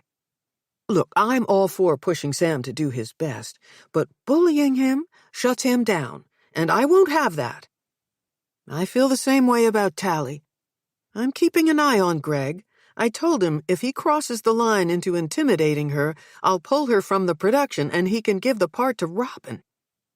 Well, you can't do that. Robin's dreadful. No one but June could hold a candle to Tali. Go ahead and put Greg in his place, but whatever you do, don't take this away from Tali. This is everything to her. Did she tell you that? She doesn't have to, honey. Have you seen her in rehearsal? She was born to play Wendla. Mark my words, talent scouts and casting agents who see her in this will be fighting over who gets to sign her. At the second bell, Anna scans the atrium, and it strikes Nell that Sam's mother is about to divulge the real reason she came to see her. To be honest, I'm worried about Sam, Anna says. As talented as he is, his heart isn't in it. He can't sleep, can't eat. We had a knockdown drag-out last night over memorizing his lines. It was my idea that he rehearse with Tali. She's handling things so well. Nell wants to refute Anna, to say her daughter is still terribly affected and taking this hard. But the truth is, with Clonopin at night and play rehearsal during the day, Tali is doing better. She's waking up for school on her own, eating a little breakfast, and talking about her ordeal less and less. She's got a wonderful therapist. Nell hears the defensiveness in her own voice, though she isn't sure where it's coming from. Is she really competing with another mother over whose child is more depressed?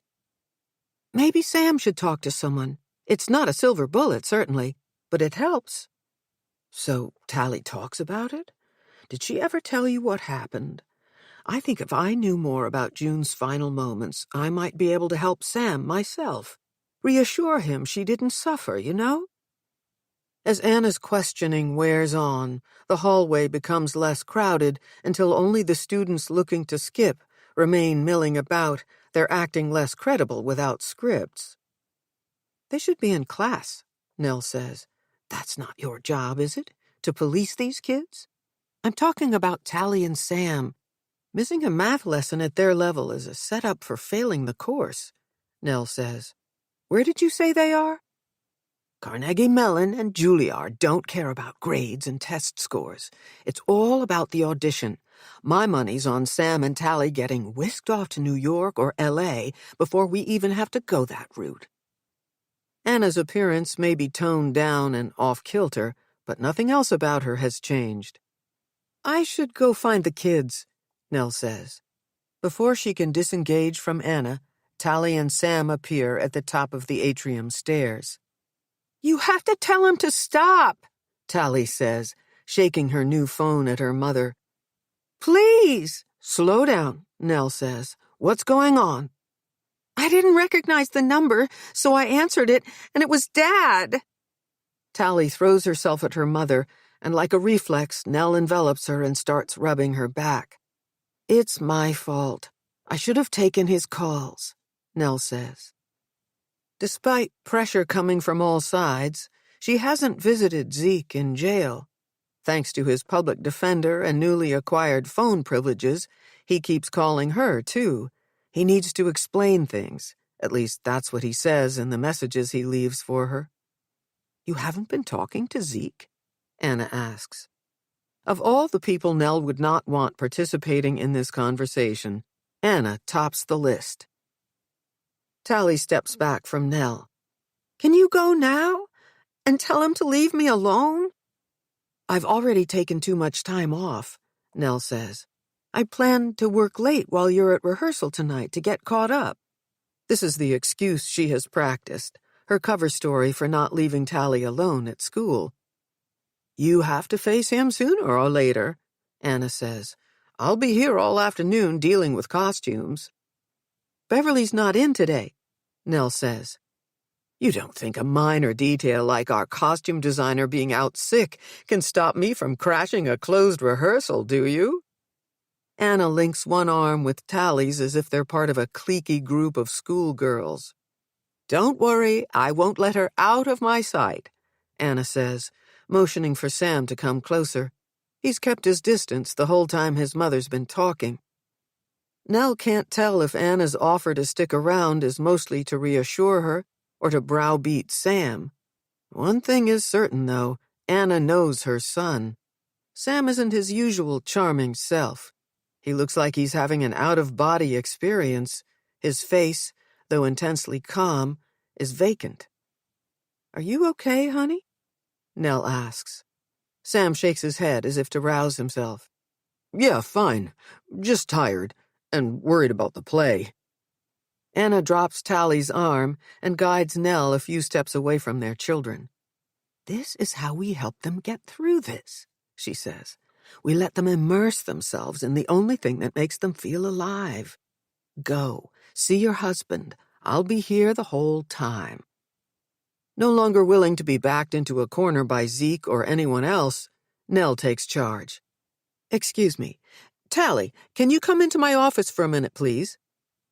Anna's facial expression is everything when Nell and her daughter leave her and Sam standing in the middle of the atrium. Tali shuts her office door. "I'm fine," she says. "You can go." "You didn't look okay a few minutes ago. Do you want me to call Dr. Rawlins?" "I overreacted. I didn't expect Dad to call me. That's all, really." "I don't feel comfortable leaving you here alone." In a sweet gesture, Tali places both hands on her mother's shoulders. "I'm definitely not alone here. Come on, it's our chance to finally put Mrs. Wallace's overprotectiveness to use." Once again, Tali impresses Nell with her ability to roll with what's being thrown at her. "Don't leave this building for anything. Promise?" "I won't even leave this office until rehearsal. If it's okay with you, Sam and I can run lines in here. He can't bump into Mr. Norman until he's off book for at least 2 more scenes. Can you give us a pass to Miss Math and Russian Lit?" Nell is about to protest, to push back on Tali skipping academics and falling further behind. Except it's nice to see her daughter relaxed. Instead of cracking down, Nell relishes the normalcy of their mother-daughter moment and gets permission to leave work early. It takes 20 minutes to get from the high school to Nashua Street, which only accentuates the guilt Nell feels for having delayed the visit. In this part of the city, known for its eclectic hospital buildings and the Museum of Science, the correctional facility is just another building on the edge of the Charles River, with the Zachem Bridge connecting the west end of Boston to East Cambridge. Looking up, taking in the tower of windows, Nell foolishly hopes Zeke was lucky enough to get a cell with a view. She's never been inside a jail. None of the television shows and movies she's suffered through watching because Zeke likes a good crime drama have prepared her for this. The visitor's waiting room has a split personality. As much as she tries to calm herself by focusing on the ordinary chairs and white walls, it's jarring when police officers appear out of nowhere, their guns and handcuffs and nightsticks strapped to their waists at her eye level. Of the dozen or so women in the room, most are checked out, glued to phones or feigning sleep. But more than a few give Nell the once-over without pretense. She doesn't want them figuring out how they might know her. But unlike a doctor's waiting room, there aren't any magazines or newspapers, and people watching here feels dangerous. Across from Nell, a woman in her 30s leans forward, tattooed elbows on her knees. "You the mother of that kid that got found?" The smell of hard liquor on the woman's breath chokes Nell, making it hard for her to find words. All she can do is nod and wonder when she might be able to have a drink of her own. The whole room wakes up. Suddenly, everyone is staring at her. "You think your man kidnapped him?" The woman enunciates each word like she's singing a country song, packing a punch on the words, "your man." "I wouldn't be here if I did," Nell says. Several of the women crack smiles. 3 of them laugh outright. "Yeah, none of our guys did what they're in here for either. Right, ladies?" Nell looks toward the glass partition, willing the officer to call her name. "She all right, you lucky girl?" the woman asks. "I think so," Nell says. "She's a strong person." The words, "I am not," pound out a rhythm in Nell's head. She wants to shout it out to the circle of women. Instead, she mutters, "I have to go. Nell is halfway to the door when her name is called. Now the police officers raise their heads and stare. The visitation room is closer than the door to the street. Nell chooses Zeke. After she is wanded and her bag confiscated, a female officer runs gloved hands up her legs and under her breasts, and she is led into a small room with no windows. It's hard to breathe when she sees him. Zeke sits in a chair on one side of a steel table bolted to the floor. He's wearing a jumpsuit the color of cement, his hands and feet tethered by shackles. Nell has the urge to reach out and smooth down his wild hair. An emotionless guard stands sharp-eyed in one corner of the room. "No touching," he says. Nell takes her seat. "You're growing a beard," she says. "I thought it went well with the suit." Appalled that these are the first words they've exchanged in a week, she whispers, "I should have come sooner." Until now, she's always believed that if she could only be more patient and generous, less sensitive to his slights, Zeke would finally be able to give her what she wanted, love without deception. As many times as she's chosen forgiveness, each betrayal left a stain.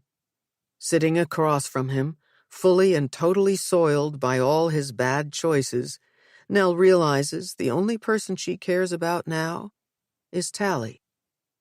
"How is she?" Zeke asks.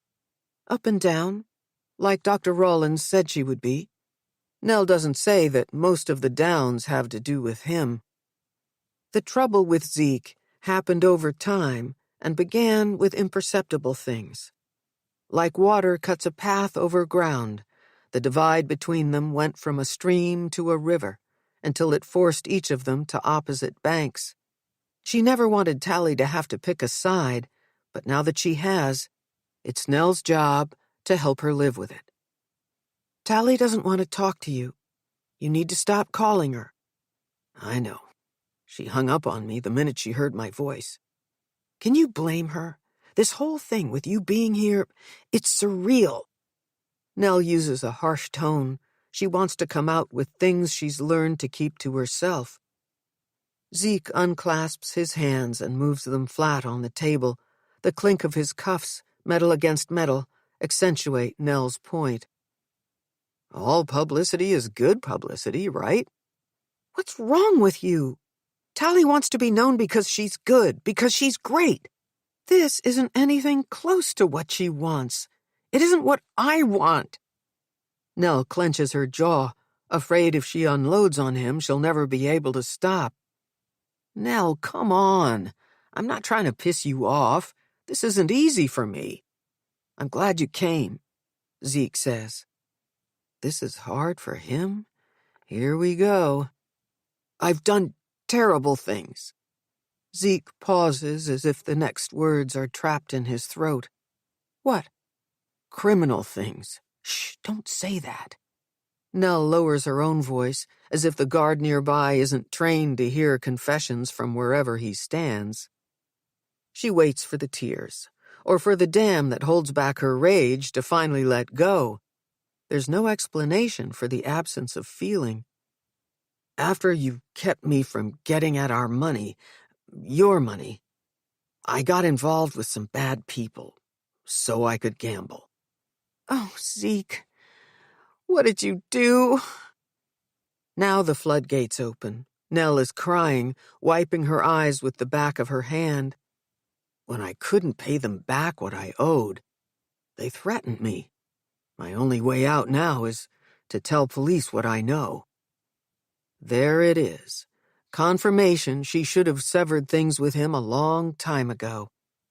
"I need you to tell me you weren't at the beach with the girls." "Of course not. No. But these guys know where we live. They know where Tali goes to school." "You brought them into our house? Near our child?" "Never when she was home, I swear." "What about the jacket?" Nell asks. Zeke drops his head. Nell bangs her fists on the table. "What about the jacket? How did it get into our closet looking like that?" "I was as surprised as you were to see it. I haven't laid eyes on that thing in forever. The person Tali described to police, the guy she says threw them in the car, I think I know who that is. My best guess is that he took it from the house at some point and then put it back to implicate me, or to give me a warning. I was never at the beach, Nell. I didn't hurt Tali or June. But there's no question about it. This is all my fault.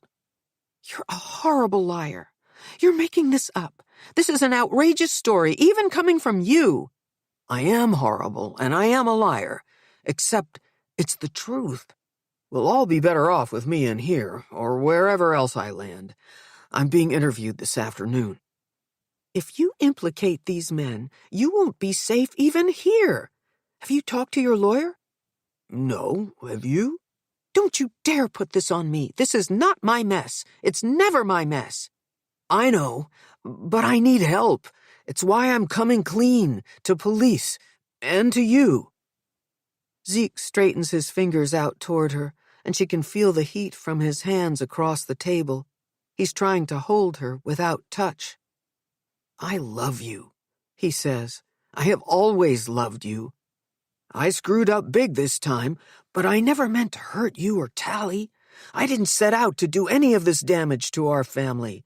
We can get through this. I know we can. I'm going to ask to be somewhere near you and Tali as part of my plea deal.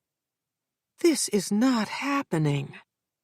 It's a relief for Nell to suddenly realize that just because she can stand by him doesn't mean she should. I could say I'm cutting you off for Tali's sake, because that's true. I am. She's been through enough because of you. But I won't pretend I'm not also doing it for me. I won't say I'm all right or that I forgive you. You're on your own. The guard steps forward and says, Time's up. Say goodbye to the wife. Nell doesn't wait to hear another word from Zeke. She uses the last sturdy thing about her to get up and walk out. Chapter 17. An Impossible Cure. Moments after Sin ends the phone call with Fitz, agreeing to meet him for coffee, his sister materializes in her new Boston College office. Kira Jameson holds a colorful ceramic bowl filled with an elegant orchid. I'd say welcome to Campion Hall, Kira says, but your guilty face is throwing me. Please tell me you weren't talking to Noah. Kira's concern is touching, and her kindness the only constant in Sin's life right now. Don't worry, I want nothing to do with him. Sin steps around a stack of boxes to accept the gift. If you promise to keep it that way, Kira says, I could fix you up with someone much nicer. And who would that be? Like I don't already know.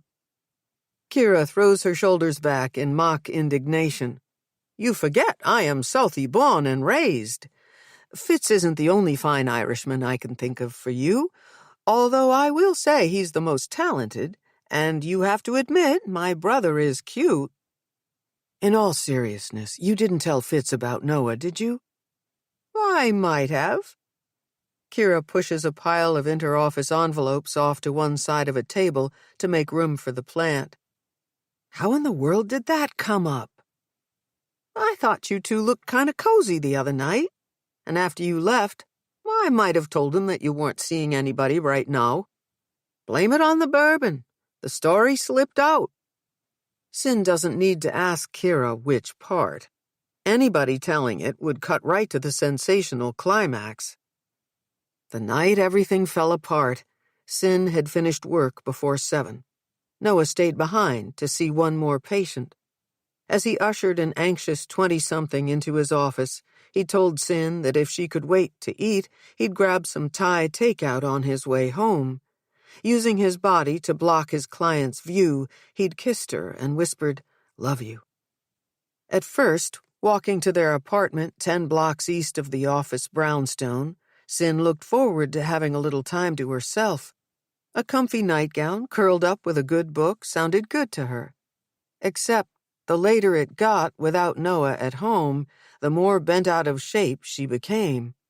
When he didn't answer his phone, irritation turned to panic. Quickly dressing in jeans and a sweater, Cyn retraced the route Noah would have taken to get home. The Thai place they frequented had closed already, and without anyone inside, there was no way to find out if he'd even made it that far. Cyn started to run. At the office brownstone, she took the elevator to their suite. The simplest explanation was that a dog-tired Noah had lost track of time writing session notes. That had happened before, except those times he'd always answered his phone. The waiting room was empty, and though her office was dark, his was dimly lit. Now that she knew he was okay, Cyn wasn't about to hold back. She'd lay into him for scaring her, for being so thoughtless. At first, it was impossible to make sense of what she was seeing. And then it wasn't. Noah and his 7 o'clock patient were wrapped in each other's arms, sound asleep on the floor. Her dress wrongly buttoned, the snap on his pants undone, and the zip of his fly at half-mast. "I'm sorry," Kira says, breaking into Cyn's trance. "My ma always said this mouth of mine would be the death of me. Say something, please." "It's okay." She couldn't blame Kira for gossiping. She might be tempted to do it too if the whole thing weren't so tawdry, and if it wasn't her life. Cyn shifts the piles of papers from one corner of the desk to the other, inadvertently uncovering the receipt from Castle Storage.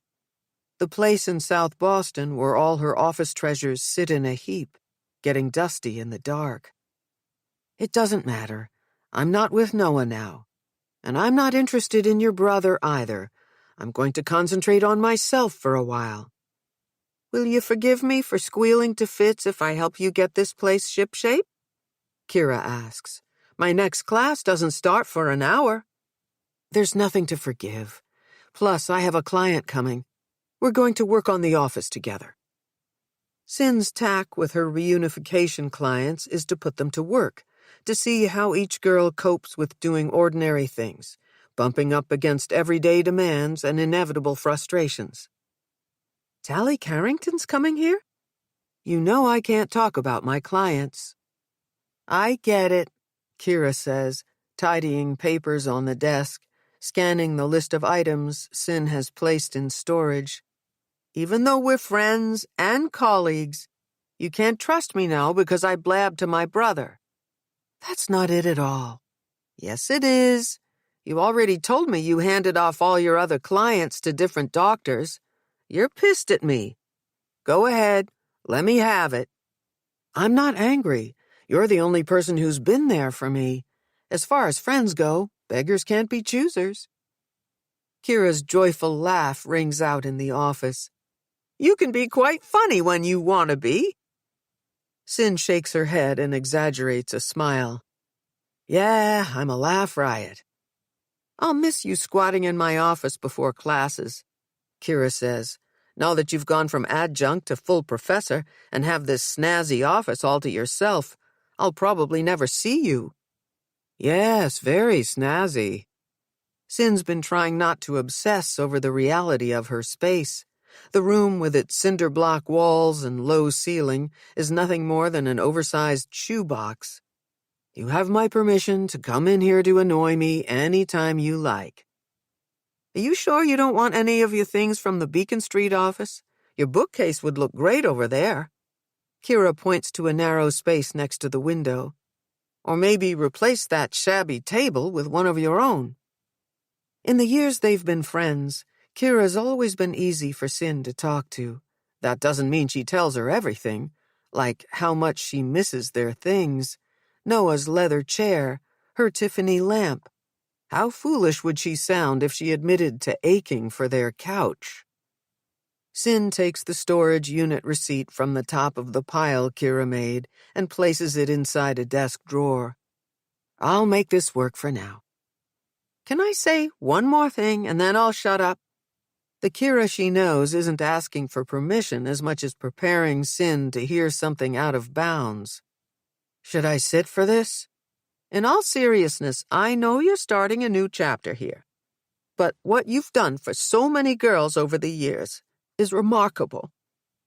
The catch in Kira's voice, the change in her otherwise cheery demeanor, moves Cyn. "What's the matter?" "Nothing. I just wish I had someone like you to talk to when I was in high school, that's all," Kira says. "Did something bad happen?" "We lost a family friend when I was 18. She was the same age as June Danforth." "I'm sorry. That's awful." "Back then, no one thought kids like me needed someone to lean on. I had to figure things out on my own.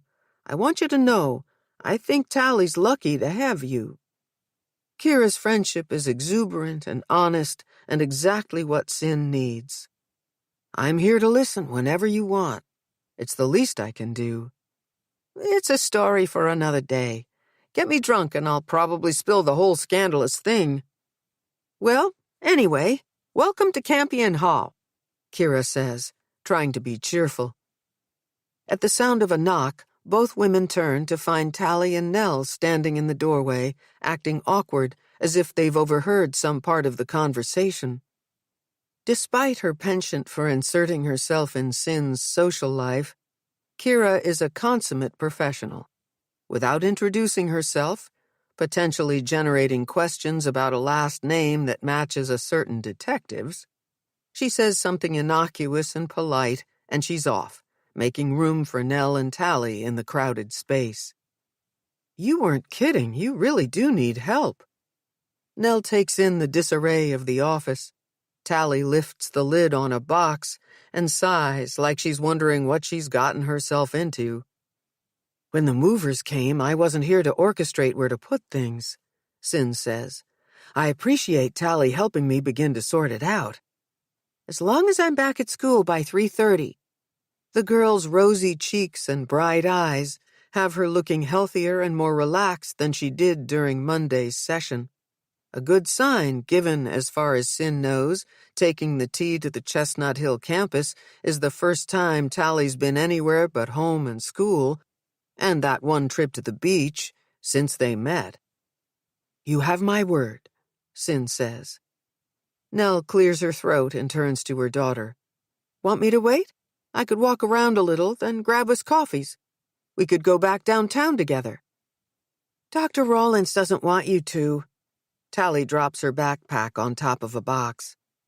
"I mean, this is part of what I'm supposed to do, on my own, right?" "Tali will be fine," Cyn says. "I'll be sure she makes her rehearsal. Isn't that what you have to get back for?" "I always have rehearsal." There's a lift in Tali's voice, a high note of pride she takes in stating this as fact. Nell waves goodbye like she's leaving her child at a play date, willing Tali to have a good time. With little direction, Tali is efficient shelving books and arranging chairs. Cyn is quiet, giving her space, waiting for her to bring up what's on her mind. "Why don't you have any personal things to put around your office?" Tali asks. "I have a few. They're here somewhere." Cyn opens and closes one box after another until she finds the one that holds the gifts she's been given by former patients. "Here we go. Want to see?" Tali walks toward her and peers inside. Cyn encourages her to dig around, to take things out if she wants. She removes a framed piece of artwork. In the foreground, painted on a piece of old newsprint, is an open black umbrella. Colorful raindrops in the form of the words responsible, enraged, and hopeful take up the rest of the page. "I like this. It's sad, and it's not." "The artist who gave it to me said she was inspired by a word association we did once." "She was your patient? What happened to her?" "I can't go into it. You wouldn't want me to talk to other people about your ordeal, right?" "I don't think I'd care." Tali props the painting between some books in a prominent place on the bookshelf. "Is she doing okay now?" "She is. You seem better, too, since the last time I saw you." "I'm all right. Are you going to do that word thing with me?" "If you're interested, sure. It's simple. You come up with 3 words to describe yourself, and together we figure out why you chose them." Does self-sufficient count as 1 or 2? Tali steps into the light from the window, making it hard for Sin to read her face, to know if she's teasing or serious. Let's call it 1, Sin says. Tell me what that means to you. I'm independent. I don't mind being on my own. Good thing. Why's that? Have you met my parents? Even when my dad's not gambling, I can't count on him. I act more like an adult than he does. It's the most pointed thing Tali has said about her father so far. If she's ready to talk about the innumerable ways he's let her down, she'll steer the conversation back to him. What about your mother? Sin asks. Is she there for you? Mom and I don't fight, but it's not like we're best friends. She thinks she's protecting me when she won't tell me things about my dad, but I'm not a little kid. And I hate the way she checks out after she's had a couple glasses of wine. It's not like she gets drunk or anything. It's more like she stops listening. When we met that first time at your house, you said you and your mom talk. Tali drops into Sin's desk chair and spins one full rotation. I wasn't sure I wanted to meet with you. I'm glad you decided to give me a chance. It sounds like your parents can be unpredictable. That's a good way to put it. What would it look like if your mom was honest with you? No answer. Tali pushes off the desk chair. We should move this table next to the window. Your mail and keys can go in the drawer, and the plant needs sun. Sin lets Tali direct the session, and together they move furniture. After the table is in place, they shift the desk and chair with an eye toward perfect symmetry. Tali stands back to take in the changes. That's better. Have you thought of your second word? Sin asks. Disciplined. I remember you telling me about the dedication it takes to act and sing, to memorize your lines and all the staging. That, and you have to constantly work to be better, to stand out.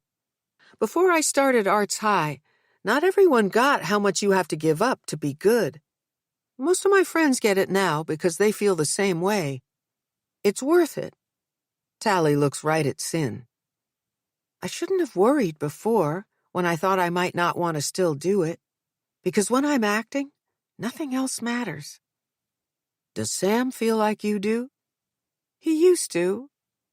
Tali pauses as though she's waiting to see if Sin will probe further, but she doesn't speak or move, leaving room for stillness to do its magic. He's worse lately, mostly because of June. Was Sam having a hard time before June died? Tali goes quiet again, and this time, Sin does nudge her. You can tell me. I don't share what we talk about with anyone. The only exception would be if Sam is planning to hurt himself. Is he? Not on purpose, no. But he's doing risky things? Sin steadies her voice. She is practiced at not shutting girls down by pressing too hard. Party drugs, mostly. Does anyone else know what he's doing? Someone who could help him? Our director knows. You should see the way he tortures him. That's probably not the best way to help him. How about you? I've tried to get him to stop. I help him constantly with the play, learning his lines and trying to find his character. I didn't mean you should try to make him stop. As much as you might want to, you're not responsible for his choices. Oh, you're asking me if I use? Don't worry, the only thing I'm addicted to is acting. Tali offers a weak smile. I'm not like them, Sam and my dad. I can't even stand how numb I feel on that stupid Klonopin you gave me. How much are you taking now? I let my mom think I take them at night, but I'm not. I'm lucky to be in this play, and I won't let anything screw up this one good thing. Is that awful to say? There is the inner strength Sin recognized running beneath the surface. Not at all, she says. But what's the harm in telling your mom the truth? She'd make it into a big deal. I mean, how many times can I say I don't know what happened that night or the next day on the beach? I told her what you said, that remembering isn't always the most important thing. I'll be fine if people let me power through. Sounds like you're angry. I don't feel rage like she did. Tali walks toward the bookshelf and the painting she'd only moments ago positioned there. Maybe not, Sin says, but maybe you could allow for the possibility that deep down you do, or that someday you will be very angry about everything you've been through, and I'm not talking about the abduction and losing June. You want me to say how pissed I am at my dad for absolutely everything? Or at my mom because she didn't tell me she protected our money from him? She could have saved me from all the times I worried we were about to go broke because of his crappy choices. Or maybe you want me to say how embarrassed I am that everyone knows my father's in fucking jail. I'm not here to make you say anything, unless you want to. Well, I don't. She reaches into a box and pulls out a handful of books, loudly clacking their spines against wood as she shelves them. This is a place for you to take charge, Tali.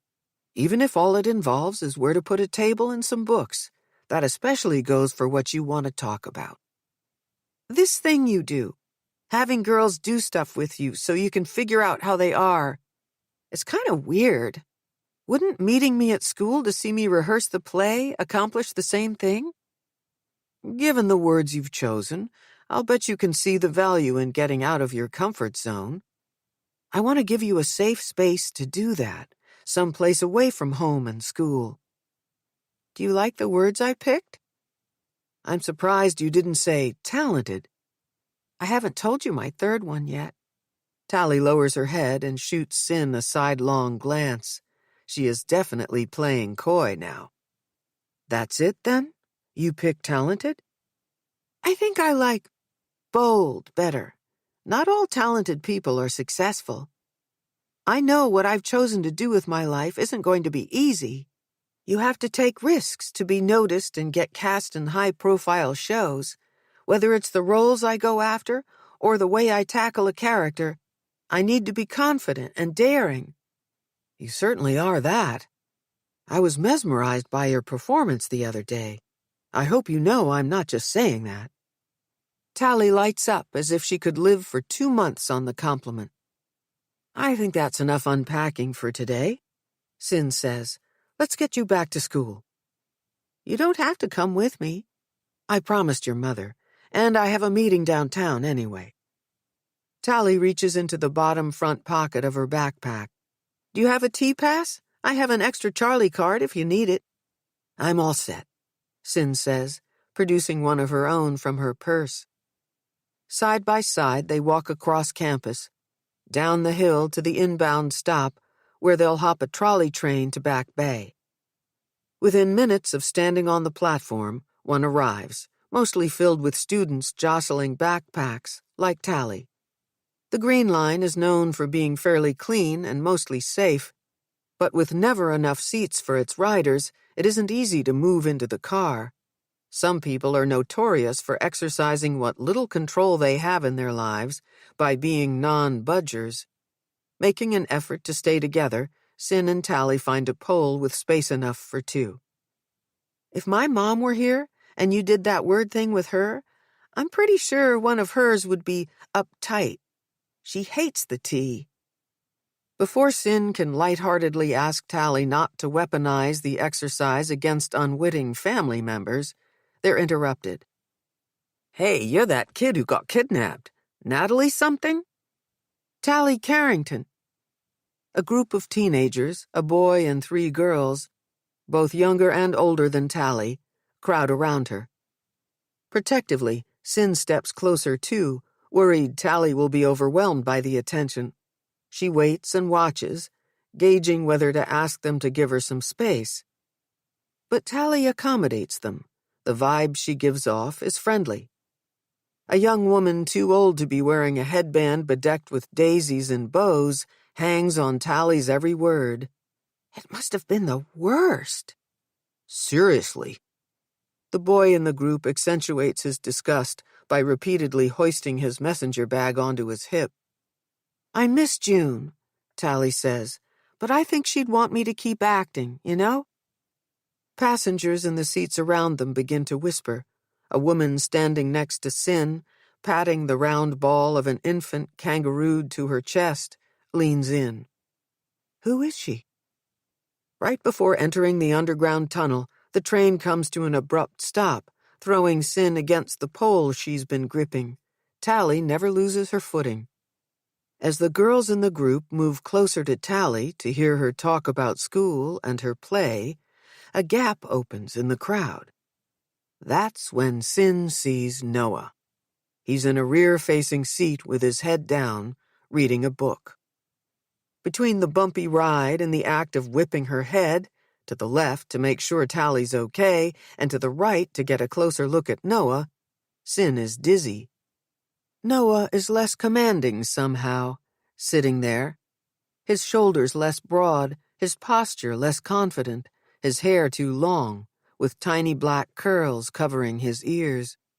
When Noah was with her, he preferred a clean cut and close shave. Sin wills him to turn around so she can see how he is, but when he does, she steps in front of Tali to avoid being seen. The longer Sin debates what she wants, the more her uneasiness progresses from cold sweat to tight chest. Meanwhile, Tali, in a gesture neither showy nor shy, digs into her backpack, pulling from it a handful of colorful flyers announcing Spring Awakening. She hands one out to each of the kids gathered around. We're totally going to sell out. My director had to move the play from our school theater to Holden Hall next door. The girl with the headband pulls out a pen. Can you sign mine? Mine too, says the boy with the recalcitrant bag. Sin has an urgent need to get off the train right as it pulls into their stop, Copley Station. In slow motion, she watches Noah stand and turn and move toward the door closest to her. It isn't him. Stepping from the train, Sin is unsteady and sorrowful. Her mind is a trickster. All that talk about Noah with Kira must have evoked him. She's more out of sorts than the patient she's treating. Crisp fall air hits her face when she reaches the top of the escalator, and she's grateful for it. Out of the tunnel, up above ground, she can finally take a deep breath. How did I do? Tali asks. Sorry? At your office and taking the tea. Did I pass the test? Tali steps in front of Sin and keeps talking, walking backward. The gesture is lively and warm, and something about it reminds Sin that what she mostly feels these days is lonely. Not everything is a test, Sin says, although, as in stones and in water, you are ceaselessly being changed. Hey! Tali smiles wide, immediately getting the reference. You read The Seagull. You inspired me. I have to say I like it even more now than I did when I read it in college. When they reach the school, a much shyer Tali pulls a flyer from her backpack. Opening night's in a week. Maybe you could come. Without waiting for Sin to answer, Tali opens the stage door and disappears inside the theater. Chapter 18. True Love Lies. They're using the massive window next to Fitz's desk as the Danforth investigation board. Their motley crew doesn't rate enough to take over the conference room. With Zeke Carrington in custody, everyone but Fitz thinks this thing's in the bag. One side of the glass is covered in press and stick easel paper, blocking out all traces of sunlight. On it, Fitz is listing evidence they have and questions they don't have answers to. No surprise, early labs have Carrington's DNA on the jacket, along with a number of unidentified hair samples that forensics is still working on. They've confirmed June Danforth's blood on the sleeve. What's nagging me is that Charlie Stockbridge said he found June on her back, when the autopsy says she died face down. Fitz says, "What else are we missing?" Ross stands next to him in front of the other half of the window, covered by a compilation of maps, Back Bay to South Shore. He's drawing red dots and blue lines with Sharpies, plotting the movements of Tali and June from the night they were abducted to the night they were found. Neither of the girls' cells has been recovered from the scene, which means Ross is working from phone records and tower pings. One map is a zoom-in view of the city around the school, the other a close-up of the location around Waddy's Beach and Scituate. Each speck and dash bears a timestamp and coordinates signposting the story of two girls missing 2 days. Detective Doyle sits at his desk in front of a computer, slurping a milkshake and stacking pencils Jenga style. "Doyle, did you find anything that stands out on June's social footprint?" Fitz asks. "Can't say I have," he says. "Why is it taking so long to get the forensics report on her laptop?" "Good question." Ross suggests an addition to Fitz's list without looking away from his maps. "Do we really believe Carrington got rid of his laptop?" Fitz stands there, looking at all they've got besides his notebook with its missing posters, duplicate crime scene photographs, and handwritten memos. "I'd like to know if there's any evidence June did drugs," he says. "Is the reason Tali can't remember anything because she did drugs?" Fitz tosses a notepad on the desk in front of Doyle. "Make a list. I need you to follow up with forensics on June's laptop and her tox screen, and I need the paperwork to request access to Tali's medical records. I'll put in a call to the team working on what was found at the beach and re-question Sam Wallace." The cell phone on the desk lights up, turning Doyle's face a sickly shade of blue. He doesn't look up or say anything as he picks it up to take the call. "Hang on," he says. His knees and hips are so riddled with arthritis, it takes him a while to extricate himself from the desk chair.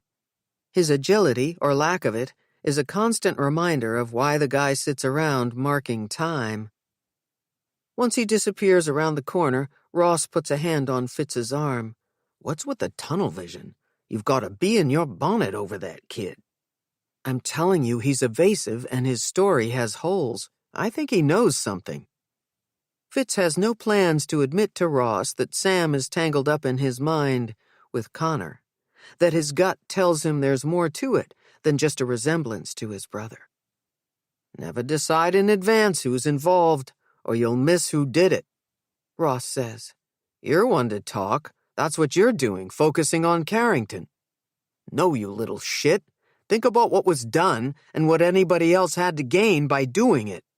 The evidence keeps rolling in, and it implicates Carrington." "Well, I'm not backing off until all our questions are answered." "When was the last time you read your damn messages or listened to your voicemail?"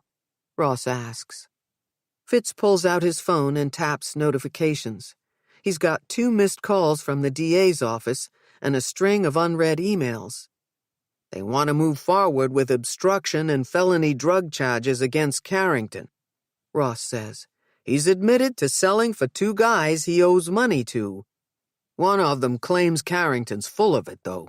Says he's the one who's been taking their money but never coming through with the pills.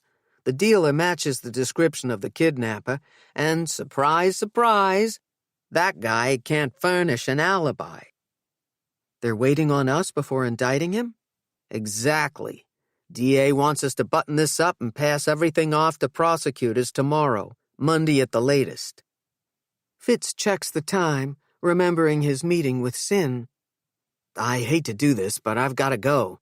"You better not be leaving me and Doyle to do the dirty work so you can feed your obsession with that kid." "I'm not. I'll be in first thing tomorrow to help pack it up." On the stairs, out of view from Ross, Fitz skims his unread email, stopping on one with the Danforth name and case number in the subject line. He opens it and reads, "Prelims on the pill bottle confirm it contains a mixture of drugs. Specifics of the toxicology are pending, but we put a rush on pulling prints. We'll try to call you by 5. Fitz clicks on the attached JPEG to find a close-up of the bottle found at the beach. Oxycodone, 80 milligrams, 100 tablets, no refills. The pharmacy that filled it and the patient name don't ring any bells. When he finally makes it to the Bean on Stewart Street, it takes him a while to spot Cyn at a table by the window. Seeing her there, all back to business, her hair pinned high and her suit buttoned up, Fitz realizes that he'd hoped to see her the way she looked that night at the Beehive, her hair brushing her shoulders, blouse open to reveal her slender neck, the way those damn heels accentuated the shape of her legs. Fitz makes some noise as he maneuvers between tables in this hipster spot.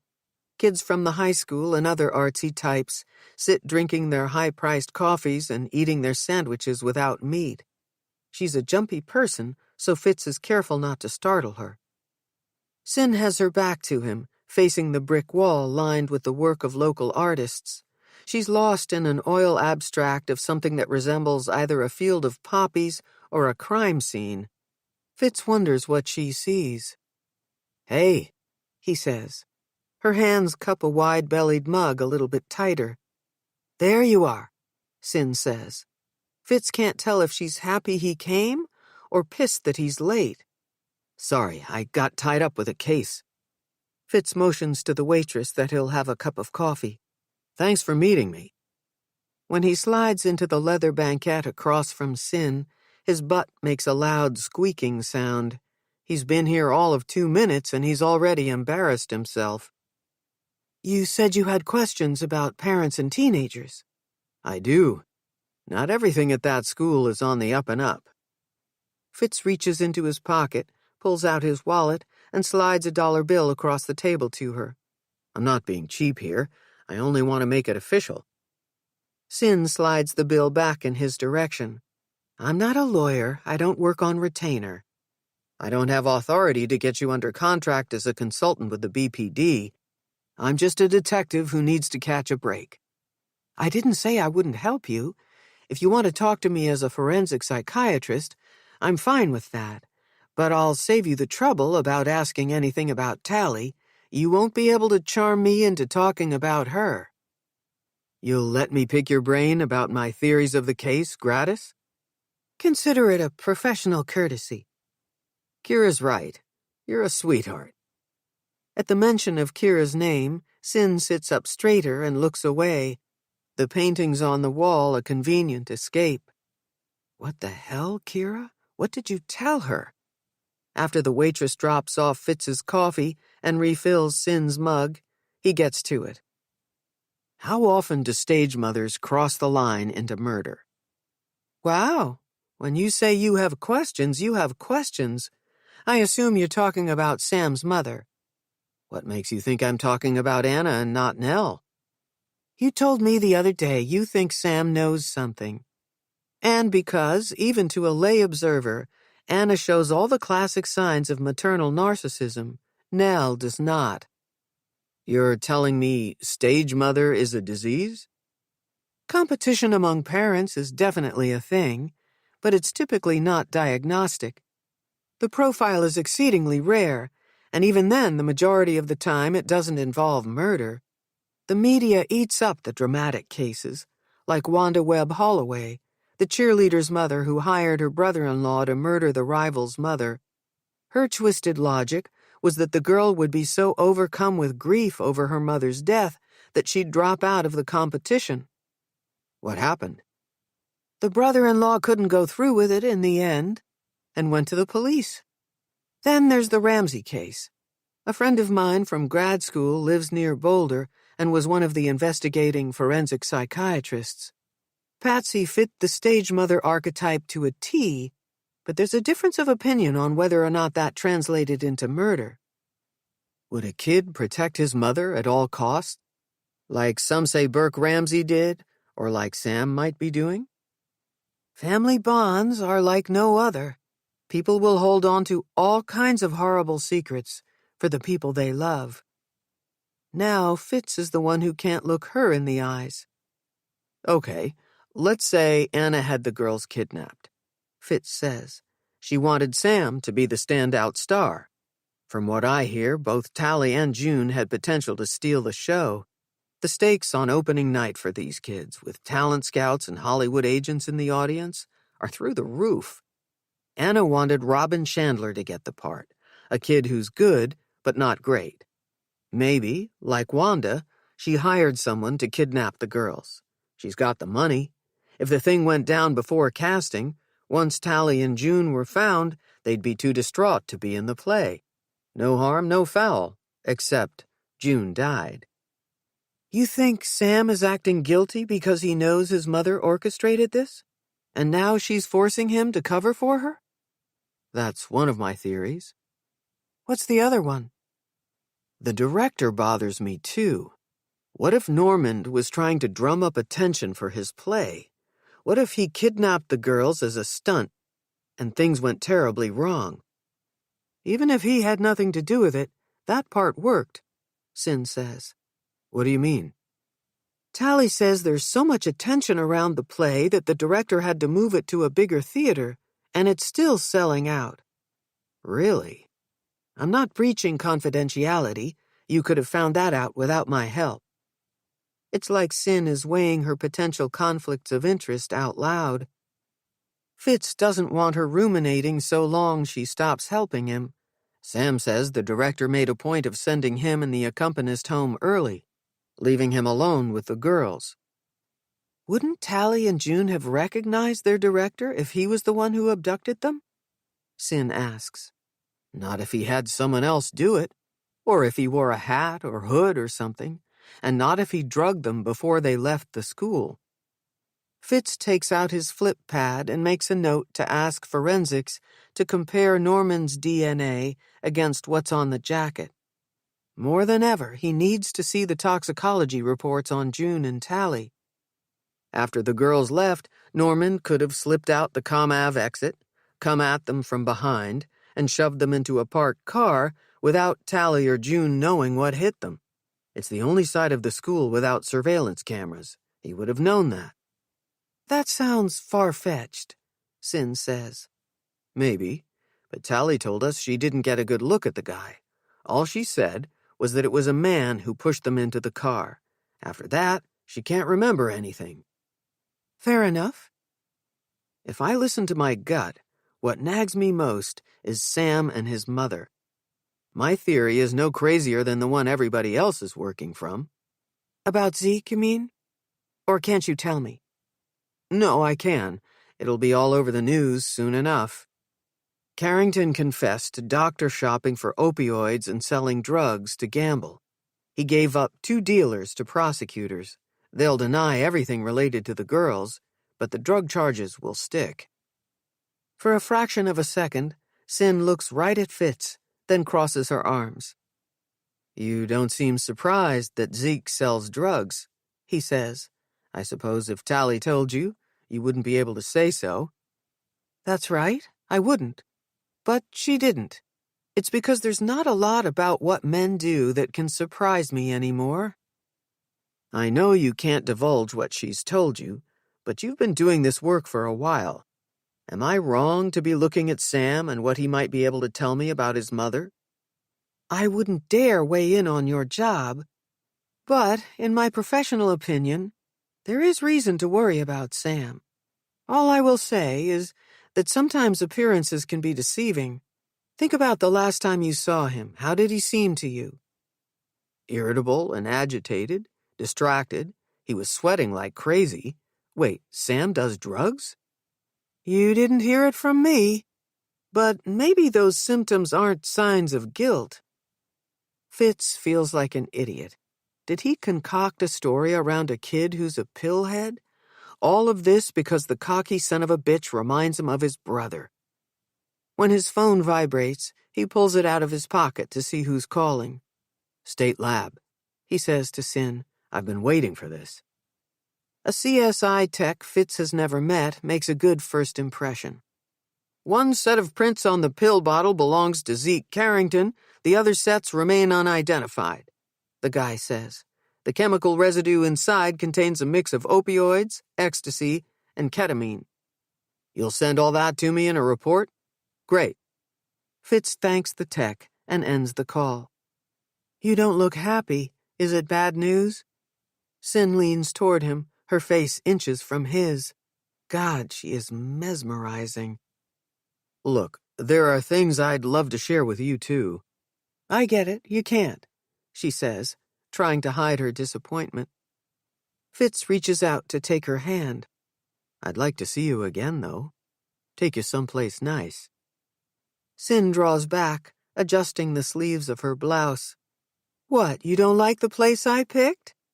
I'm talking about a real date. No work talk. I don't think so. If you're worried about that night at the Beehive, when I indulged in a little too much whiskey, well, given everything, I want you to know I don't usually drink like that. What do you mean, given everything? Kira probably told you. Our father was a mean drunk. Oh, yes, she did. Cyn pulls her sweater tight around her. I'm not like him. I take whatever's bothering me out on pianos, not people. You seem like a nice guy, Fitz, but sorry, no. Why not? It's not a good time. I'm dealing with a lot right now. Cyn unhooks her purse from the back of her chair and stands. I've got to go. Good luck with the case. Wait, that's it? I have more questions. Cyn keeps walking. Next thing he knows, she's out of there, and he's sitting with his back against a wall. Chapter 19. Brief Encounter. Walking down Marlborough Street, toward Peter's house, Nell makes a mental note to do something nice for Anna. Offer some token of gratitude for, yet again, looking out for her girl during rehearsal. Nell can't say when she stopped thinking of Anna as a schemer. It's hard to pinpoint exactly when she started to see the woman's actions as a type of odd generosity, albeit self-serving.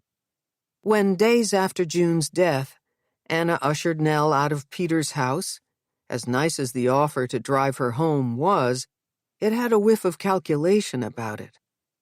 During the short trip, Anna asked in as many ways as a nosy person can if Tali remembered anything about the kidnapping. On the night of June's wake, Nell was too preoccupied by the scene Zeke was making to fully appreciate Anna corralling the kids out of the funeral home so Peter could grieve in peace. It's possible she came to trust her motives only days ago, when Anna picked up on Nell's reluctance to let her daughter out of sight while she went to visit Zeke in jail. Anna's promise to keep an eye on Tali, and her uncanny ability later that day to recite a detailed account of Greg's notes to the cast, proof she'd kept her word, forced Nell to admit she'd misjudged her. It's not that Anna isn't obnoxious at times, driving parents and kids crazy with her endless demands for special treatment of Sam. But who is Nell to talk? She's desperate for others to take exceptional care of her child, too. It's twilight, and though the street is busy with traffic, it's no longer crowded with news vans. There's no police presence. Despite being lost in a sea of tall, narrow brownstones, the flagstone path leading to his door is familiar, lined with yellow and rust dahlias. Nell can almost put herself back 3 weeks, to a time when there was a world of possibility between them. Dependable, compassionate Peter, a man she can trust. Nell knocks on the door.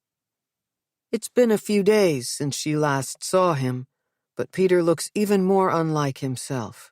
Hair tousled, days of stubble, and his shirt untucked and wrinkled. Only his voice, deep and steady, confirms it's him. Thanks for coming, he says, opening the door wide. Of course, I want to help. The entryway teems with overflowing black plastic bags. Every table within view is covered with dirty plates, half-filled glasses of water, cups of untouched coffee. Nell's never seen the place like this. She gestures to the heap of what must be June's things and bends down. Mind? With a nod from Peter, she peeks inside the bags. Mostly they are filled with the detritus of life with a daughter. Pairs of sneakers in shades of pink and lime, lone gloves, sparkly headbands, outstretched scarves. The same board games that could be found in her own spare room at home, Clue, Risk, Life, pull at her heartstrings. I can't do her room by myself, Peter says. Maybe I can't do it at all. I'm glad you called me. We don't have to throw a single thing away if you don't want to. We can store it all for now.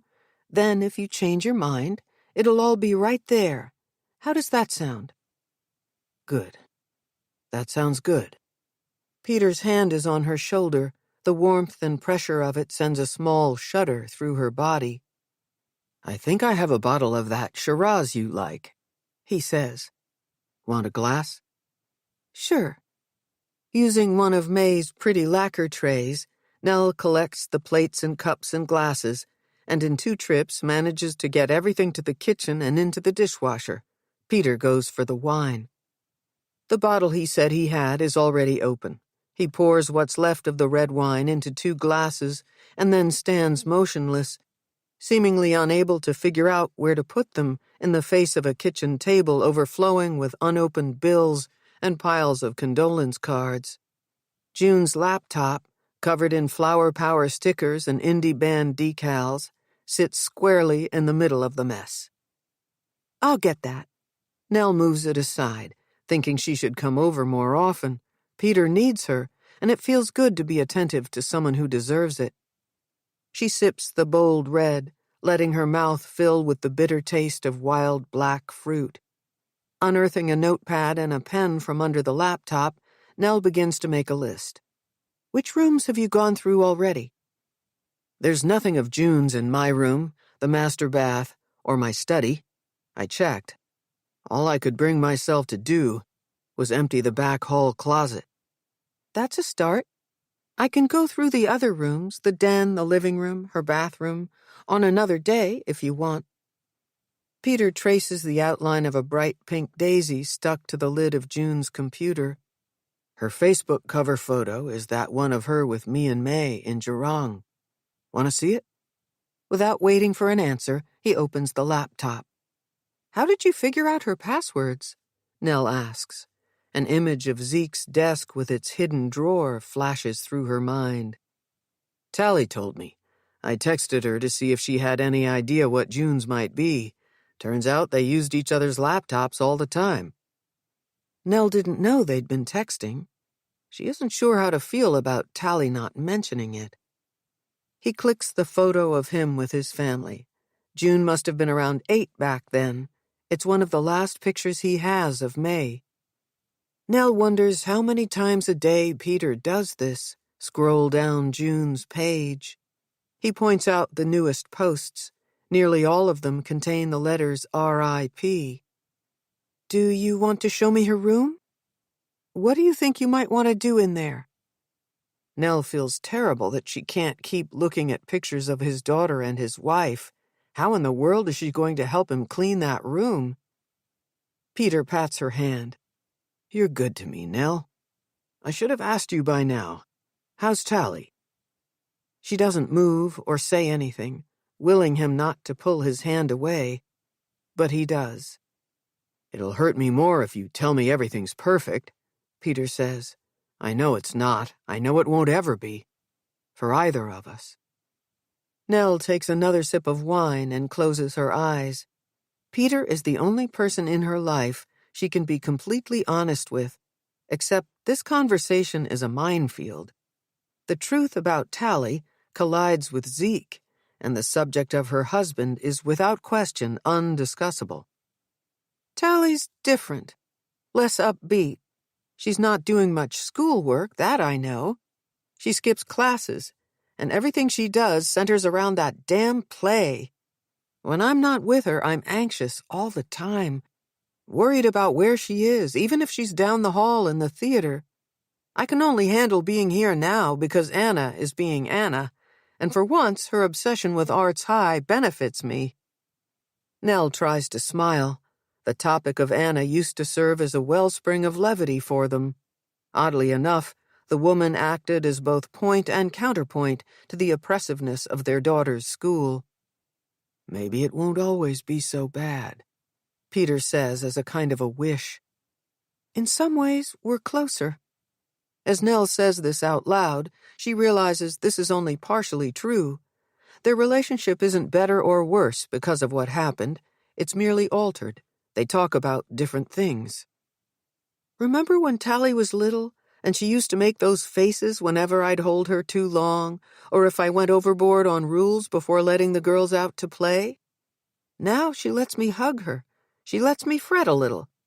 Except the reason I'm needy hangs between us. It's like I got her back, and I didn't. Peter swills the rest of his wine. Devoid of emotion, he stands. Let's do the room.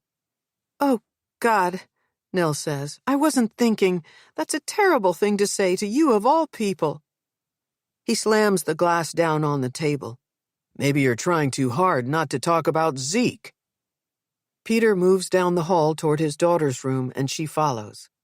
Outside his bedroom door, he stops abruptly, as if the laundry basket overflowing with sheets and towels is a fallen tree in the middle of a road.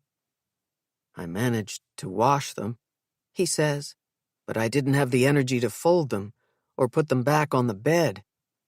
Here, let me. Nell takes the basket into Peter's room and rests it on one of the side-by-side chairs near the window. Peter stands by his bureau, its surface cluttered with his keyring and wallet, strewn with the ties he wore to the wake and funeral. May's jewelry box anchors the disorder, sitting where it's always been. Nell remembers the lotus pin, the lovely piece placed in and out of that jewelry box so many times, first by May and then by her daughter, a treasure never again to sit inside the velvet drawer. Peter stares at her staring at him. She breaks their awkward connection by making the bed. As the smell of laundry fragrance fills the air, she smooths out the fitted king sheet and turns back the top one. Before she can plump the pillows or adjust the duvet, Peter sits on the edge of the bed, and wrinkles arc out from the impression his body makes. He's in a trance. Nell sits next to him and places her hand on his knee. I'm worried about you. At first, Peter doesn't move or speak. Seconds feel like minutes until she is brave enough to lace her hand in his, sending a tingle up her arm. The last time they were alone, days before half the school's mothers were parked in his kitchen, their bodies were close, and Peter had kissed her. It was the beginning of something, and her longing for him was urgent. It still is.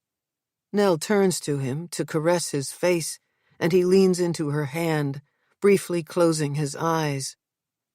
I saw a future for us, he says. You and me and the girls. I truly loved May. But I was ready to love again. Because of you. We can still be together. Nell squeezes his hand for assurance, a promise that things will get better.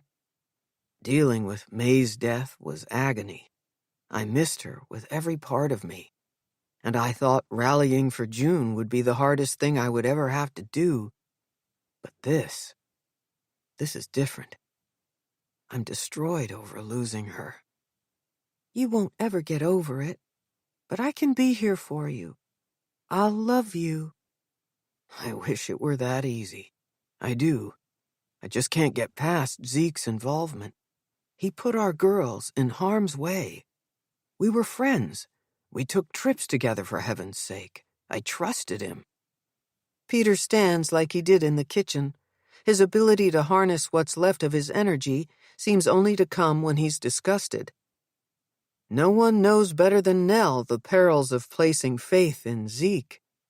The last trip the two families took together to Paradise Island had been perfection. Despite trays of tropical drinks everywhere they went and resort casinos around every bend, Zeke drank temperately, and he completely resisted his compulsion to gamble. Nell was flying high.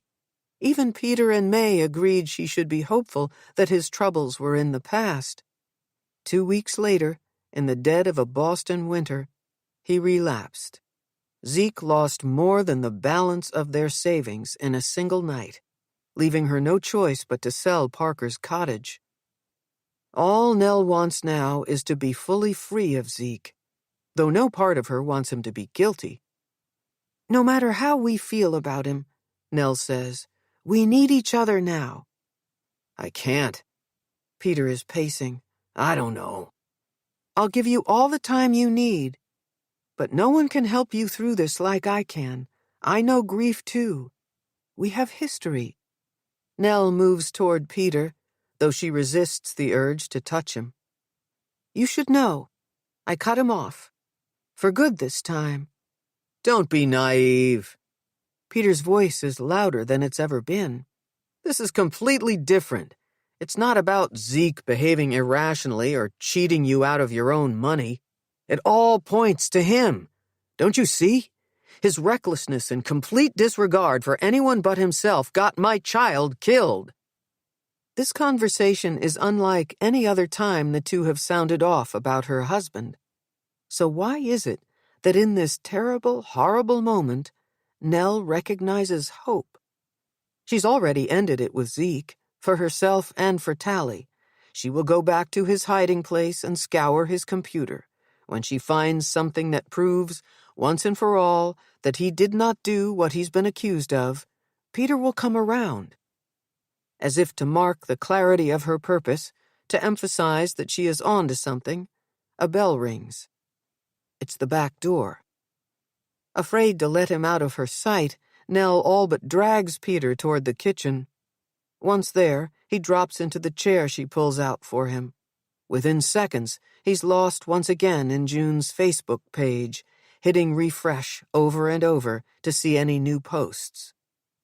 At the door, Detective Jameson looks puzzled to see Nell standing there. I came by to give Mr. Danforth an update. I'm right here, Peter says from behind her. Fitz reaches out to shake his hand. Mind if Mrs. Carrington stays? I have some questions for her, too. Chapter 20. The Innocent One. It's the first thing Fitz sees when he enters the Danforth kitchen. June's father is tuned out, lifelessly staring at her computer. All this time, he believed the girly-looking laptop was already in evidence. While Fitz is making small talk, his mind is trying to work out how to ask the father of a dead girl for procedural details. Did Doyle ever confirm it was collected, or did some dipshit in forensics give it back to Danforth before the case even went to prosecutors? Just what he needs, another hitch in the chain. During the momentary silence, he nervously rejects thing after thing he could say because all of it makes him look like a town clown. No way around it. There's no acceptable excuse for it to be here. You've finally come for it, have you? Peter grips the sides of the laptop as if he expects Fitz to pry it from his hands. I'm afraid it's time. Things are falling into place with suspects, but we need to cover all our bases. At the subtext reference to Zeke, Peter and Nell lock eyes, and a telepathic shorthand passes between them. Fitz might have expected an expression of apology or kindness from her to him, maybe anger from him to her, but both are devoid of emotion. It won't be easy to part with it, Peter says. Despite the house being bigger on the inside than it looks from the street, the kitchen is tight, with barely any clearance between the table and the imposing chairs that surround it. Fitz unhooks the backpack from his shoulder and reaches inside for an evidence bag, then walks behind Nell and drops to one knee beside Peter. I know it can be a comfort to look through past pictures and posts. I promise you'll get it back. Unless there are surprises. Nell's voice trails off as she staggers back a few steps. She is stopped by the hip-high edge of the counter. Sorry, I missed what you said. Nothing. June wouldn't have done anything to shock us, she says. Fitz rethinks bagging the laptop, tucking the plastic pouch under his arm. Peter will be calmer in the presence of photos of his daughter. In the seconds it takes him to straighten up, Fitz looks back and forth between the pair. I wonder if I can speak freely to the two of you. Together. Without pause, Nell says, "Sure." Peter says, "It depends." Fitz plows ahead. "I'm worried about Sam." "How so?" Nell pulls out a chair and sits, gesturing for Fitz to do the same. "Look, I'm no psychiatrist, but I've seen my share of grief-stricken people. I think there's more going on with him." "Dr. Rawlins says with teenagers the swings can be wild. That's what's happening with Tali. But every time I see Sam, he's very, very down." "Take your time," Fitz tells himself. He's got Nell on the line, but he needs Danforth. Trying not to overplay his curiosity, he brings his hand to his mouth. "What is it, Detective?" Peter lowers the lid of the laptop enough to focus his attention squarely on him. "Could Sam have been in trouble before your daughter's death? I thought you'd know because they spent so much time together. Did you ever overhear him talk to her about family problems? Or see any out-of-whack behavior?" Danforth is looking at Fitz like he's speaking Gaelic. "I heard they were dating," Fitz says. "June and Sam?" Peter asks. "Who told you that?" Fitz hates being the one to blindside the poor guy. "It's common knowledge at the school." Fitz looks toward Nell. "Did Tali tell you about June and Sam?" Peter looks at her, willing her to say she hasn't kept this from him. "You know what they say about teenagers." Nell looks away. "Parents are the last to know." "Did she tell you?" Peter presses her. "I overheard kids talking only after June died. Anna mentioned Sam is taking this hard because he'd fallen for her.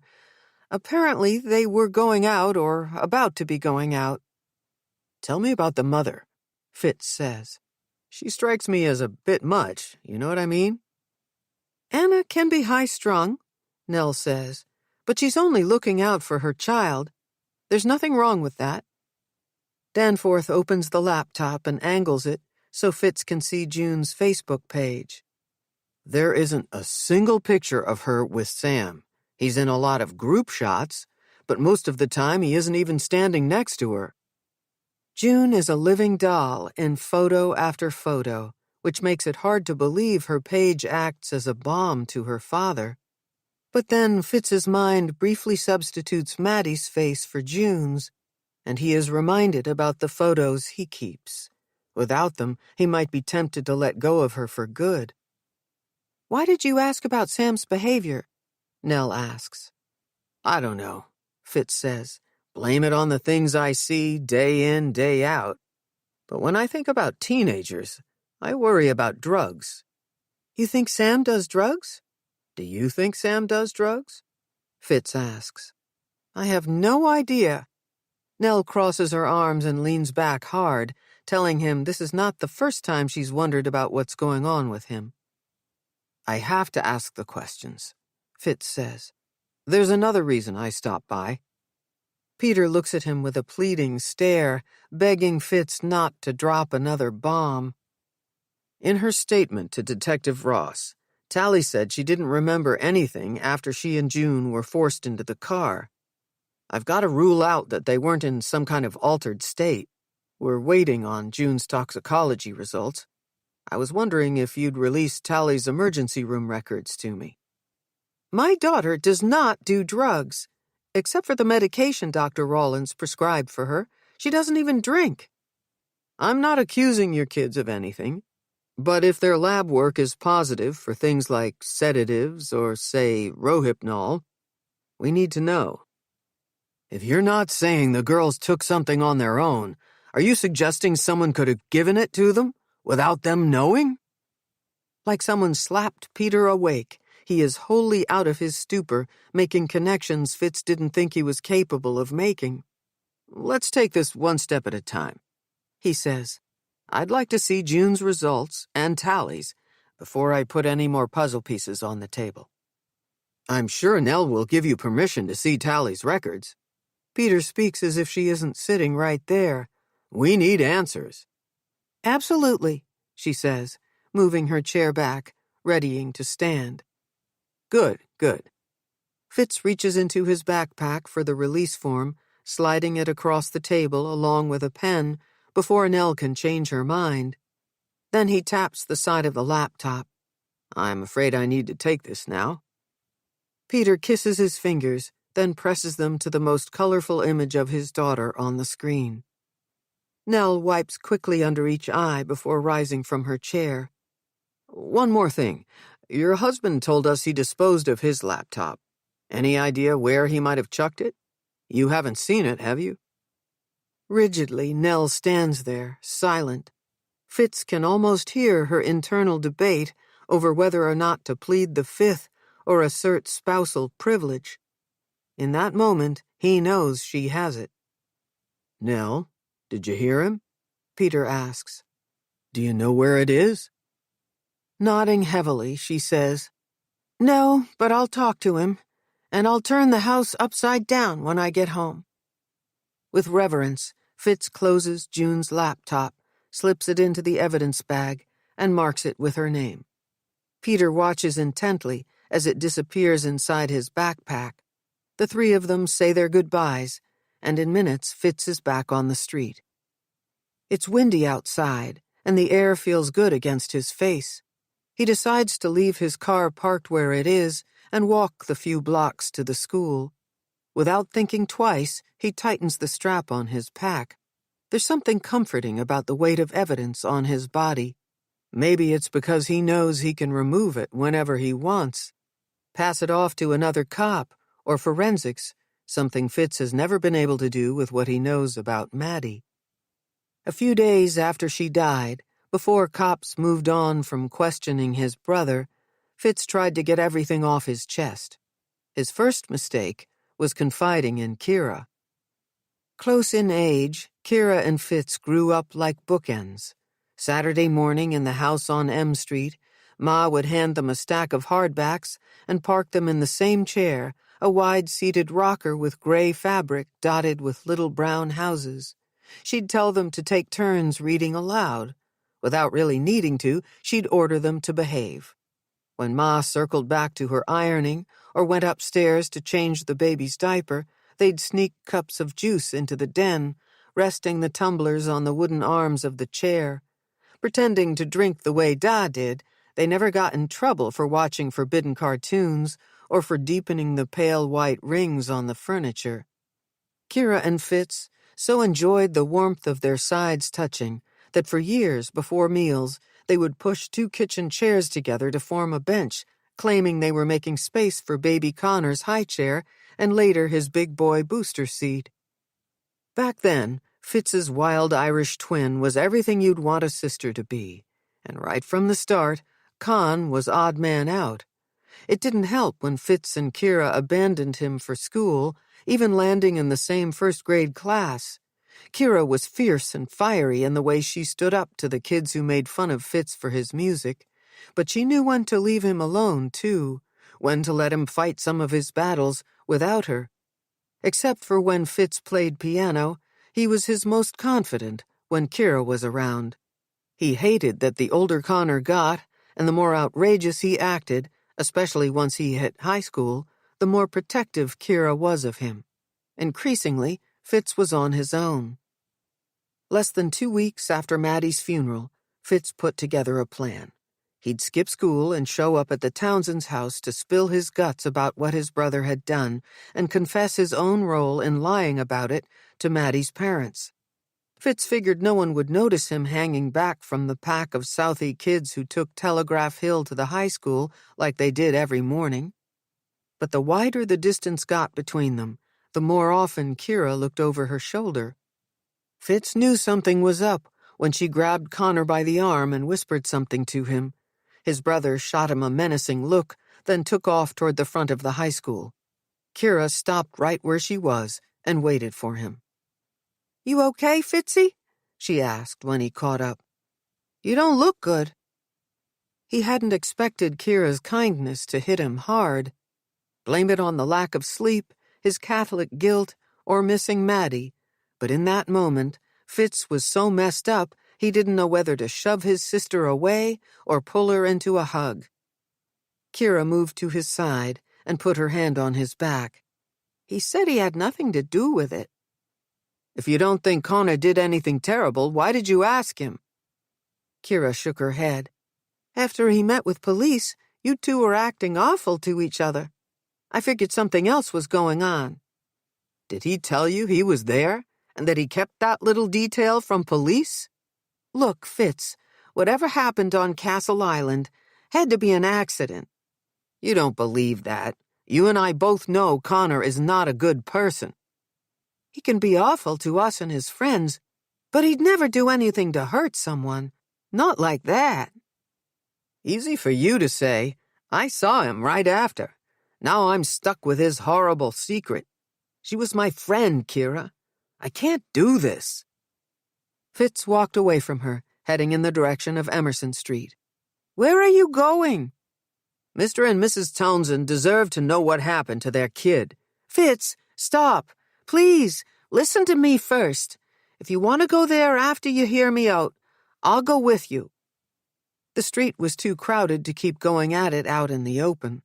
Without saying anything, Fitz and Kira picked up the pace, turned onto East Broadway, and made their way to a favored bench inside Medal of Honor Park. Here's what happens if you tell, Kira said. Connor gets locked up, unless Doc kills him first. Ma spirals into her black place, again. We both know that I'll have to take care of her. I can kiss Holy Cross goodbye. And the Townsends? They're gonna grieve either way. But starting now, they get to do it in peace. If you start pointing fingers at Connor, there will be a trial, and this whole thing gets a lot worse for everyone, most especially the Townsends. Do you want to be responsible for that? You want me to do nothing? Fitz popped off the bench. With one foot, he stamped the pavement hard, sending a flock of pigeons scattering. His remorse for unnerving even those dirty birds was crushing and immediate. I'm supposed to live at M Street with Connor walking around as if nothing happened? Come on, Kira. If it was an accident, he would fess up. We're letting him get away with murder. What if we make him pay? Come up with an excuse to send him away, back to Ireland. Make him swear he'll never come home and never talk to us again. He's 16. How would you ever make that happen? Don't underestimate me. It's not penance if it isn't hard. Detective, stop! Fitz comes back to the present, to the sound of shouting. He pushes aside his jacket, puts a hand on his concealed carry holster, and whips around to see who's behind him. He never goes through with pulling his weapon. Anna Wallace halts where she is nearly toppling off her mile-high shoes. Jesus, don't shoot me, she says. It's a reflex, ma'am. Didn't mean to frighten you. I'll use that thing on you if you're planning to go anywhere near my son. She swings her shopping bag in the direction of the main building of Arts High. Under an overhang ringed with Klieg lights, a group of teenagers dressed in crimson gowns and ruby capes are rehearsing a scene. Or maybe they're dramatic in real life, too. In a different circumstance, Fitz would tell Anna that threatening an officer is a bad idea, in some cases a crime, but he doesn't want to tick her off. Actually, I'm here to see you, he says. I have questions about Mr. Normand. Nell tells me you're here 24/7 and that no one knows the school and the people in it better than you do.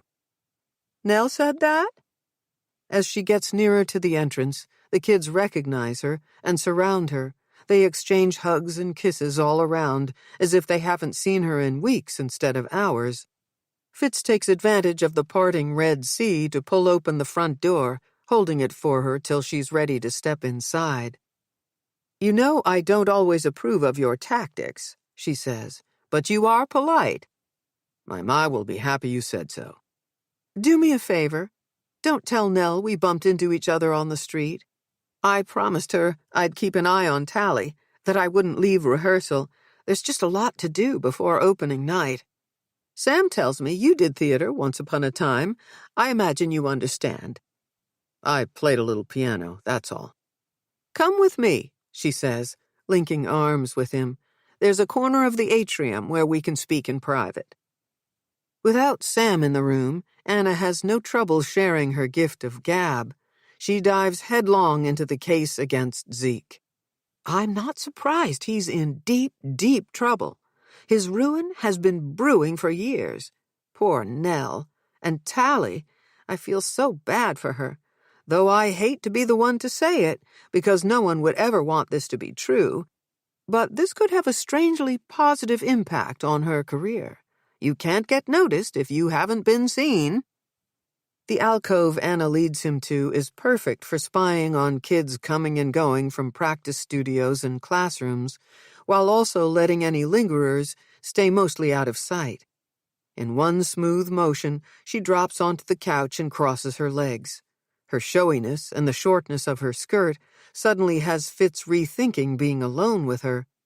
Instead of sitting across from Anna, he parks himself on the high arm of a chair. Seems the consensus around here is that Normand is... Fitz pauses. An ass? Anna smiles, pretty as you please. The problem is he's contemptible, but also a genius. If you come to the play, you'll see what I mean. He doesn't strike me as terribly compassionate. How was he the day after the girls went missing? Did he get involved in the search? I can honestly say I don't know.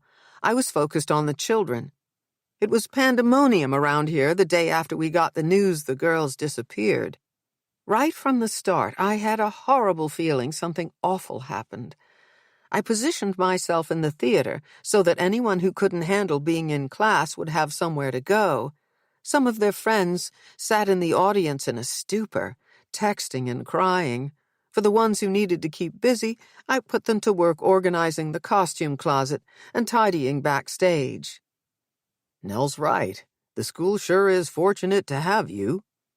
Anna waves off the compliment, even though she waits a few seconds to see if there's more where it came from.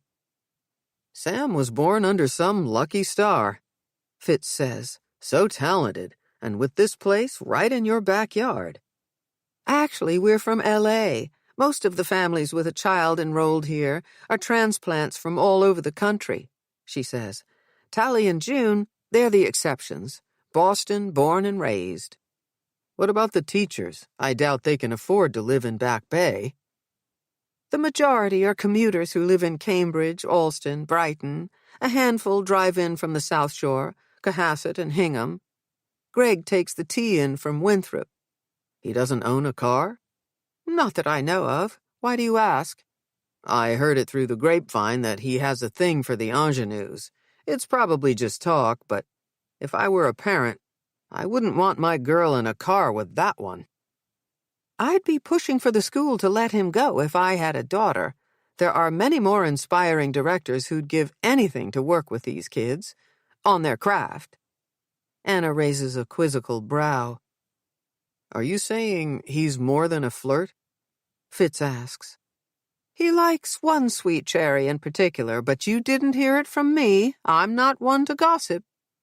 Anna runs 2 fingers over her lips the way Ma used to when she was telling Fitz and Kira to zip it and stop tattling on Connor. You wouldn't be dishing dirt, Fitz says. You'd be helping with a criminal investigation. He barely finishes his sentence when Anna abruptly looks away. She's up off the couch rearranging her skirt in the time it takes Sam to crest the atrium stairs. Either she's guilty of something, or she felt her son's presence before she saw him. Well, I hope I've been helpful. Must go now. Costume fitting, she says, raising her shopping bag. No worries. Thanks for taking the time. Maybe we can connect again? Fitz waits till Sam is within earshot. Before you go, do you happen to know a guy named Roger Davis? Not in real life. Anna's laugh is a tinny little bell. She's preoccupied now, staring at her kid like he's some mythical god. Fitz is looking at him, too. His pupils are pinpoints, and there's sweat on his brow. Sam played the part of Roger in Rent. Brilliantly, didn't you, honey? If Anna is wrapped up in this, she's a much better actor than her kid. The simplest explanation for the color draining from Sam's face is that his mother embarrassed the shit out of him. What Fitz chooses to believe is that the kid is thrown off because Roger Davis is the fake patient name listed on the pill bottle found at the Scituate beach, feet away from the body of June Danforth, the leading man's alleged girlfriend. Act 3. That the powerful play goes on, and you will contribute a verse. Walt Whitman, O Me, O Life, Leaves of Grass. Chapter 21. Little Fears. Unaccustomed to the knocks and whispers Campion Hall makes late at night, Sin is on edge. Her classes have been prepped, course texts ordered, the orchid watered. There's nothing left to do but wait for him. All her energy goes to listening for Detective Mick Doyle's footsteps on the stairs. But it's the shrill whine of the elevator that startles her. She's over the threshold of her office before he makes it down the hall. "Thanks for meeting me." Sin watches him amble toward her, and it's easy to imagine his bones crumbling to dust with each step. His arthritis. Of course he skipped the stairs. "No problem. Like I told you, I was going to be in the neighborhood. Took my granddaughter to Legal Seafoods for a well-deserved study break." "Is she liking BC? The nursing program here is pretty tough." Sin rarely enjoys making pleasantries, but Mick deserves every ounce of her patience. 10 years ago, on her first reunification case, this man set the bar for how compassionate cops should deal with traumatized kids. Mick Doyle is a pleasant reminder that there are some detectives far and away better than that horrible Dave Ross, who was on duty the night Tali came into the emergency room. "Sorry I couldn't talk when you called," Mick says. "The less said at work these days, the better. Retirement can't come soon enough." "Make sure I get an invitation to your party, okay?" "You bet. And bring a guest, or whatever it is you call it nowadays." "No +1 for me, Mick. Noah ruined me for a while." Mick collapses into one of her guest chairs, a sleek modern thing perfect for students, not built for a big guy like him. Long and narrow, she wonders how in the world he'll get out of it when the time comes. She sits beside him. "I have a favor to ask," Sin says. "I'm coming to you because it's something I know you can find out, and you won't judge me. I need to know where he is." "Aw, little lady." Mick reaches out to pat her arm.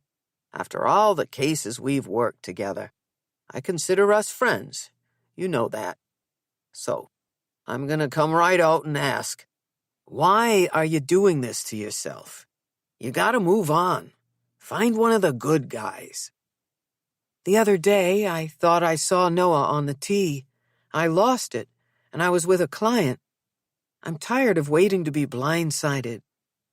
There was a time not long ago when Sin put confidence in her instincts. She built a life around her ability to tune into the emotional subtleties others miss. Then Noah cheated and lied, crashed her practice, and flatlined her bank account, all while she was supposedly awake. Once, she had been a woman of unwavering resilience, but Noah took that from her too. The cord he left tied around her heart is tangled. Unknowingly, and even from a distance, he can yank it at any time. "I kind of figured when you called that you'd want to know where he landed," Mick says. "I put a PI friend of mine on it, and she found him in Connecticut. Said he's living with his sister, not working, awaiting trial. And if you're looking for a bit of sweet revenge, my friend says McDreamy looks like shit." "It's not that I want him to be ruined," Sin says. "If I'm honest, I don't know what I want where Noah's concerned." Mick looks down at his swollen hands, splaying them, then forming fists, trying to work out the aches with movement. "Why does it feel like there's more?" Sin asks. "Not about Noah," he says. "Look, I'm only saying this so you can call to mind what you already know." As Sin suspected, Mick had purposely cut their phone call short, using the proximity of his granddaughter at BC as an excuse to meet her in person. You're not the only one who's misjudged a person. No matter how hard you try, you can't get inside someone else's head, even if you're the psychiatrist. All you've got to go on is your instinct. Think of all the girls you've helped, and how they came to you because they got it wrong with someone, maybe more than once. You would never tell one of them not to trust anyone again. Are you sure you want to retire? Sin asks. I see a future for you in counseling. No. You're the expert. I'm just an old man who wants you to know we've all done it. Guessed wrong. Trick is to take people as they are, even if you get punched in the gut a time or two, 'cause it beats the alternative. I'd hate to see you choose bitterness. Mick grips the arms of the chair. He's wedged in good, and it takes time to work his body out. Before taking a single step, he arches his back and stretches his legs. In the dim light of the office, the pain on his face is thrown into sharp relief. Do you still see her? Mick points to the raindrop art piece displayed on Sin's bookcase, the one Tali thoughtfully placed there. I get a Christmas card every year, but I'm not Allie's therapist anymore. Is she making do? It strikes Sin, then, the way Mick asks about the girl, now a woman, who brought them together all those years ago. Making do. Maybe that's all anyone ever does. We try to make do. She's a social worker in an after-school program for homeless children. She has a beautiful 2-year-old son. Glad to hear it. No doubt she got through that horror show because of you. Speaking of survivors, how's the Carrington kid doing? Tali's only at the beginning of treatment, and it'll surely be complicated by whatever's going on with her father. I'm afraid it's about to get worse. Carrington failed his first polygraph spectacularly. On a second sweep of the crime scene, we found an oxy pill bottle with his fingerprints all over it. Poor Tali. And Nell. I don't know how completely he's wrapped up in this, but it sounds bad. Worse than bad. To put pressure on him, the DA is damn near probable cause on conspiracy to commit kidnapping. Maybe even negligent homicide. That's terrible. Can you give me a heads up when he's about to be charged? Tali and Nell will be devastated. Will do, if you promise to take some advice from a friend. Put Noah Clark in your rear view. You hear? For the first time since Sin's known him, Mick gives her a peck on the cheek. His grandfatherly kiss calls up tears she holds back until he's in the hall, waving, heading back the way he came. It's late, and she has class in the morning, but the idea of taking the tea home to her barren apartment fills her with emptiness. If ever she deserved a stiff drink, it's tonight. Sin springs for a cab. The Beehive on a Monday is as she expected to find it. A handful of singles line the bar. A lone bartender stands behind it. Fitz is at the piano, his back to the door. Sin orders her liquid courage in the form of Scotch neat and takes a table behind him. There's something indecent about scrutinizing him when he hasn't noticed she is here. The first time she heard him play, over a week ago, there was no denying his talent. After he got over Kira's tricking him to perform, the pieces he chose were flashy, almost bawdy. He was showing off for her. Tonight, watching his hands let loose an almost violent explosion of motion, Fitz is a different musician. Moody and reckless, he's focused only on the keys and the dark music he can seduce from the instrument.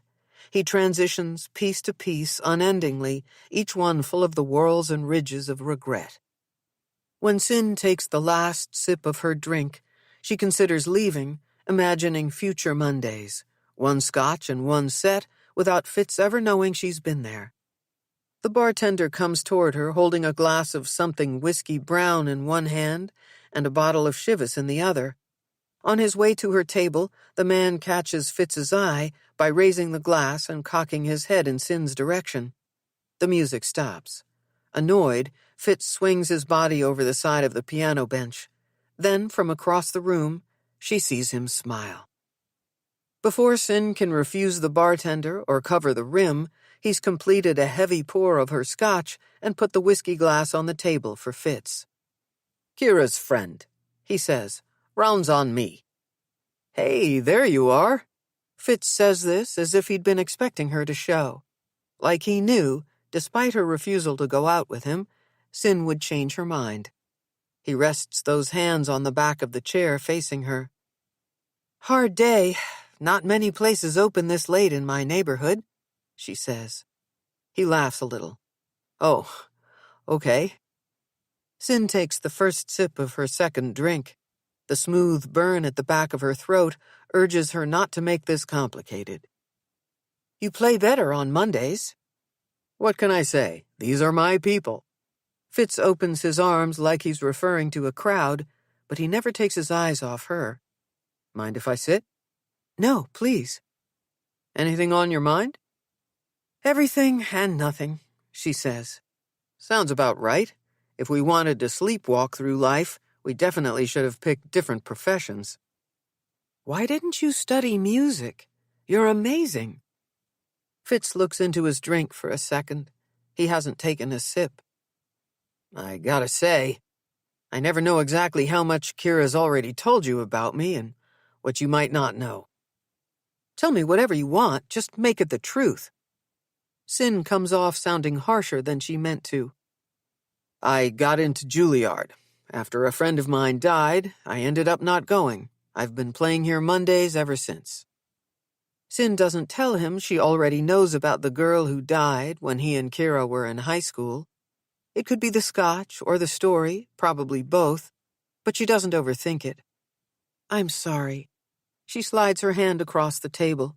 Pushing aside his drink, Fitz puts his on top of hers. Long fingers, veins visible. They're genius.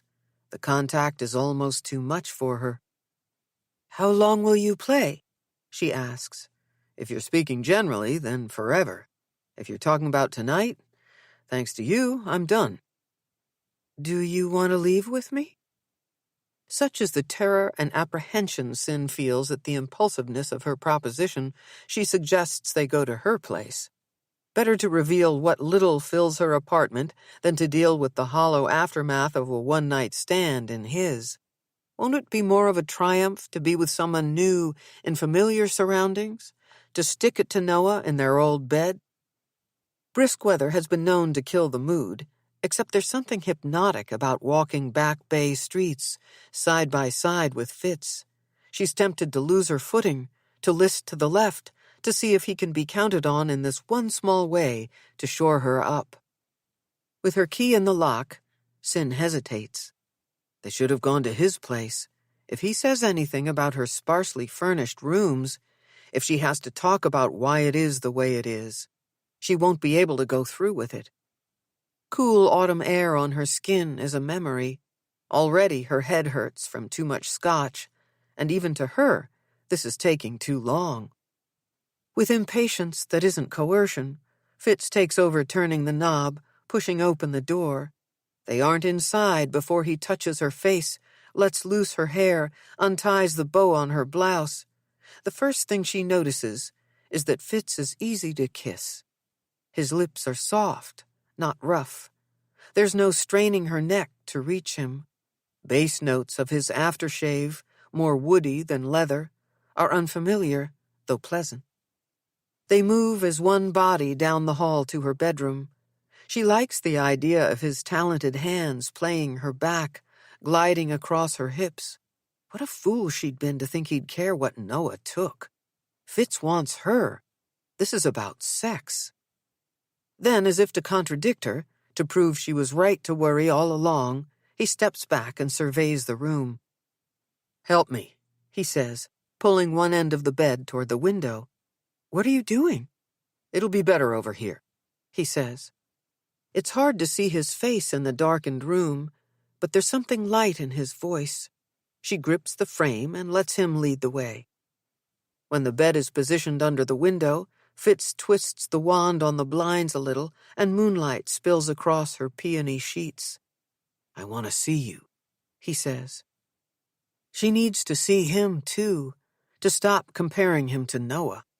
Cyn is tired of thinking about how he left her and what he left her. Sick to death of what's left of her, she steps out of her skirt. After, when her body feels lighter than it has in months, freer than it's felt for years, Cyn registers that being unloved is a different kind of choking vine. A heart deprived of touch doesn't stand a chance against intrusive thoughts and dark feelings. Fitz traces her lips with one finger. "You look happy." "Tonight turned out better than I thought it would." "What changed your mind about going out with me?" "We didn't go out. I went out for a drink, and there you were. And here we are." "That's as good a story as any." "What do you mean? That's what happened." "You can spin it any way you want, but after that Saturday night at the Beehive, I knew you'd be back. Then seeing you again at the Bean, I figured it was only a matter of time." "Look, I've got a talent for overthinking things," she says. "Can this be this for right now?" "What, you don't want me calling up Kira to give her the details?" "Please, no. I love your sister, but she'll have us walking down the aisle before the weekend." "Sorry, I've got plans. There's this hyped-up show I'm planning to see." "Did you go see Sam?" As Cyn rises up on one elbow, she lets the sheet slide down a little. He plucks at it, teasingly, coaxing it lower. "How about Anna?" she asks. Fitz doesn't say anything. Her powers of seduction are rusty. His definitely aren't. His mouth is busy kissing her neck. "No work talk, okay? Not here." "Did you really move the bed because you like the light?" she asks. "The better to see you," he says, running his fingers through her hair. "You're not a wolf, are you, Fitz Jameson?" Cyn leans into his hand. "Because of a certain someone, I imagine you know a lot about my past, too." "Sometimes a person doesn't need to be told certain things. I figured I could make this easier for you, that's all." If only starting over was as simple as rearranging or replacing some furniture. "Tonight you moved your bed. Who knows, tomorrow you could buy yourself a couch." It's hard to reconcile that the brooding man who plays piano the way Fitz does can also be a master of the light mood. Suddenly she has no interest in pressing him about whether or not he can be trusted. For now, Cyn relaxes against the pillow, noticing how, from this angle, her bedroom is pretty, wide open and full of moonlight. "I've looked around," she says. "I can't find anything I love as much as the one I've got in storage." "Hey, you brought me here when you were ready. There's hope for your couch."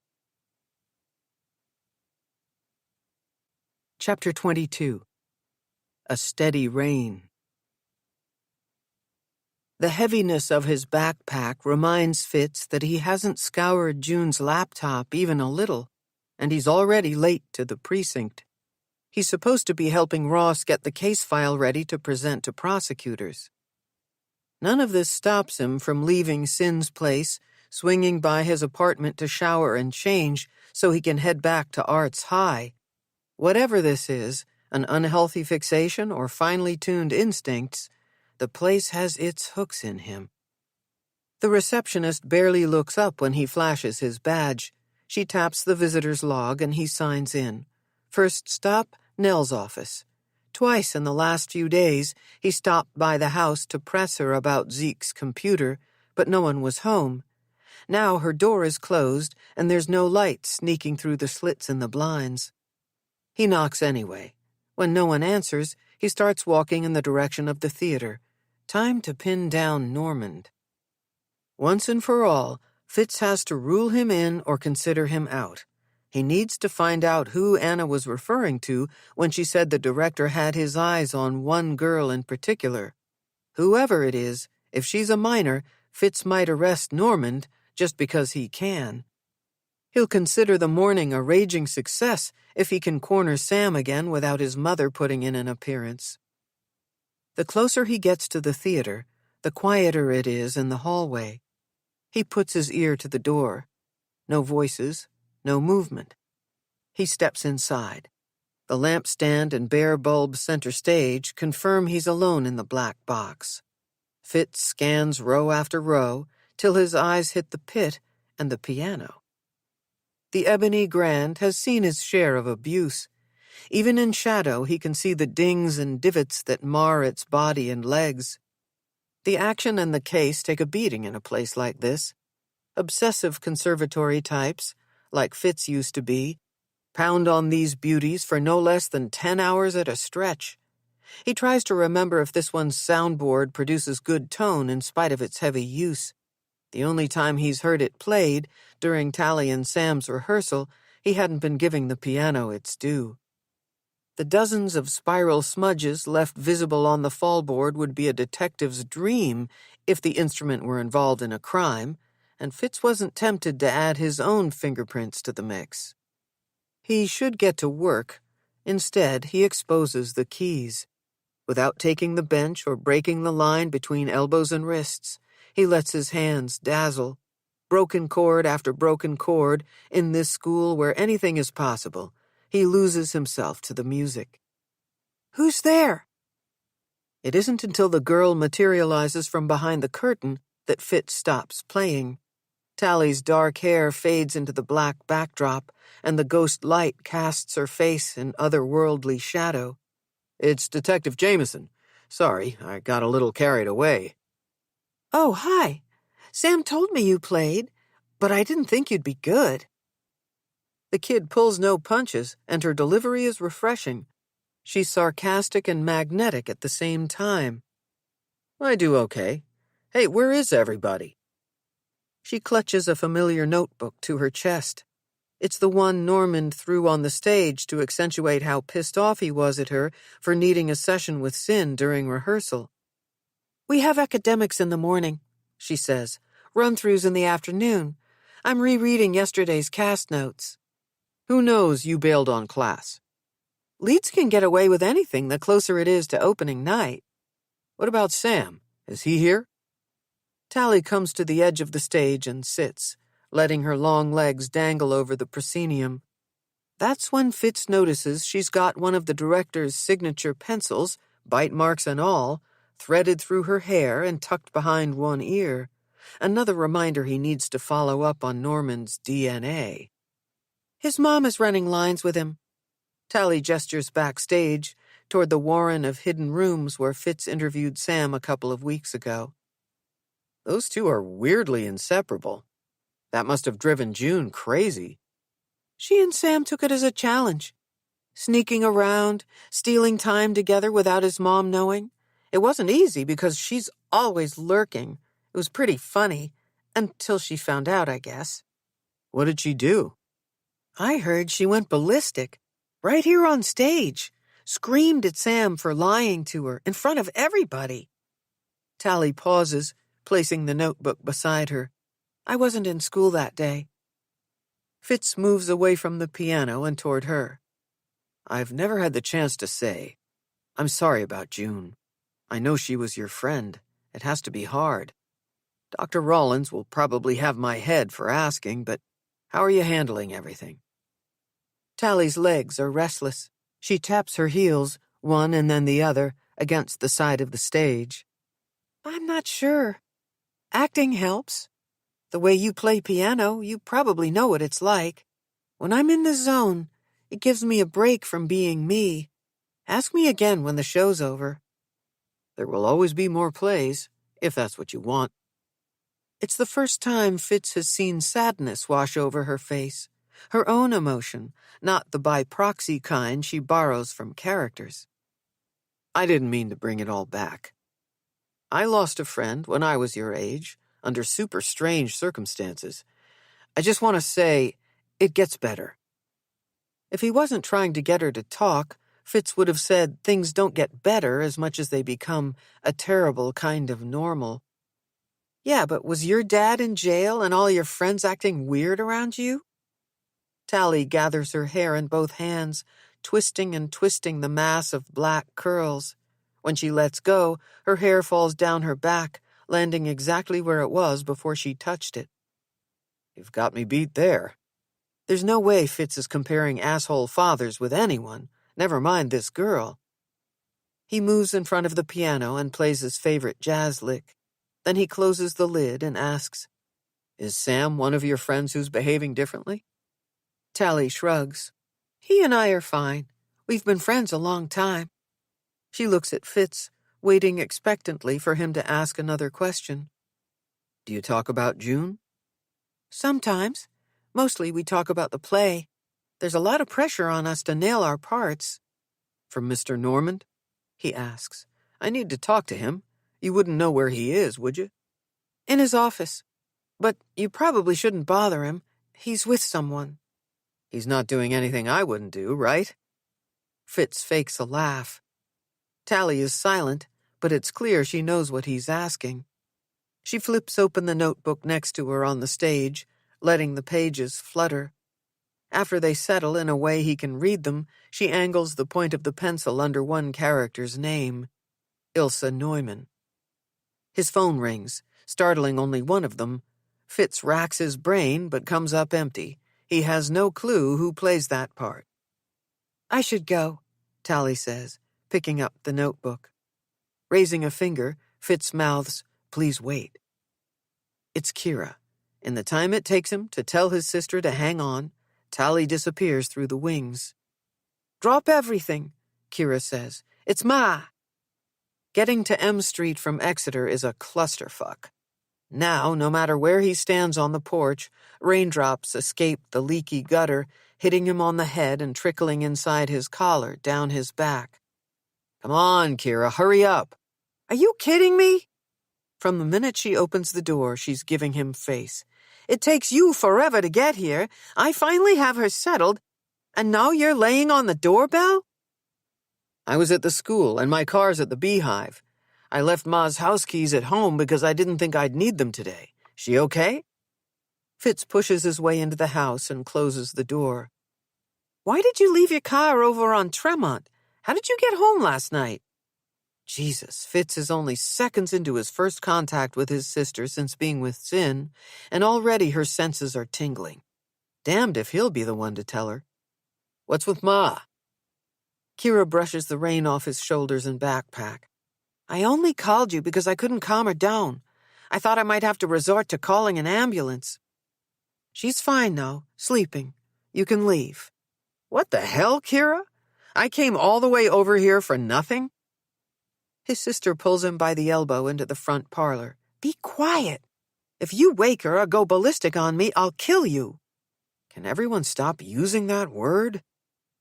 The large room is crowded with odds and ends of furniture collected from generations of Jamesons who've lived in the three-decker. Brother and sister sit side by side on the old couch. The cushions have so much butt memory that no matter where you park yourself, you end up tilting to the middle. I want to tell you, and I don't, she says. Go ahead. I won't be an ass. Fitz braces himself. Ma and Kira can only be losing it simultaneously over one person. He called shit-faced, said he's in trouble and needs money. It isn't Sunday. I take it you weren't here? The deal 16-year-old Connor had no choice but to take was to move in with relatives in Ireland and stay lost for good. The only exception was phone calls to Ma, when he was to keep things light and tell her everything was peachy. Early on, the calls were regular, short and sweet. Several years in, they started coming sporadically, but always in the wee hours of the morning. No matter the time, Con was smashed. For days after, Ma would be inconsolable. Finally, Kira put her foot down. She slept over M Street for 2 weeks straight, angling to intercept his next drunk dial. If Connor didn't want to be turned into police, he could call once a month when Kira was here, Sunday afternoon, not drunk, or not at all. Now he's blitzed on a weekday? Nothing in Fitz wants to know where his brother is now or what new mess he's landed in. He's never asked before. Why would he give a shit now? Kira's bottom lip starts to quiver.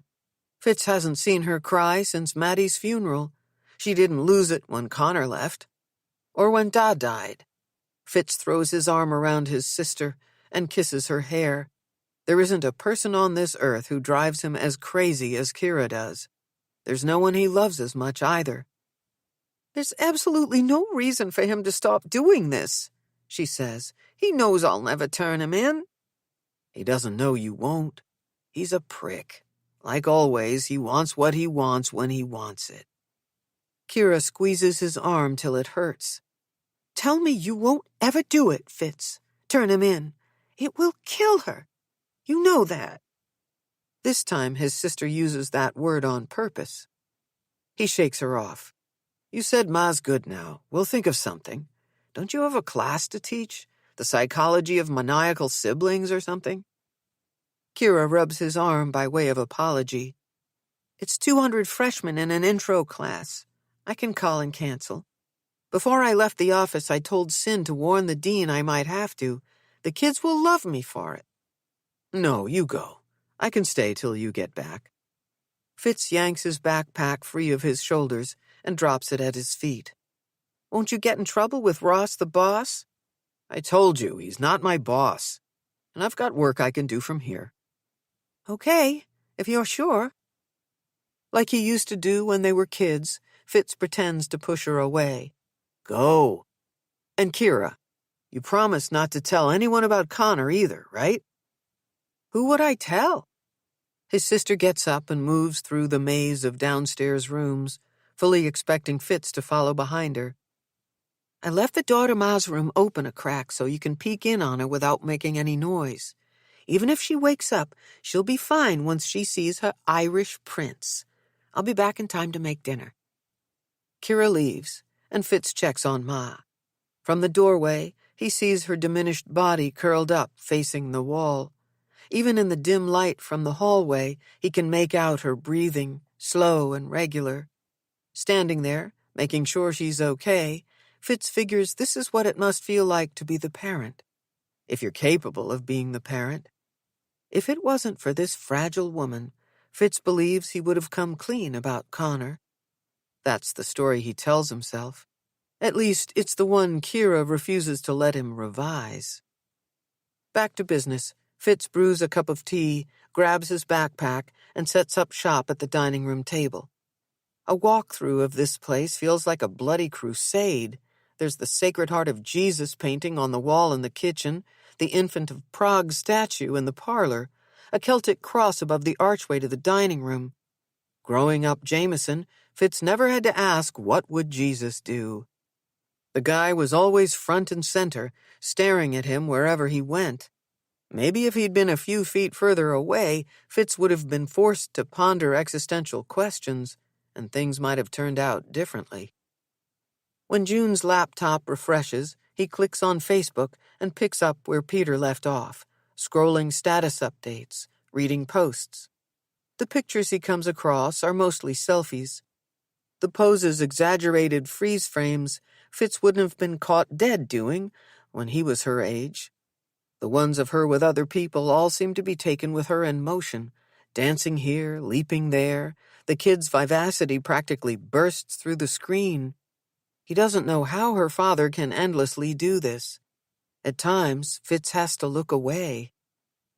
It doesn't help much to stare out the window watching the drizzle become a downpour either.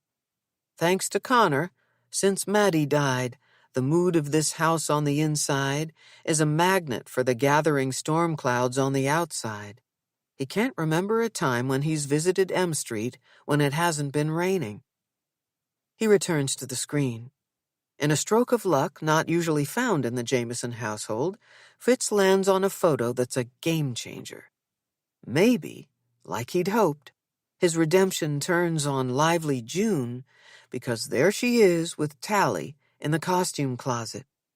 It could be their smiles or the presence of pretty outfits and stage makeup, but these girls with their faces cheek to cheek already look like stars.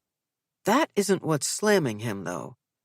Normand is there, too, in the background, holding court with a group of teenagers. He's showing off what he's wearing, a faux fur bomber that's either an exact replica of Carrington's one-of-a-kind jacket, or it's the same one Fitz found in his coat closet with flecks of June's blood on both sleeves. Chapter 23. Fame.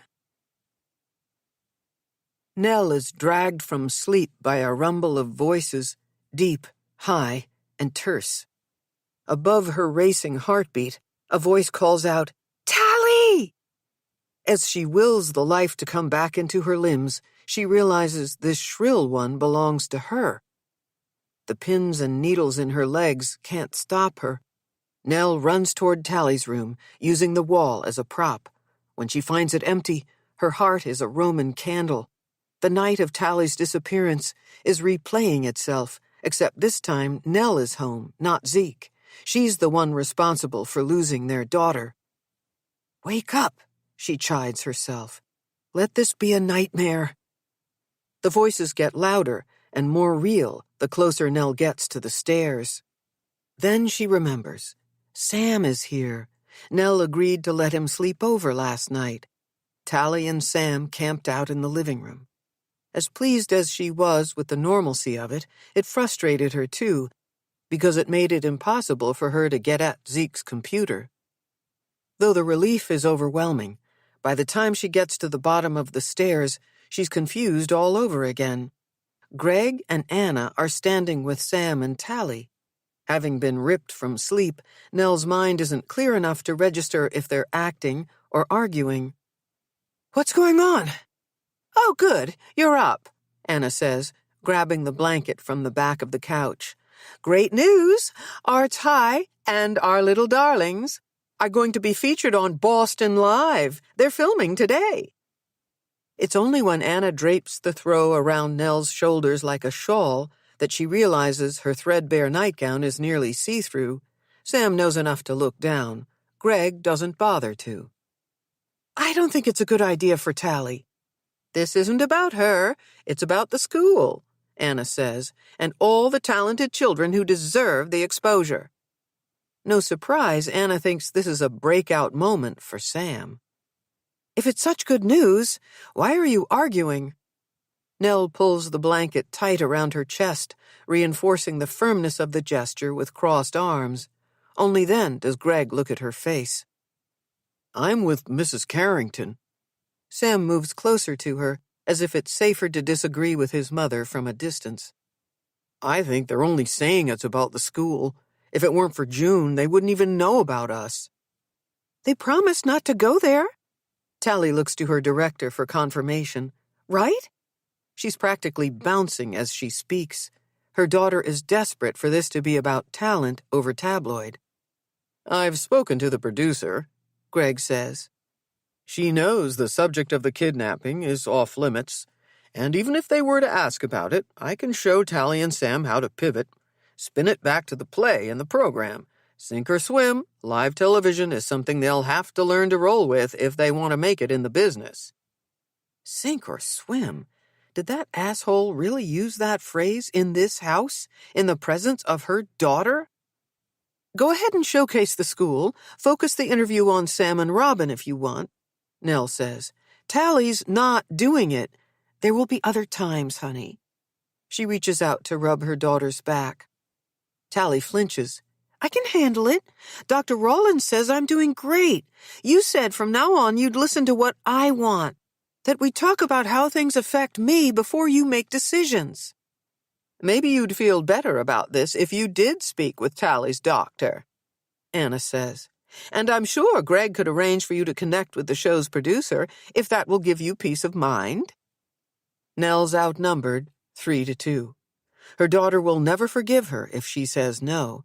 Anna will hound her until airtime and then throw this in her face for all of eternity. Greg will go forward, with or without her daughter.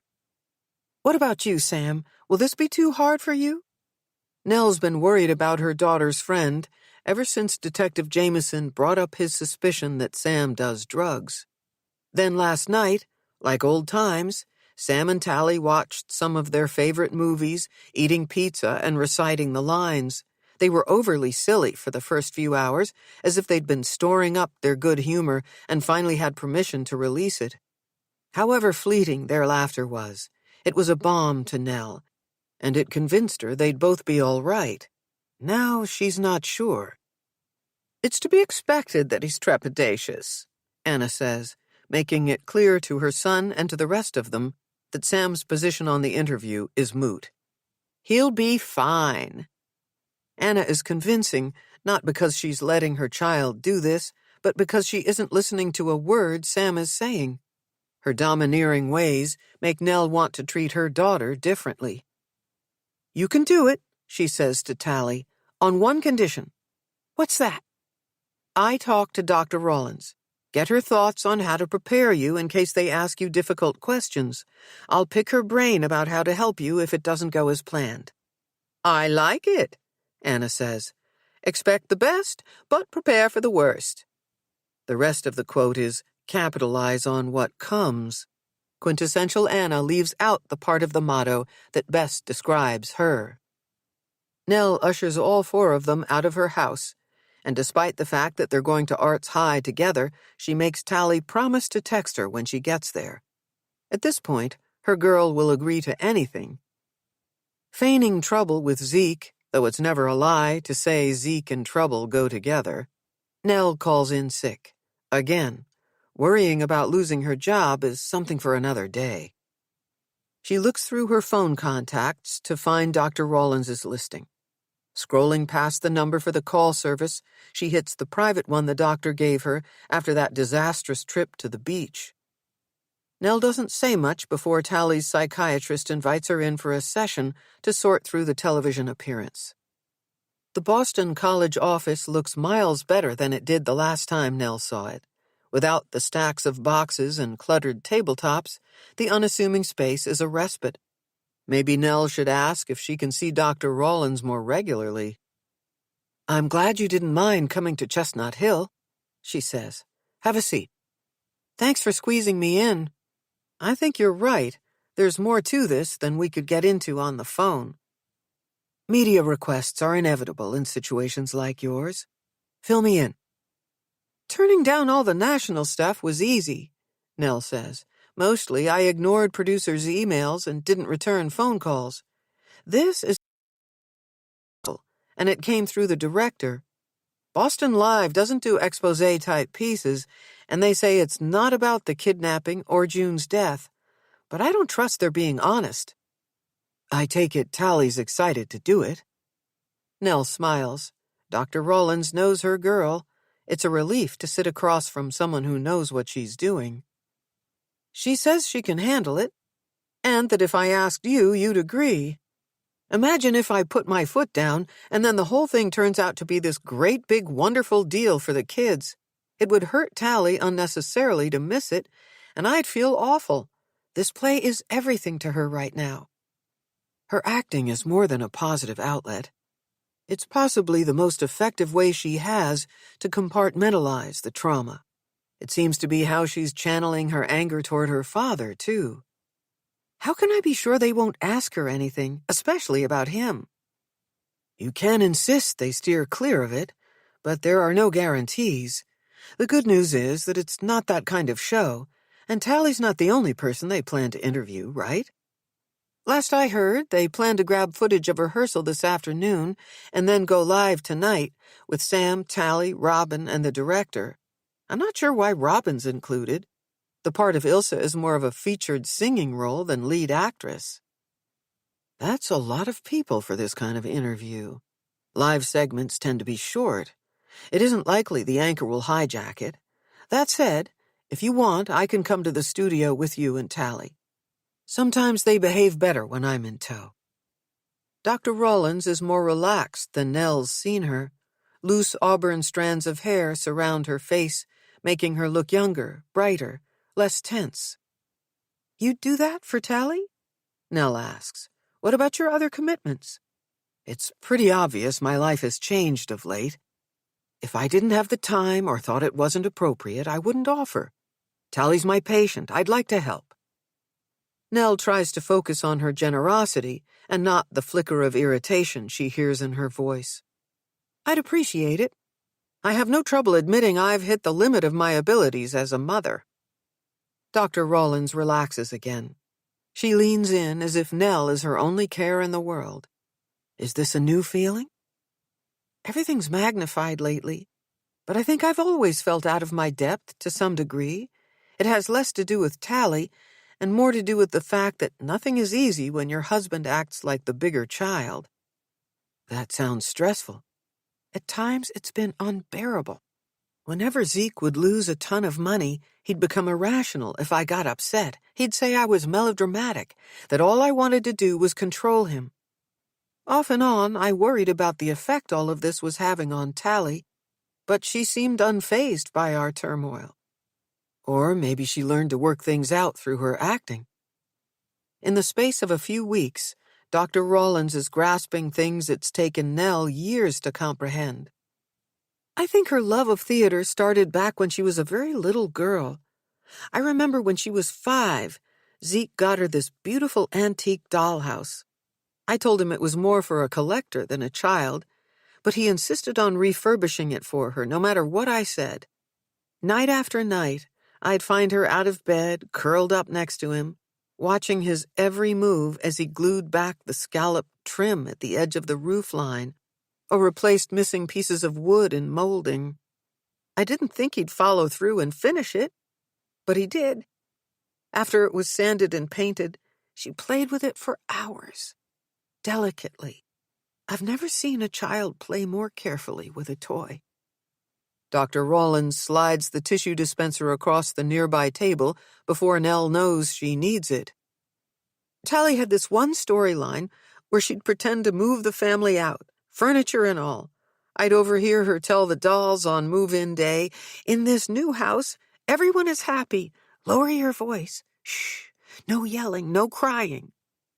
But then the little family would start to argue about something silly or have some ridiculous misunderstanding, and she would act out their fight, only to stage an elaborate apology with lots of hugs and kisses. Tali entertained herself with some version of that play for years." Nell rips a tissue from the box and dabs her eyes. Even to her own ears, her laugh is pitiful. Maybe she still is. "Tali's got a lot going on under the surface. I think counseling is a good idea, now more than ever. She's slowly opening up to me, and I'd like to see her a few more times. Then I might want to do some psychological testing." "What exactly are you worried about?" "Projective assessment is another way I have to uncover hidden emotions and internal conflicts Tali may have. I've only known her a short time. We're not there yet. I only ask you to think about it before we mention it to her." Should Nell have done this years ago? Find someone like Dr. Rawlins for Tali? Women like Anna are consumed by mothering as a cure for what's missing in their own lives. Nell always had enough to do to manage Zeke. Back when Tali was young, Nell remembers feeling grateful to her for needing so little from her. What a fool she'd been to think Tali had been unaffected by his addiction, her parents' constant arguing, and the childish way Nell could sometimes behave because of Zeke. "I've ended things with my husband," she says. "I've talked around it with Tali, but I haven't come right out and told her." "What's holding you back?" "She's had so much to deal with lately. It feels like I'd be piling things on. When I tell you I've barely had enough energy to deal with Zeke all these years, I'm not exaggerating. If I could do things over, I would have asked for help from someone like you. I would have paid more attention to what Tali and I needed." "I'm sure you did the best you could.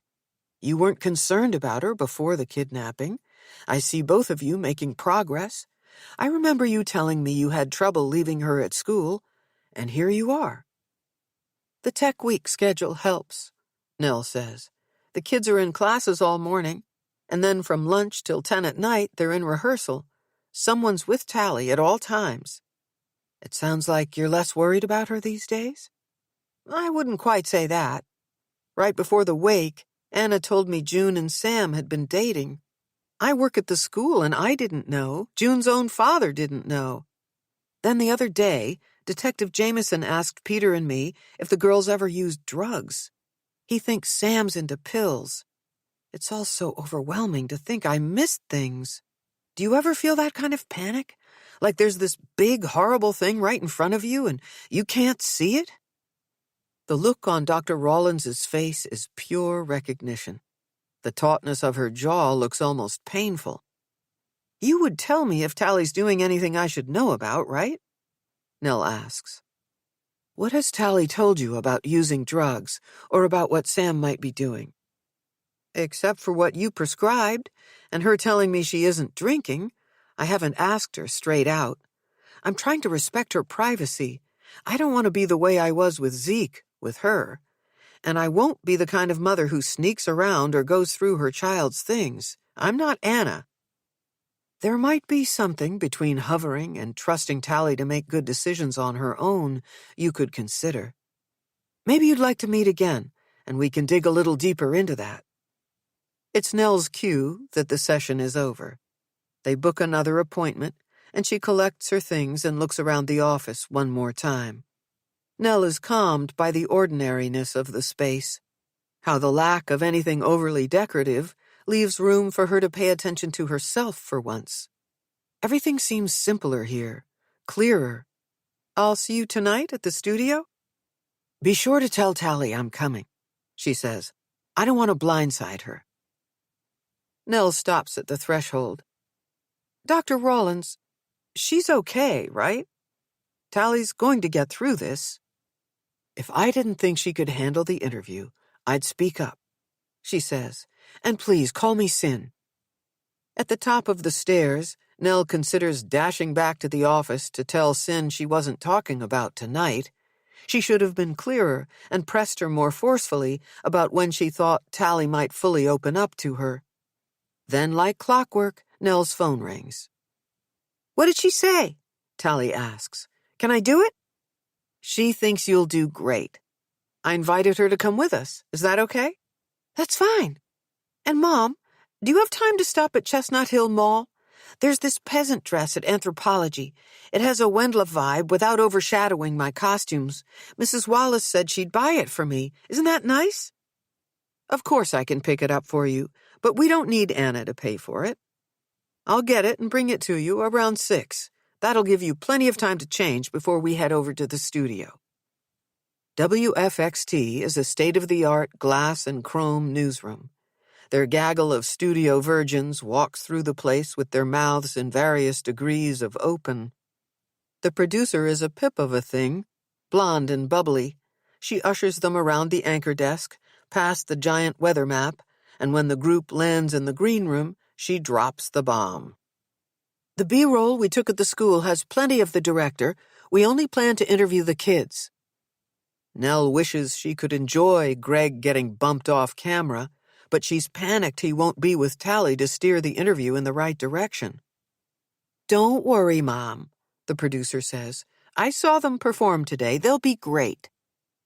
In a flurry of activity, the 3 actors are prepped on the mechanics of a 2-shot live interview and mic'd up. The rest of their group is parked at a distant desk the producer promises won't be on camera. The anchor is nowhere to be found until the kids are positioned on stools that have been lined up on the metal landing under a galaxy of lights.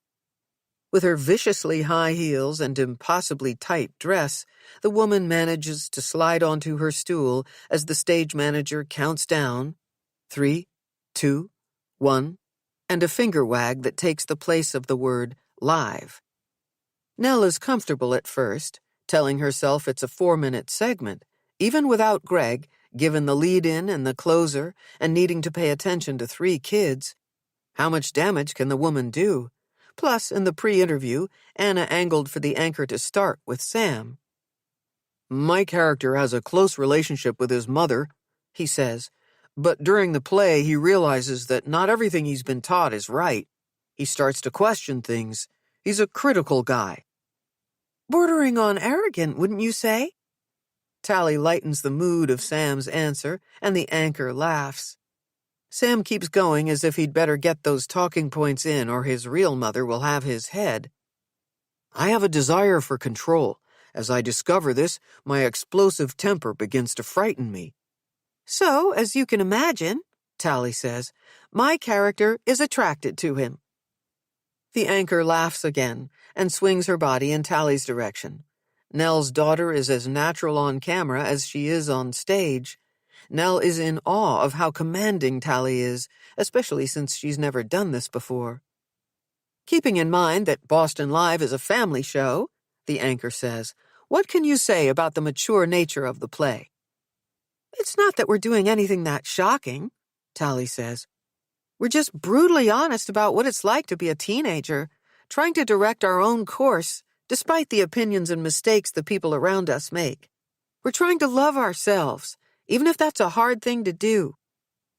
What kind of trust has to be established between actors to work through the more intimate scenes? Suddenly, it's as if the conversation is between the anchor and Tali. Anna sighs, and though it's impossible for Tali to have heard her from this distance, she knows enough to include the others, or at least Sam.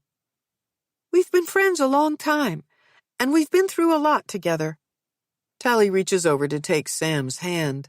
As if they've rehearsed it, they lace them together and squeeze tight. We have each other's backs. We protect each other, emotionally. Unfazed by being left out, Robin sits perfectly still with a frozen pink smile plastered to her face. This has to be a hard time for you specifically, Tali. I'm sure our viewers remember you were one of the girls kidnapped from the school. How are you coping with the death of your friend June and your father's alleged role in all of this? Nell doesn't know whether to keep watching the monitor or rush the landing to pull her daughter from the interview. Make it stop, she whispers. Sin whispers back, she's got this. Slipping her hand from Sam's, Tali folds hers onto her lap. She looks demurely at the anchor. I won't say it's easy. I try to stay in the moment, appreciating the people who love me and experiences like this one, being here with you. Disarmed by Nell's daughter's vulnerability, the woman who speaks for a living is nearly speechless. Would you like us to sing a little something? Tali asks, filling the void. As she scooches forward on her stool, Sam leans back hard. Oh dear, Melchior's gone a bit pale, the anchor says. How about you? But before the girl can respond, Tali is singing. Just too unreal, all this, watching the words fall from my lips, watching his world slip through my fist. Nell grabs Sin's arm. It's that horrible song. Why is she singing this one here? And then, as if Tali has performed this version 1,000,000 times before, she stops mid-verse, before the lines about bruises and bodies. That's all I'm giving you, she says, flashing a camera-ready smile. For more, you'll have to come see us on stage. The anchor turns to the center camera. Sounds like it's a show that shouldn't be missed. Chapter 24. Proof. Fitz hates to use Ma's downward spiral as an excuse to keep working a nearly closed case, but he will if he has to. It's not a lie to say she's out of commission, even though the situation is under control and Kira's on watch. His plan is to hike the back stairs of the precinct, grab a copy of Charlie Stockbridge's statement, and then head down to Scituate to ask the old man some new questions, all before Ross can grill him about what he's up to. So that's exactly who he bumps into. Where the hell have you been? I've got a whole family song and dance I'm sure you don't want to hear.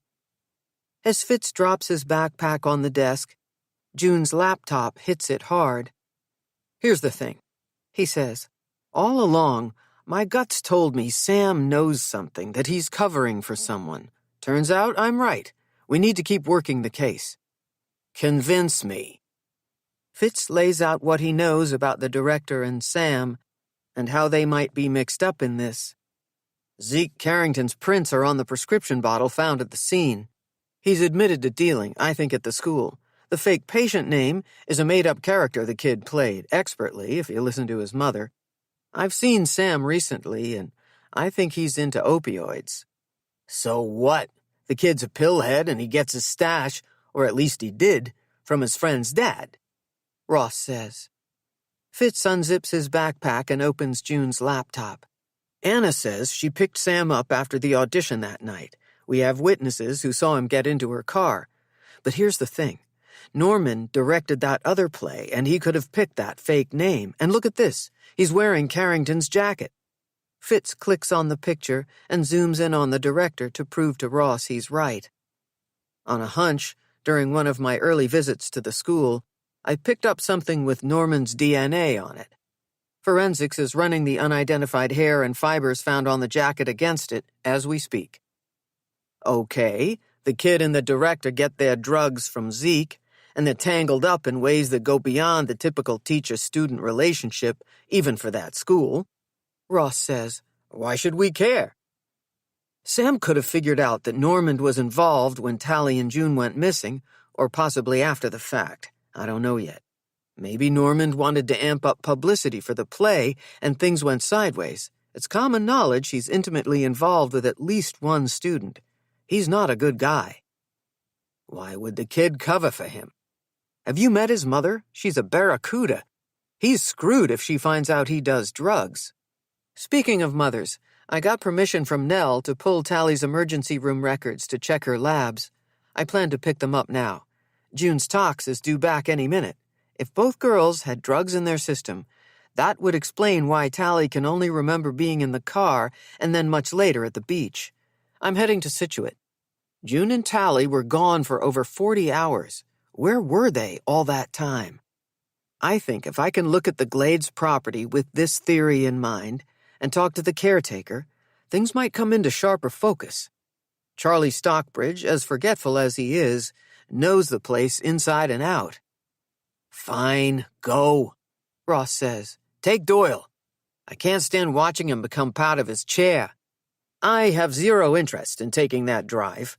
I'll stay here and push prosecutors off another day. As Fitz heads back through the cubicles, he's trying to come up with reasons to go it alone. Doyle in tow isn't exactly how he envisioned this. Both men sigh the whole way from precinct to parking lot, but for different reasons. By the time Doyle finally makes it to the car, Fitz feels bad for him. All he's got the energy to do is lean on the passenger side door and fan himself. At the point that Fitz resigns himself to a day played in slow motion, Doyle asks to be dropped off at the hospital. I'll pick up Tali's ER records, he says, then cab it home and do follow-up calls from there. Turns out it's pretty easy to ditch Doyle. Arthritis and long walks on the beach don't exactly go together. When it takes forever to drive from Boston to Scituate, Fitz gets why Ross and Doyle bailed on coming with him. Between the bird-flipping, crazy lane changers and the continuous, meandering, single-lane road that takes him from the off-ramp through Hingham and Cohasset to the Scituate town line, Fitz wonders who in their right mind would put up with this commute to Boston. Then he comes to the end of Glades Road. The sunbeams above the razor-sharp horizon. He's never seen this color blue, or this much of it, in his life. Fitz wishes Sin were here to see it. Driving toward the old Glades Club, he has a hard time keeping his eyes on the road. To his right, below the seawall and beyond the rock ledge, the sandy beach stretches for miles in both directions. As beautiful as it is in daytime, these roads must be treacherous at night. It makes him wonder why Norman would pick this place, and whose car he used to get here. At the entrance to the property, there's a gate stretched across the road. Despite the no trespassing sign, Fitz gets out to open it, then he's back in the car to keep driving. Beyond the gate, the road narrows, and it feels like nature is closing in around him. Down go his front windows. Fitz needs the air, but could do without the sound of waves crashing. He remembers Charlie talking about the thick stone lighthouse that sits in the middle of the sea, and he knows it's his marker for how far out on the point the estate goes. As picturesque as this place is, the longer it takes to get to the caretaker's house, the more he can't imagine Charlie living out here alone. Blackbirds and large birds and seabirds fly high, then dip into and rise from the ocean. Fitz has no clue what species these are. There are no birds like these on Castle Island. His tires screech as he pulls into a circular drive covered in crushed shells and packed sand. He's barely out of the vehicle when his phone rings. It's Doyle. "June's talk screen pops up on ketamine and ecstasy," he says. "Tali's is clean except for the Ativan she was given by paramedics at the scene. The guy at the lab says you can't rule out she was dosed with Special K, though. It's notoriously short-acting and could have been out of her system by the time she was tested." Fitz can't believe his suspicions, one right after another, are being confirmed. "Okay, I'll call you when I'm 20 minutes from Boston. We'll head back to the precinct to fill Ross in together."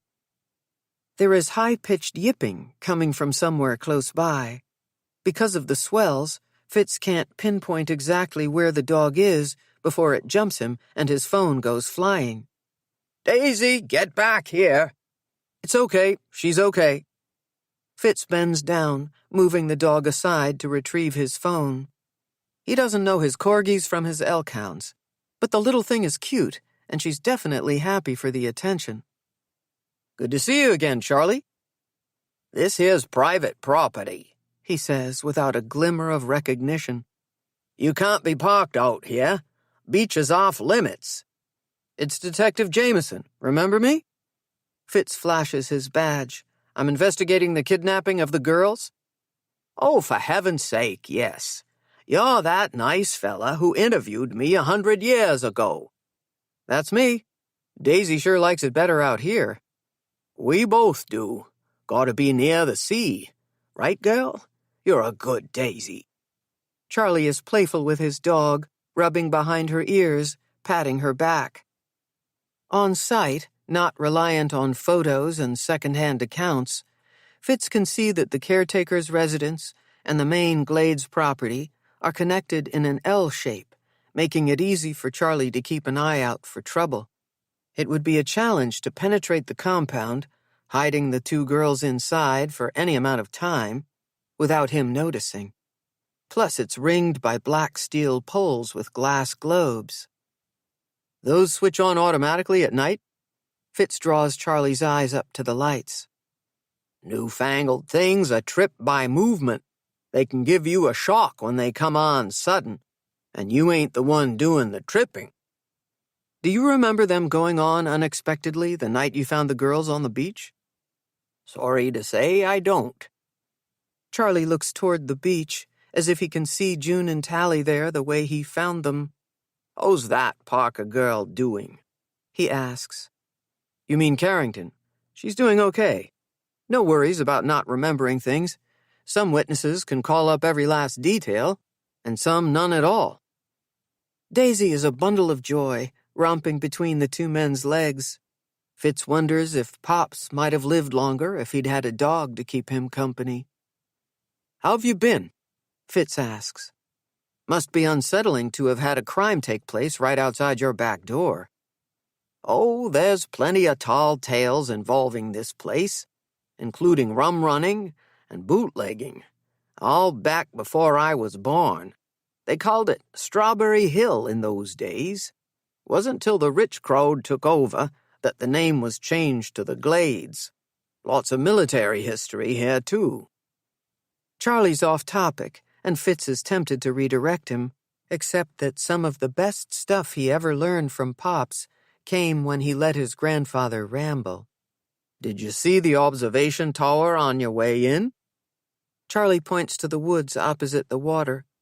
"Back in my day, I'd climb that beauty once a week at least. The view of the sea from the top is like nothing you've ever seen." "Could you climb it now, if you wanted to?" "No, sir. Entrance has been cemented shut since the 60s. Fitz stifles a laugh as Charlie calls up details from 60-plus years ago like it was yesterday. "So there's no other way in? If, say, a person wanted to camp out around here? No, sir. Not inside that tower, anyway. But somewhere else? Another place where 3 people could fit to take shelter? Well, there's the cottages, but only Tonies like me know about those. Can you show me? Fitz asks. Charlie might not remember what he had for breakfast, but he knows exactly how to navigate the forest canopy that takes them away from the sea. Fitz looks ahead, then down and up again, trying not to lose his footing. Daisy yips and skips over the exposed granite ledges like it's the best treat in the world to head in this direction. I've got to thank you, son, Charlie says over his shoulder. Daisy and me, we haven't walked this way in a long time. I forgot how pretty it is back here. You won't come out here by yourself, will you, Charlie? I'd hate for you to get lost. As if to prove that Fitz is right to worry about the old man's memory, 10 minutes in, Charlie comes to a standstill in the middle of nowhere. Fitz thinks he's confused after all, until he sees what the caretaker wants to show him. The reinforced shells Charlie calls the cottages are anything but. They're disguised remnants of 2 other military towers, with wooden roofs, false siding, and cracked and blackened windows. It's no wonder there's no mention of these structures in the crime scene report. The concrete pylons couldn't be camouflaged any better if someone had staged it. Fitz pulls out his phone, and it takes 3 taps of the icon before the flashlight comes on. Inside the smallest structure, there's broken glass all over the concrete floor, and barely room for 1 person, never mind 3. It's when he flashes the light inside the second shelter that his blood runs cold. Pick up Daisy, now. Fitz doesn't mean to scare Charlie, but he can't have the dog corrupting the crime scene. Even through the dirty window, with what amounts to a penlight, he can clearly make out pieces of discarded duct tape and a spray of rust-colored splatters all over the slab. Blood. No leaves, no shards of glass, room enough for 3. Anxious or oblivious, Charlie collects his dog and starts rambling again, throwing around words like barracks and northeast elevations. Fitz needs a forensics team down here ASAP. Let's back it up, Charlie. Move away from the cottages, okay? He takes hold of the old man by the elbow and guides him in the direction of the ocean. I've been meaning to ask you, Charlie says, how's that Parker girl doing? Her name is Carrington. As much as Charlie has been invaluable to Fitz, he's becoming a distraction. Between the sound of the waves crashing against rock and Daisy's yapping, Fitz can't hear himself think. Marion Parker was a looker, Charlie says. Quite a sense of humor, too. We used to tease each other about who had the more memorable lighthouse, my Minot light or her Situate lighthouse. I was changing channels last night, and I saw the girl on TV. I said, right out loud, well, I'll be. All dolled up, she's the spitting image of her great-gran when she was young. Wait, are you saying the girl you found alive on the beach has relatives in this town? Not no more. Marion passed away years back. Her daughter was gone already by then. Bless her soul, Lucy died in a terrible wreck, leaving her girl to come live with Marion. The granddaughter inherited the Sunset Road cottage. Word has it she couldn't hold on to it, thanks to the husband. Charlie lowers his voice as if someone there might hear him gossip. Money troubles, if you know what I mean. Sold it not 1 year later. Did your friend Marion ever bring her out to the glades? Her granddaughter and maybe her great-granddaughter? They might have walked around here. She could have shared the history of the place with them, like you did for me? I can't recall specifics, but I imagine so. Tali's family has some kind of connection to this town. Being taken here may not be that random. Fitz goes through what he knows and how his evidence syncs up or doesn't to this new revelation. As Fitz mulls it all over, he's suddenly struck by a lack of evidence where he should expect to find it. While June's blood and hair were found on the jacket, Tali's were not, and the jacket supposedly belongs to her father. Tali's prints are not on the bottle, and neither are June's, even though her tox lit up on ketamine. Anna doesn't remember the director being at the school the day after the girls went missing. Did Normand parse out the drugs, bring Tali and June here, and then leave them alone at the Glades? Or were they willing to be left in the cottages? Charlie lets Daisy jump from his arms, and the dog scampers off in the direction of the sea. He follows behind his dog like it's another one of their walks. How many times did Charlie tell Fitz that he walks Daisy at the same time every day, at dawn and dusk? If the girls were being held on the property for 2 days, they may have figured that out. They could have placed themselves by the shore at the right time to be found. Except one of them couldn't weather the wind and tide. Maybe Tali's the one involved with the director, and she pointed to someone else to throw Fitz off. If Normand wanted publicity for the play and came up with this plan, and then June died, he'd need to cover it up. Maybe he threatened to expose Tali if she didn't stay quiet, and Sam's protecting her. Is Zeke? Fitz pulls out his phone. He's not sure he'll be able to convince Sin to share what she knows about the girl, but he needs to at least try. To refresh his phone, he hits the home button, but thanks to Daisy and the drop, it won't turn on. Chapter 25. A Father's Secret. Sin waits in the lobby of Suffolk County Nashua Street. This isn't her first time in jail. Zeke Carrington isn't the only alleged perpetrator to request a visit from her so he can recount his version of events involving one of her clients. Sadly, he's not the only father either. This place isn't Federal Prison Camp Yankton, the minimum security club Fed, where entitled men, who, even while incarcerated, take great care of their appearance and behave in ways that are overtly charming and inappropriately seductive. White-collar types, with plenty of money to make even the most incriminating evidence disappear or at least seem less damning. This Boston jail is not the eccentric Hazleton Penitentiary, nor is it the aggressive bully Rikers Island, where fiery language and blatant violence have been known to send a seasoned counselor to bed for days after traveling with women who think they're ready to confront their attackers. What this jail is an imposter. It's the centerpiece of Nashua Street Park, a showy facade with wide paths along the river's edge and raised lawns filled with flowers designed to distract. The beauty allows walkers and bikers and women pushing strollers to ignore the people locked up inside a few feet away. To the incarcerated ones lucky enough to get called to the visitors' room, a glimpse of that park through a window is either a taunt or a totem. Cuffed and shackled, awaiting trial or sentencing, whether they admit it or not, inmates at Nashua Street know their odds of getting out of the trouble they're in. Men like these know exactly what they did or did not do to land here. Every facility has tedious check-in procedures, and this one is no exception. After Sin finally gets through security and puts her things in a locker, she's brought to a meeting room to wait for Zeke. Minutes later, when he's ushered in by a guard, the first emotion that finds her is sadness for Tali for all she's been through because of him. This, despite how diminished Zeke looks, the dark circles under his eyes, his otherwise pale skin, his feral hair. "Thanks for coming," he says. "I wasn't sure you'd stick by what you said about talking to me now that I'm in here."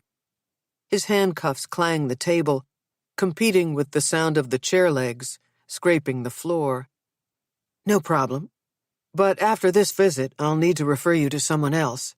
There are good clinicians here." It's not unusual for Sin to hear someone out, even the person implicated in the crime against her patient.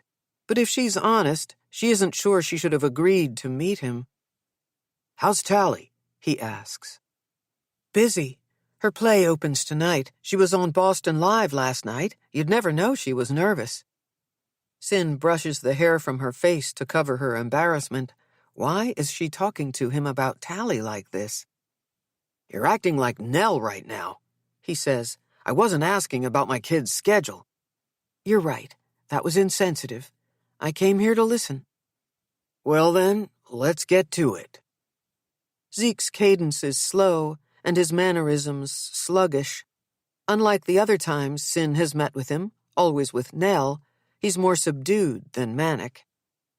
"You probably know by now that I sold drugs to get money to gamble. I didn't use pills myself until the night of the vigil, and then again at June's wake." Cyn angles her body toward the door. She had hoped Zeke would be forthcoming, but now that he is, she wishes he'd stop. "I dealt mostly in opioids. I used character names from some of Tali's plays. Sick, huh?" A flush creeps across Cyn's cheeks. "Did you sell drugs at her school?" Zeke sits rigid now, and he won't look at her. "Did you give drugs to Sam?" Cyn asks, raising her voice. "I supplied lots of people at that school. There's a pocket in the bottom of Tali's backpack she never uses. The bag is otherwise a mess, so I knew she'd never find the stuff in there." Zeke takes his time to lay out what he did. No excuses, not much emotion either. "When the kids are rehearsing, they leave their stuff all over the auditorium or in the costume closet. The people I hooked up knew where to look." It's getting harder for Cyn to hide her outrage at the selfish things people do to hurt each other. "You used your child to deliver drugs to teenagers at a school?" "Absolutely not. I used the bag, not my daughter." "Were you involved in the abduction?" "No. God, no." "Your pill bottle was found on the beach." "Police found it in Tali's backpack, or that one fell out. I don't know exactly what happened." When Zeke goes to scratch his neck, both hands come together, and the sound of metal leaving the table makes the simple gesture jarring. "Did you ever give drugs to Tali?" Cyn asks. "No. If there's one thing I taught her, it was to steer clear of addictive things. You could say I was the best kind of bad role model." "What about June?" "No, not June.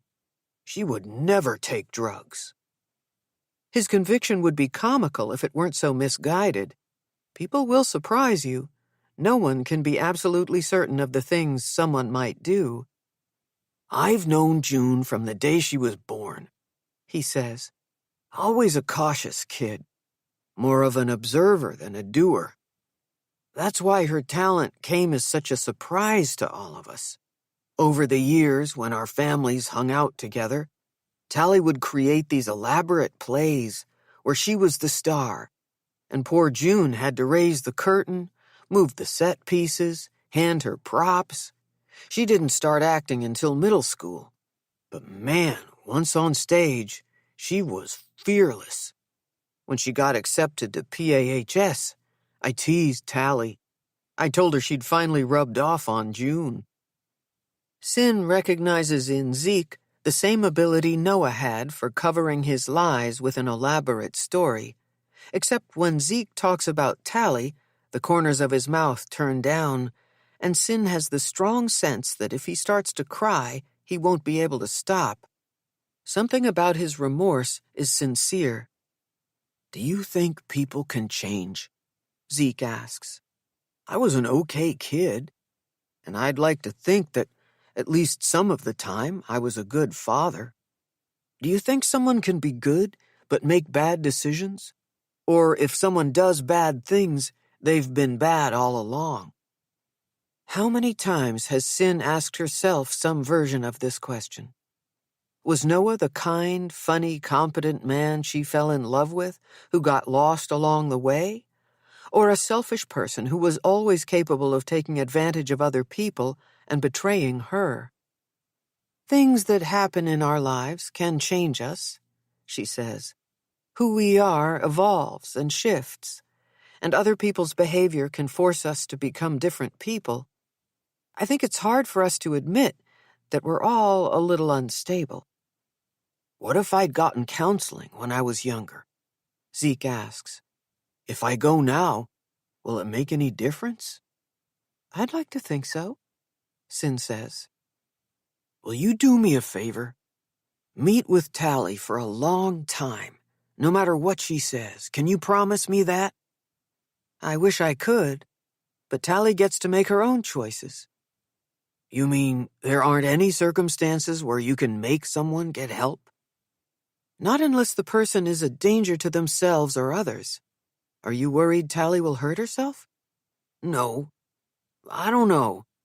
I do think Nell assumes she's strong, without questioning it. I know I did. Tali's always been able to rise to any kind of challenge, but I, put her through a lot. After everything that's happened, can she be doing that great? It's hard to know. Our minds shoehorn the people we love into an idea of who we want them to be. We create the illusion. Just because Tali appears capable and resilient doesn't mean that deep down she's not struggling. This is exactly how Sin missed Noah's lies. She wrote the narrative. She chalked his detached behavior up to being tired and overworked because that's what she wanted the distance to mean. You should be concerned about Tali, Sin says. I'm not at all sure she'll accept support from you, but you're her father, and it's your responsibility to at least keep trying to offer it. What I will do is encourage Nell to keep bringing her to see me. I'll give Tali the same message.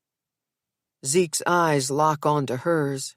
His hands go white from clasping them too tight.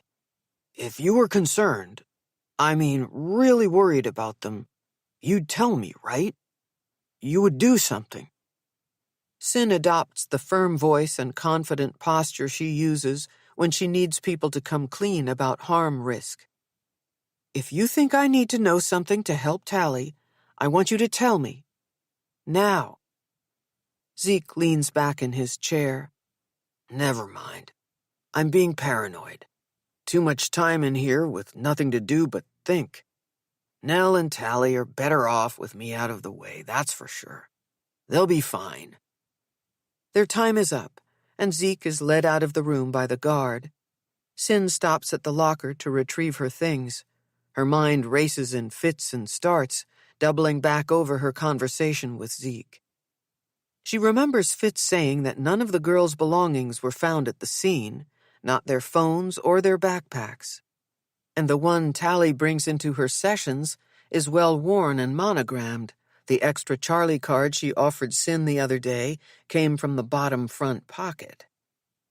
There's a riptide that hides below the surface of every unsuspecting couple or family, and Sin wonders if she's finally getting clarity on the schism in this one, a fracture older and deeper than she ever imagined. Outside, she gives in to the urge to dial Fitz so she can talk through what happened with Zeke. Call it instinct or prescience, but a terrible feeling washes over her when he doesn't pick up. It's dusk, and the night air is cool. Even free of the jail's confined spaces, it's as if she's trapped in a room without windows. Suddenly, she's overwhelmed with urgency to get to the school, to ask new and different questions, to see for herself that Tali is indeed the capable, confident girl she portrays herself to be. Chapter 26. Cruel Intentions. The first pour is pure need and urgency.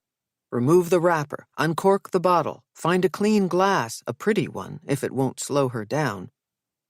Like so many times before, the initial swirls and sips of something red from a deep bowl are paired with a suspicion of lies.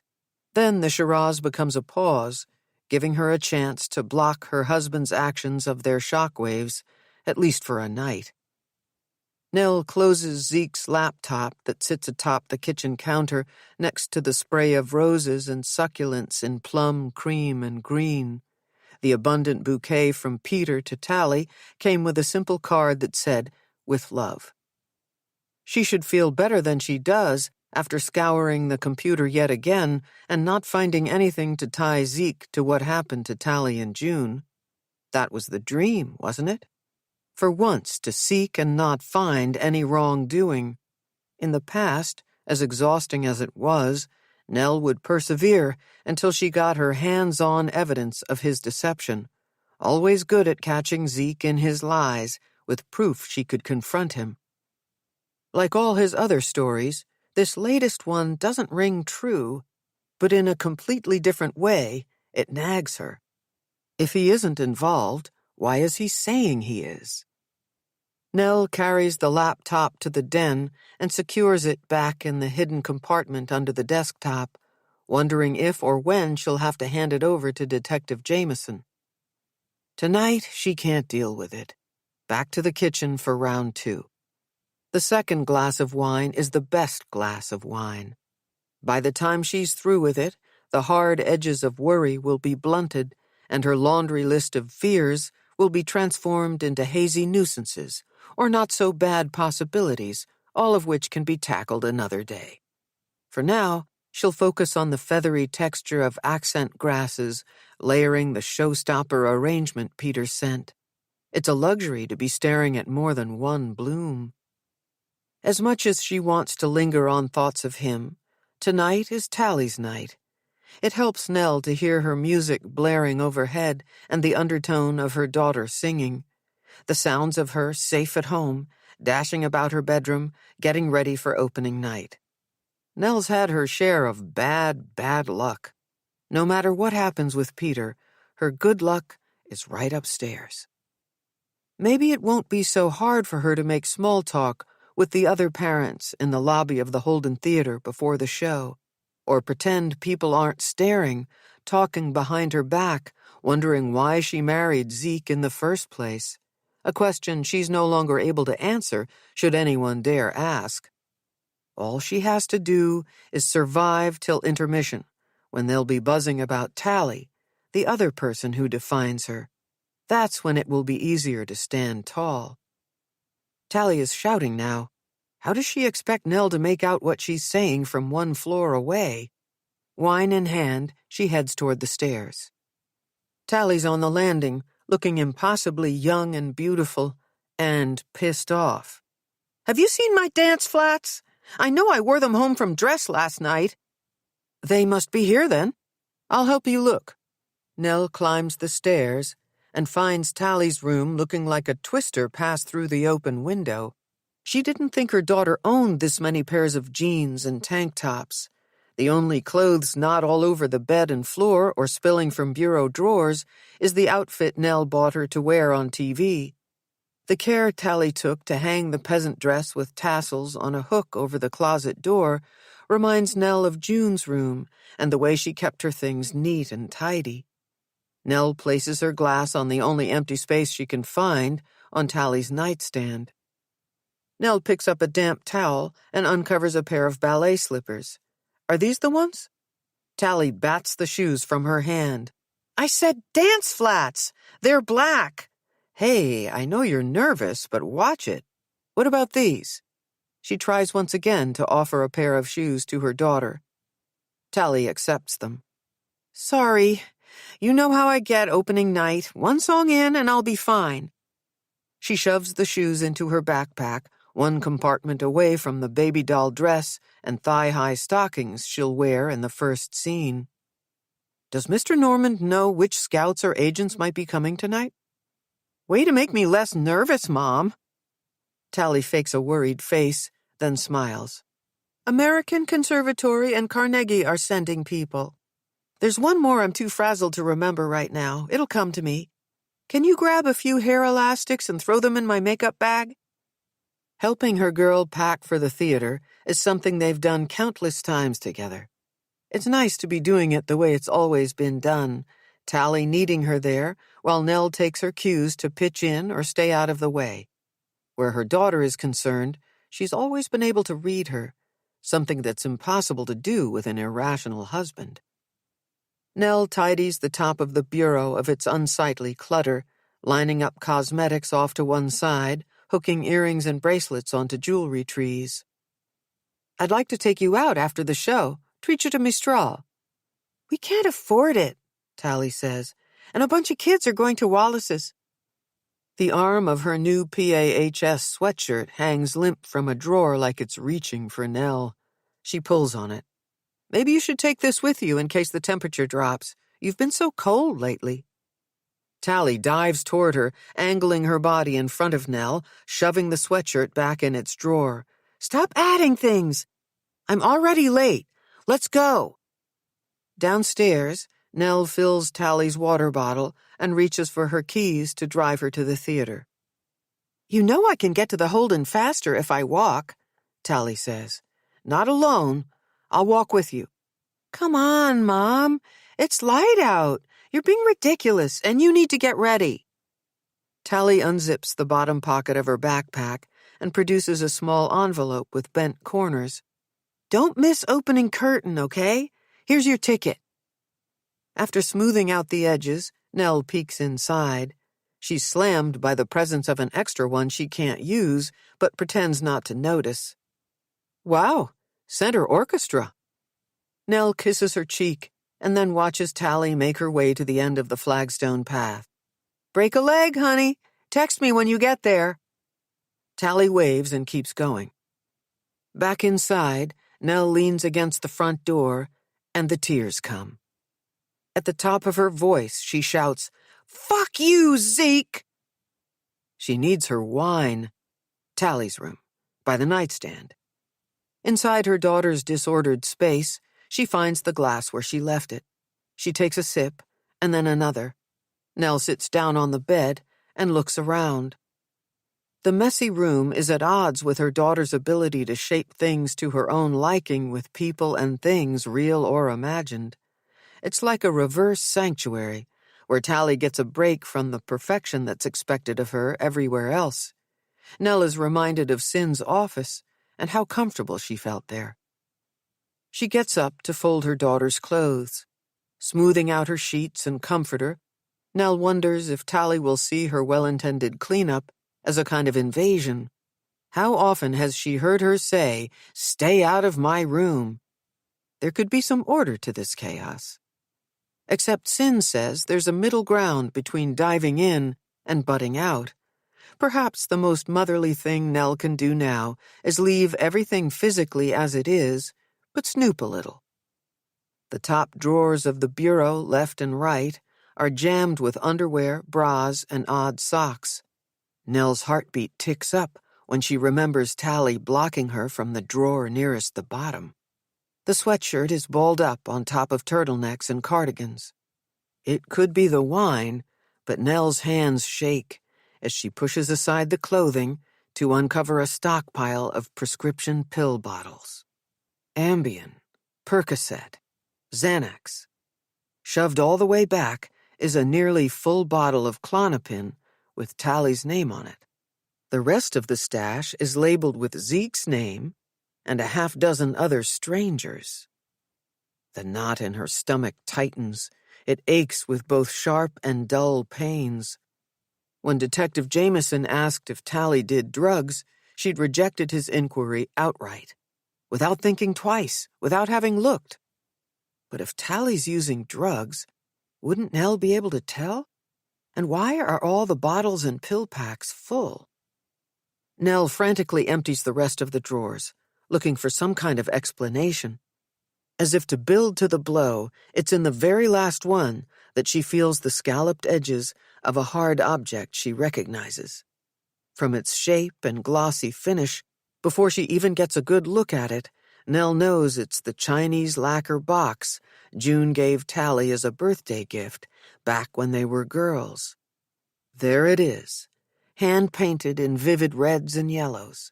The picture is of two happy children holding hands and dancing across the top. Nell lifts the lid. Her face is hot, her chest booming. There's a tightening in her throat like she swallowed the exotic, sharp thing. Her mind can't make sense of the wrongness of her fingers touching the lotus pearl pin. How can this be here? The last time Nell saw the unmistakable treasure, It was pinned to the pretty pink neckline of June's forever dress. Beyond panic now, Nell needs to know if Tali is all right, because this does not look like she can be okay. Get to the theater. No matter what diminished her capacity to do it before, she needs to force a conversation with her daughter now, to find out what's going on. Put the pin in your pocket, grab your purse, a coat, the keys. Her legs are weak as she moves out into the hall and down the stairs. Despite the urgency, her mind registers, her body responds in slow motion. All she wants to do is down the rest of the wine, crawl into bed, and close her eyes, as if sleep would come, as if her mind could ever stop inventing horrible reasons for this pin and those drugs being inside her daughter's room. Tali will have a reasonable explanation for having the pin. Maybe Peter gave it to her, and neither of them thought to tell her. Oh, God, if Tali unpinned it from June's dress at the funeral home and then hid it in her room, it has to be because of emotional trauma or suffocating grief or something else Sin suspects is wrong with her. If Zeke asked her to hide the drugs, that could be why Tali's angry with him. Nell wouldn't put it past him, but that's low, even for him. Outside in chilled air, she's able to move faster. It isn't until Nell gets to Newbury Street that she realizes it's because she's unencumbered. No coat, no phone. Nell's out of breath by the time she lands in front of the stage entrance of the Holden. Thanks to a group of stage crew smokers, she slips in through the propped-open door. Backstage is humming, and because she needs to stay calm for Tali's sake, she slows her walk and scans the place discreetly, all the while praying she won't run into Anna. Robin is off by herself, marking a dance routine. "Have you seen Tali?" Nell asks. "She took the underpass back to school. I feel bad she's freaking out. She can't find her shoes for the opening number." Nell shakes her head at the memory of her daughter packing her backpack. Robin reads Nell's disbelief as disagreement. "She left a while ago with Sam." The quarter-mile stretch of tunnel connecting the Holden to the high school is dimly lit and dank. She would have avoided the closed-in space with its low ceilings and narrow paths if it weren't the fastest way to get there. The only sound comes from the echo of Nell's footfalls against concrete. The school theater is empty, lit only by the ghost light. All of tonight's action is taking place next door. If Tali is here, she's backstage. Bypassing the roped-off passageway that leads to the catwalk, Nell climbs the stairs, presses the wall in exactly the right place, and the hidden door opens. When she turns into the hallway, the only light comes from the dressing room at the end of the corridor. After a few steps, she hears their voices. "You don't have to," Tali says. "I'll tell Normand. We can figure everything else out after the show. Calm down." Inside the dressing room, nightlight floods in from the buildings that surround the alley. Sam has his back against the wall, and he's guzzling from Tali's water bottle. They're in full makeup and costume, and her daughter is standing in front of Sam, urging him to drink. "Tell him what?" Nell asks. "Why are you two over here?" "He doesn't feel good." Tali looks surprised to see her, and she's talking too fast. "We don't think he can go on. We're trying to figure out what to do." "Is it nerves, Sam? Or did you take something?" Nell looks at him, but he won't look at her. Sam hands the water bottle to Tali and drops onto the only seating in the room, an oversized upholstered piano bench. With his head in his hands, he says, "I can't do this. You have to tell her." "It's not a big deal. He took one too many Xanax. Norman can step in for one night." Sam lies down on the bench, curling into a ball.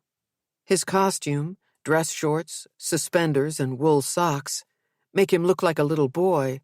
Whatever he's muttering, Nell can only make out, "My mother's gonna kill me." "Sam can stay here," Tali says. Turning toward her mother, she outlines the next set of directives. "You and I will go back to the Holden. I'll tell Normand he needs to go on in Sam's place, and you can find Anna to send her over here. Tali tries to pull her toward the hall by her elbow, but Nell is immovable. Come on, Tali says. They're probably freaking out, not knowing where we are. Are you on anything? Who gave the pills to Sam? No, Dad's the one. Dad, why are all those bottles in your drawer? You went through my stuff? I can't believe it. Why would you do that? Tali looks over at Sam as if he's the keeper of the explanation. Did your father ask you to hide them?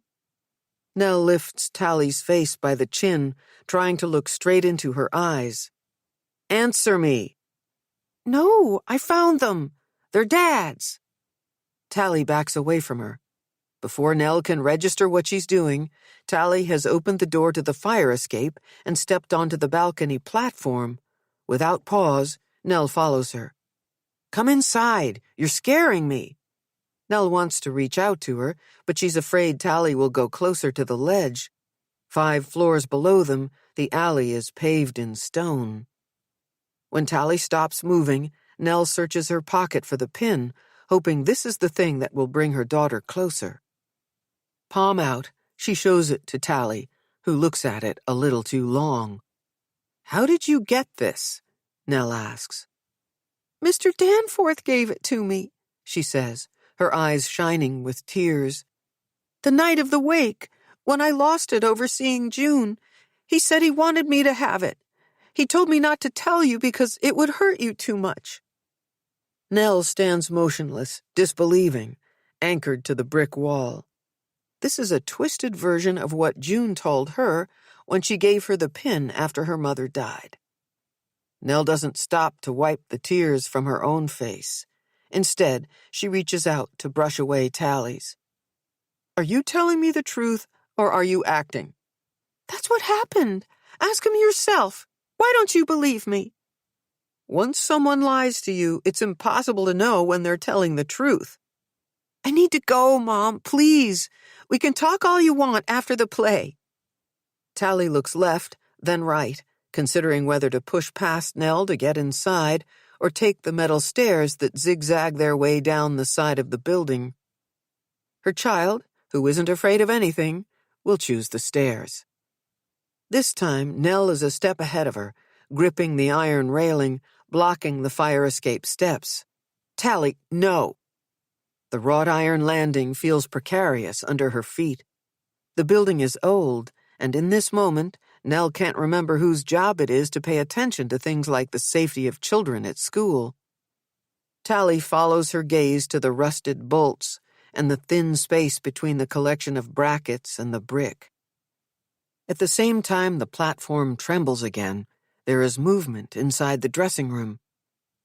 Nell can make out Sin, with Detective Jameson beside her. She doesn't care how they found them or why they're here. All she knows is that she's never been happier to see anyone. The detective stops at the bench to check on Sam, his fingers at his neck, his cheek near his lips to feel for breathing.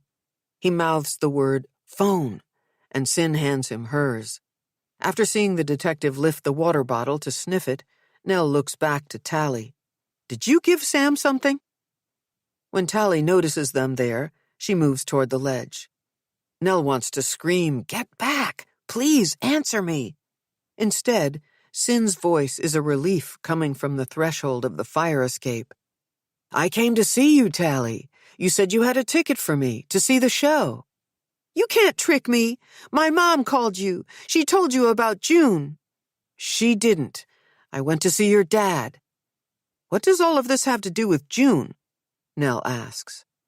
Gracefully, Sin raises one hand, a subtle gesture telling Nell to let her do the talking. I know you're angry with him for all the mistakes he's made, but he's worried about you, and so am I. Then what's he doing here?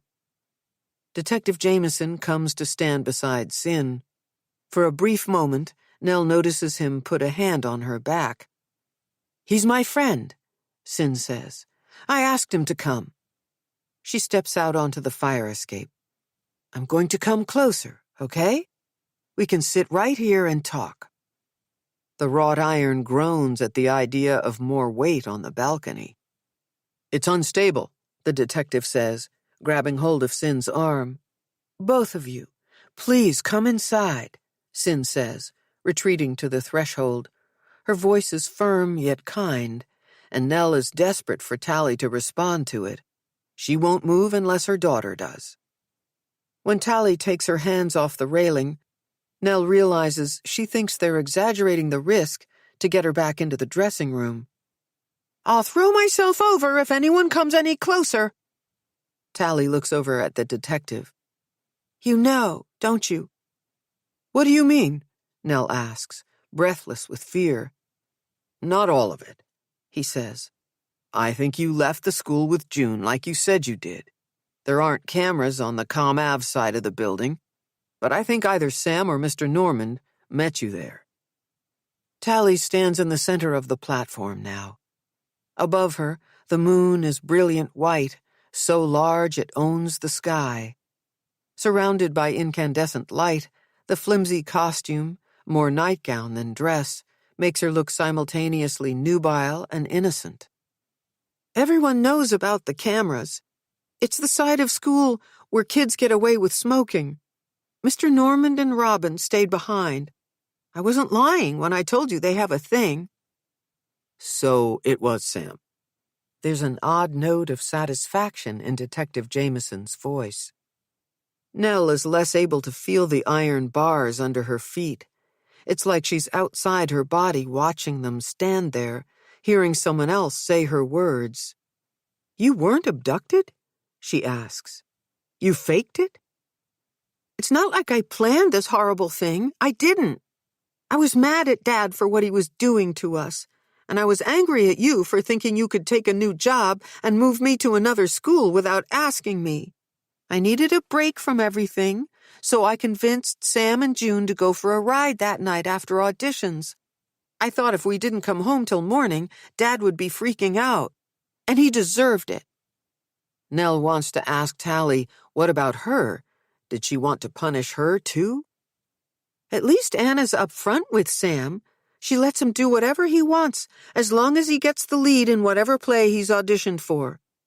But June didn't want to go at first. Sam was the one to talk her into loosening up. Have a little fun, try a little pill. I told her to relax. Nothing bad was going to happen." "You chose Scituate?" Nell asks. "Parker's cottage on the water.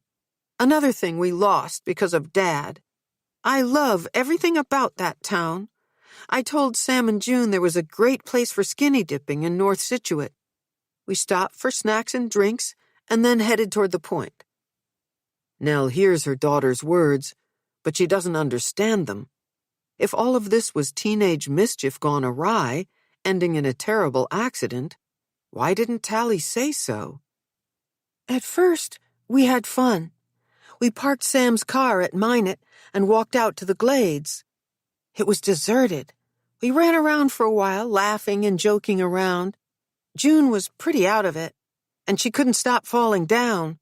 When she kept wanting to call her father, I took her phone. Sam was high, too. In the beginning, he thought everything she did was funny. He'd help June up, then chase her some more. I hadn't told them yet, but the whole time we were out there, I was looking for a place we could spend the night. Then June got all panicky and paranoid, and she kept asking to go home. Sam sided with her, saying we had to leave. I warned him that we'd all be in a lot more trouble if we dropped her off at her house like that." Everyone looks toward Sam now, who's unmoving on the bench. Detective Jameson holds up the phone to Tali. "I'm going to call 911 for him, okay?" When Tali nods, he taps the screen and puts the phone in front of his face, though he doesn't speak. Nell swears he already made this call, and she wonders if maybe he's filming. All at once, her daughter looks transformed. Like a character delivering a monologue she's rehearsed so many times her performance is flawless. Nell doesn't expect her to keep spilling the story unprompted, but in this detached way, she does. If Nell weren't in her own fugue state, she'd be begging Tali to stop. Except, as unbearable as it is to listen, there will never be a good time to hear the rest. When I remembered the tower cottages Great Nana showed us a few times, I knew they must still be there. I told June it would be a good place to lie down for a while. Sam and I got her there, but by then he figured out I wanted to stay the night. He tried to convince me to leave. He said June would be fine by the time we got back to Boston.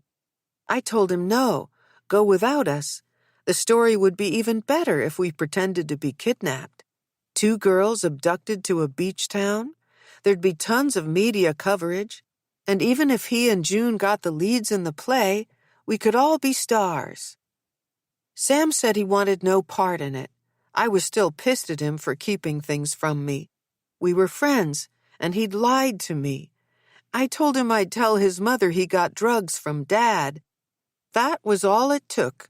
He got us the waters and snacks from the car and left us there.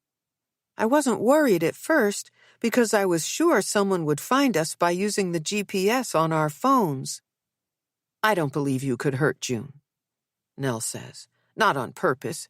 You didn't mean to. I don't know when exactly, but sometime after Sam took off, being there by myself with June passed out, it all started to feel unreal, like I was acting in a play. This is my fault, Nell says. Honey, I'm sorry. Cyn takes off her jacket and holds it out to Tali, trying to entice her closer.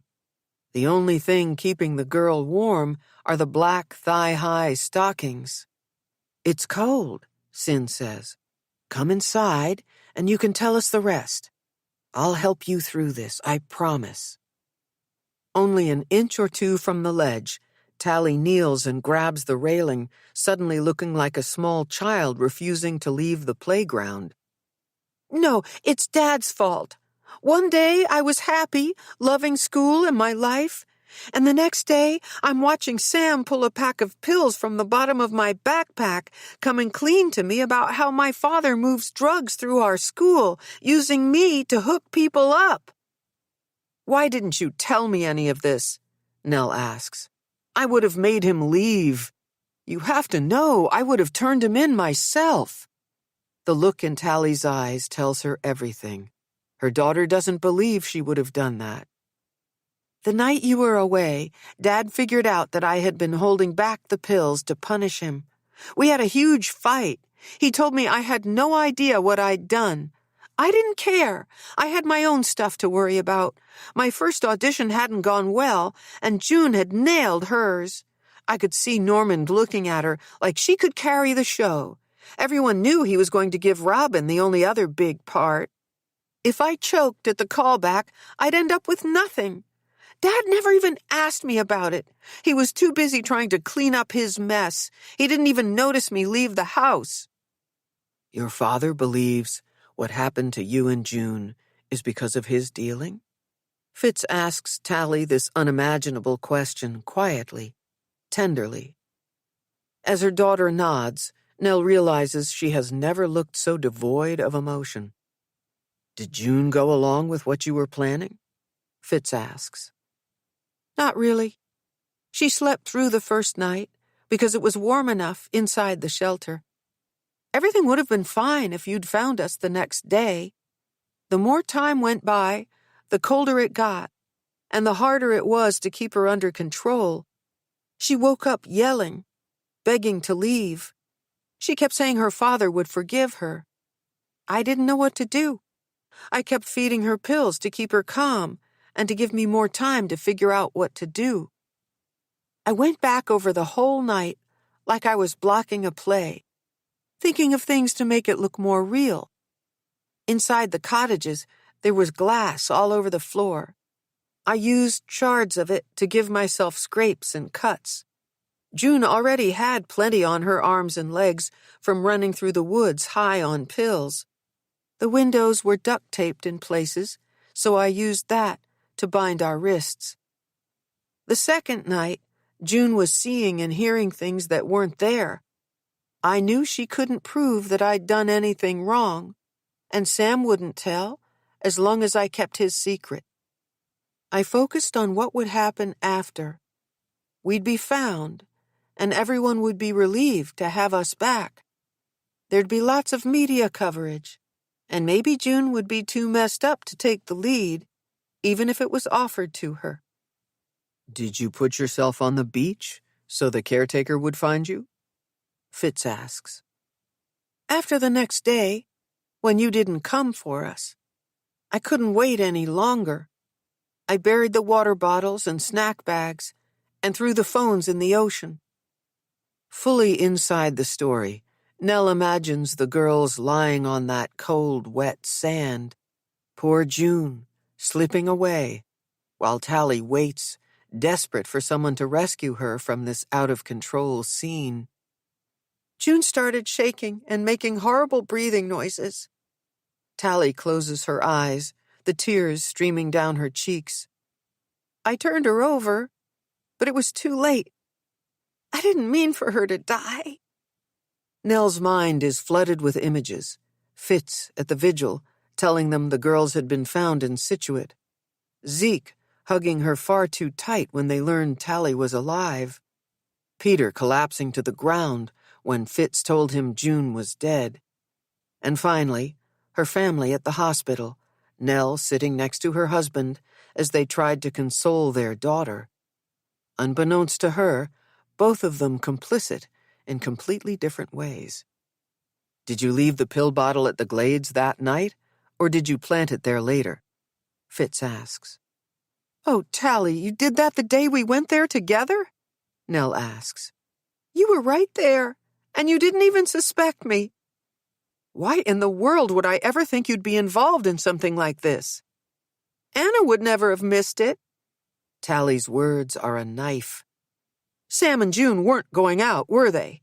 Nell asks harshly. That was another lie. We needed a way to explain why he was such a mess. After June died, Anna started getting suspicious. I think she knew Sam took her car out again after she drove him home from the audition.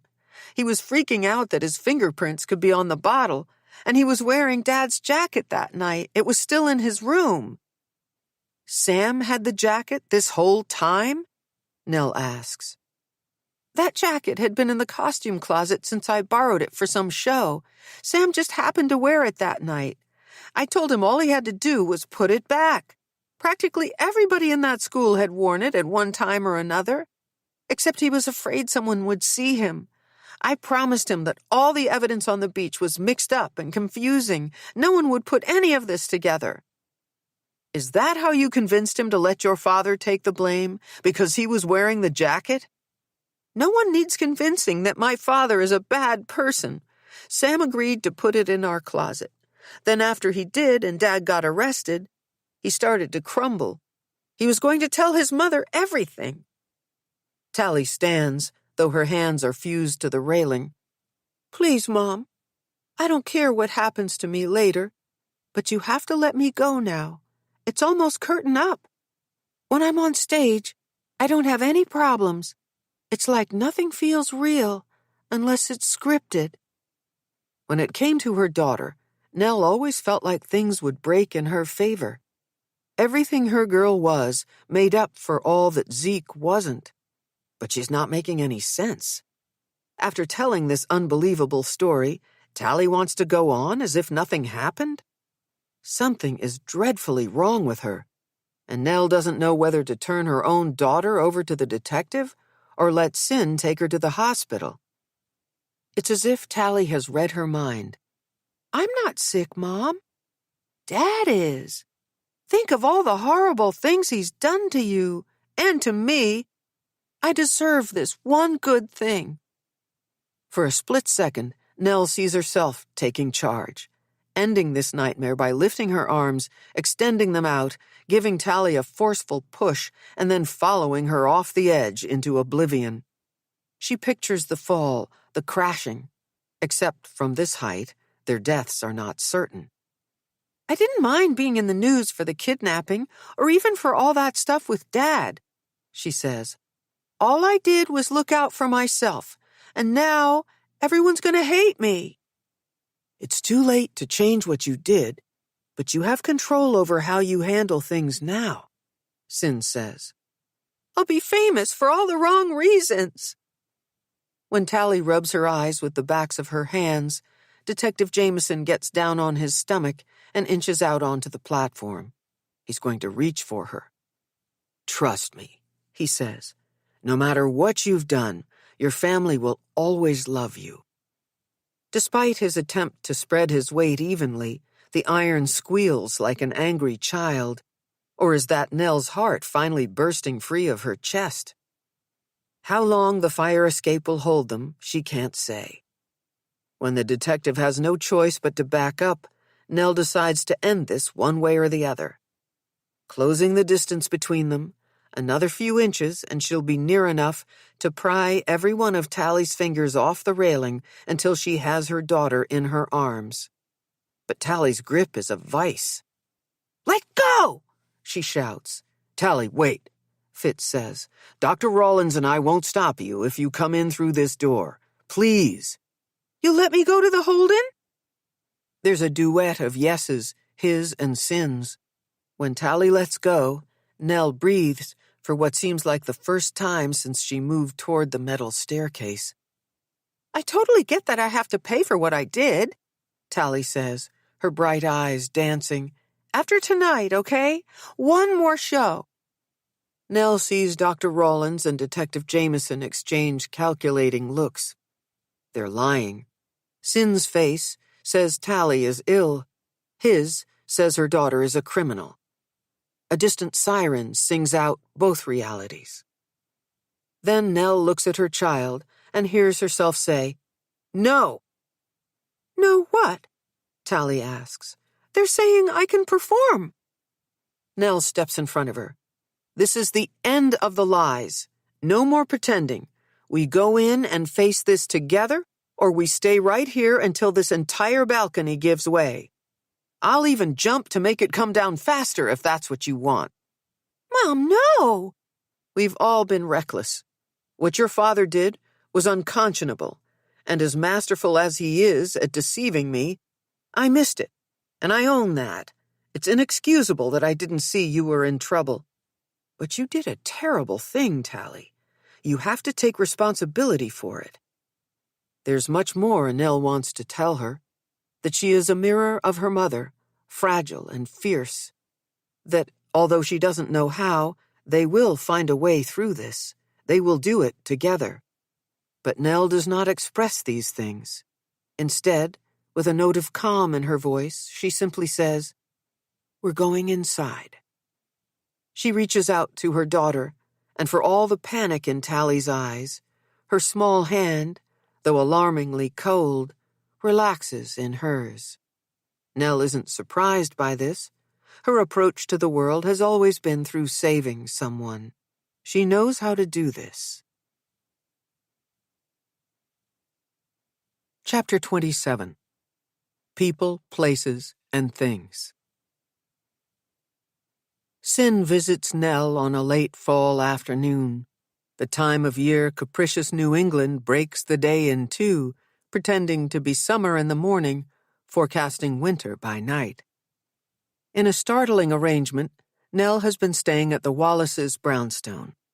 And from the look of the sparse traffic on Gloucester, reporters have yet to figure out that both women are holed up there. Anna ushers Cyn in, guiding her toward an airless Victorian great room with showy wallpaper and heavy wood furniture, everything ornate and tinged in amber. It's hard to imagine Nell comfortable here, this place so unlike her cozy home. But then Cyn imagines Nell can no longer find respite anywhere, given her child and her husband are across town, locked up in the same county jail. I'll tell her you're here, Anna says, without offering to take her coat or rid her of the box she carries. This being Anna's home, if this were a different time, Cyn would have expected her to be in full-on hostess mode. Yet today, she wears dark sweatpants and a pilly gray sweater, and the tiny lines around her eyes give away that she's not sleeping. Subtle changes are more noticeable in otherwise happy people. Wait, Cyn says. How's Sam? We've agreed to 90 days inpatient treatment in exchange for probation, Anna says. Sam's going to tons of meetings. He likes his doctor a lot. I'm glad. How about you? What's there to say? Anna looks down and notices a small hole in her sweater near the cuff of her sleeve. She covers it with her hand. Imagine me without words, she says with a half-suppressed laugh. She goes to leave. Cyn checks the bottom of the box for dampness. When she finds the cardboard dry, she places it on the floor, drops her bag in a chair, and wrestles free of her coat. When Anna returns, it's oddly disorienting to see her and Nell together. Whenever Anna's name has come up in their previous conversations, Nell's never made a secret of her dislike of her. Don't be silly, Anna says to Nell. It's all been arranged. It's the least I can do. Anna excuses herself, but the look on Nell's face tells Cyn she doesn't trust she isn't around the corner eavesdropping.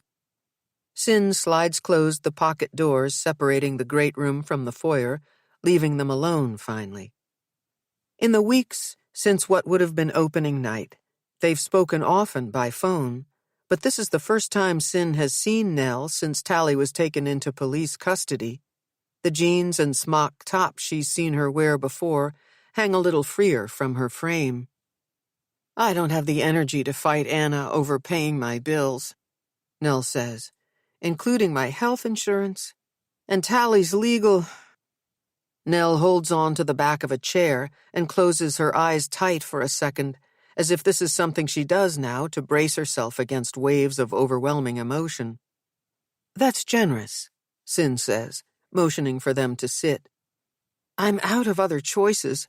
I don't have the kind of money I need to help Tali, or to pay for sessions with you. It seems like Anna genuinely wants to help, and I'll bet it's her way to make up for not coming forward once she suspected Sam's story didn't add up. Who am I to judge? She's been good to me. Right now, I need all the help I can get. If your arrangement with Anna changes, as long as you'd like to keep seeing me, we can figure the payment part out, Cyn says. When we first met, you laid out all these rules of counseling. Why the exceptions now? Cyn feels her face harden when Nell brings up the conflict of certain therapy ideals, refusing to treat more than one family member, discounting rates, ordinary practices imposed for good reason. But not all boundaries are equal. Look what Noah did. Cyn can bend whatever norms she wants from now on, and she won't come anywhere near his iniquity. Yours is a special case, Cyn says, reaching down to pick up the box by her feet. At first, Nell shows reluctance to reach for it, as if she needs to locate the energy it takes to simply move her arms. When she struggles to open the top to extricate the plant, Cyn leans over to help her. Now you're giving me gifts? Nell's eyes become glassy as she admires the prettiness of the waxy red blooms. I picked it out, but it's not from me. Nell wipes her eyes with her sleeve. Tali told me she gave you a plant like this for Christmas once, Cyn says, when she was little. She remembers it flowered all winter. Tali asked you to give this to me? Nell traces the outlines of the heart-shaped leaves. I visited her this morning, and she didn't mention it. There's no need to point out that there's a raft of unspoken things Tali has yet to broach with her mother. It's not easy to apologize, Cyn says. I'll never forgive myself for not figuring out what Zeke was doing, and worse, for not knowing our messy marriage was making her sick. Cyn understands the desire to rearrange the past in order to answer the question, am I complicit? You can only operate on what people decide to reveal to you, Cyn says. Zeke showed you what he wanted you to see. Tali too. And you know family stress isn't the only thing that contributed to what happened. Once in a while, when I'm with Anna or talking with you, I believe that you can't possibly know someone's in trouble until they're visibly in trouble. Nell leans in to smell the flowering plant, and Cyn is reminded of the care she took with a little clutch of buttercups set on the kitchen table during her first visit to the Carringtons' house. Tali's offering to her mother, though wholly inadequate, is somehow perfect. Most of the time I blame myself for not realizing something was wrong with her, Nell says. A better mother would have known. You would have. You're giving me too much credit, Cyn says. As Tali's counselor, time and distance let me see her issues run deeper than any one influence. Before anyone is a mother or a partner, she's a woman doing her best to cope with her own preoccupations. We can't know how I would have handled things if she were my daughter. You don't have to tell me if you don't want to, Nell says. But do you ever want to have kids? You want me to talk about myself now? Cyn lightens her tone to be sure Nell knows she is teasing. I think I've made enough therapy exceptions for one session. They talk more about Tali, specifically Cyn's plans for her treatment. Nell stays calm in this dark place, and Cyn ends the session feeling hopeful she can shoulder what comes next. After they agree on another time to meet and say their goodbyes, Cyn walks in the direction of her apartment. Not for the first time, she thinks about the question of children. Mostly, she's grateful she hasn't already made this decision. The relationship between Nell and Zeke is as irrevocable as hers with Noah, but they still have to be Tali's parents. It's the first time in a while that thinking about Noah doesn't hurt in some deep-down way. As she registers this, Cyn recognizes Fitz sitting on the stoop outside her building. She sees him before he sees her and thinks, this is how it could be. I could feel happy to be home. Fitz is leaning forward, elbows on knees, content to watch the people and cars fly by. By the time he notices her, she is close enough to hear him say, "Oh, good." Fitz pats the space next to him. "It's nice out. You okay to sit for a bit?" Cyn puts her bag down and angles her body to face him. She finds it easy to read his mood. With him, she feels like she's in the presence of something good happening.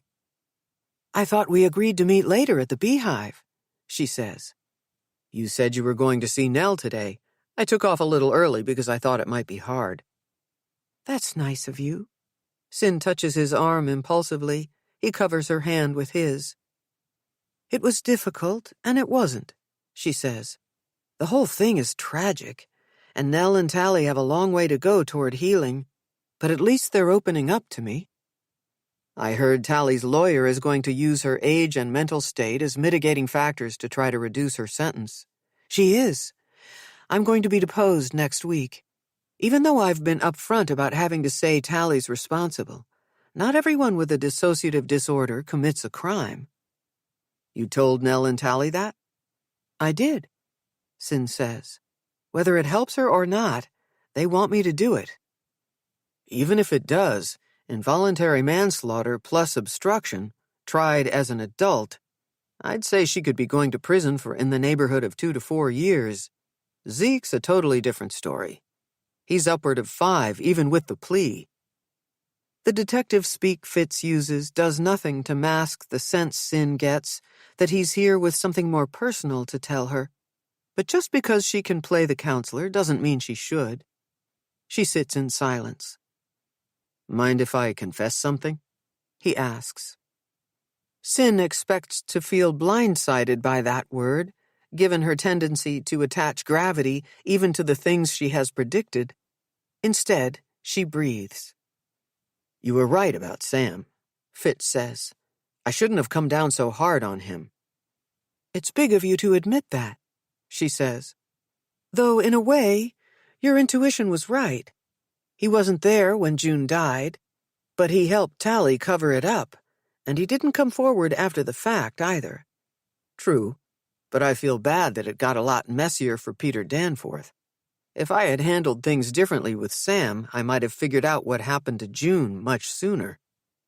"It was never going to be anything but awful for Peter, no matter the details. June was his child. Forgiving Tali and Sam won't be easy, if it's even possible." Fitz gets that look again, like there's something else he wants to say. Someday, Cyn will ask him about his life before they met, about the events surrounding his friend's death when loss brought him low. She will do this knowing full well that only he can choose what to share, what to show. For now, she doesn't push. After all, there are things she may never tell him, experiences that will remain forever hers. "You ever going to invite me in?" Fitz stands, and his dark mood vanishes as quickly as it appeared. When Fitz and Cyn stand outside her apartment door, he asks with a gesture if he can have her key to unlock it. "It doesn't look any different from the last time you were here," she says. "But that doesn't mean I'm not making progress." "Let me guess. You've quit the search for the perfect couch, and screw past history, you're sticking with the one you love." "How did you know?" They look at each other and say in unison, "Kira." Both of them laugh. "I didn't exactly phrase it that way," Cyn says, "but close enough." Fitz pushes open the door, and they walk into the living room. The couch from her old office takes center stage. "How did she do this?" Cyn asks. "I only mentioned it yesterday." Then Cyn remembers the afternoon Kira watched her bury the Castle Island storage receipt in her desk. She might have had some help. Cyn makes her way around the couch and drops onto it with a bit of a bounce. "If you're pissed we overstepped, then I had nothing to do with it," Fitz says. "You know Kira. When she makes up her mind, God help anyone who tries to stop her. But if you're happy, then it was all my idea." "I'm happy to have it back." "Some things don't belong locked in the past," Fitz says. "I'm starting to think not much does." What she should have said is that she's happy because he's here and because it's been so long since someone did such a kind thing for her. Except she's caught between two dangers. To avoid loneliness, she'll have to expose herself to love. For as surely as she could be wrong about Fitz, she could also be right. "Hey, where'd you disappear to?" Fitz waves a hand and then sits beside her. "Oh, sorry. It's been a day." "I hope bringing up my fixation with Sam earlier didn't make you feel bad somehow." No. I get inside my head sometimes, that's all." "Maybe I should teach you to play piano." Fitz leans back and puts his arm around her. She curls into his side. Cyn has never forgotten what it feels like to be safe with someone, and she wants that again with Fitz. She has no idea how long they will be together, but if she's not careful, she'll ruin the time they do have worrying if or how he might betray her. "Can I say one more thing before we move off the subject of the Carringtons and on to something like what you're going to do about a coffee table?" Fitz looks at her with an expression that is as sweet as it is sincere. "You have no reason to be hard on yourself about Tali. You figured her out in a matter of weeks. Who else can you say that about?" "Hopefully you," Cyn says. Then she pulls him in to kiss her. This recording of The Dangers of an Ordinary Night was presented by Dreamscape Media, LLC, narrated by Carrington McDuffie, produced by Eric Black. Text copyright 2021 by Lynne Reeves. Sound recording copyright 2021 by Dreamscape Media, LLC. This recording may not be copied or played for an audience without the written permission of Dreamscape Media, LLC. Thank you for listening. Please check dreamscapepublishing.com for Dreamscape's latest releases.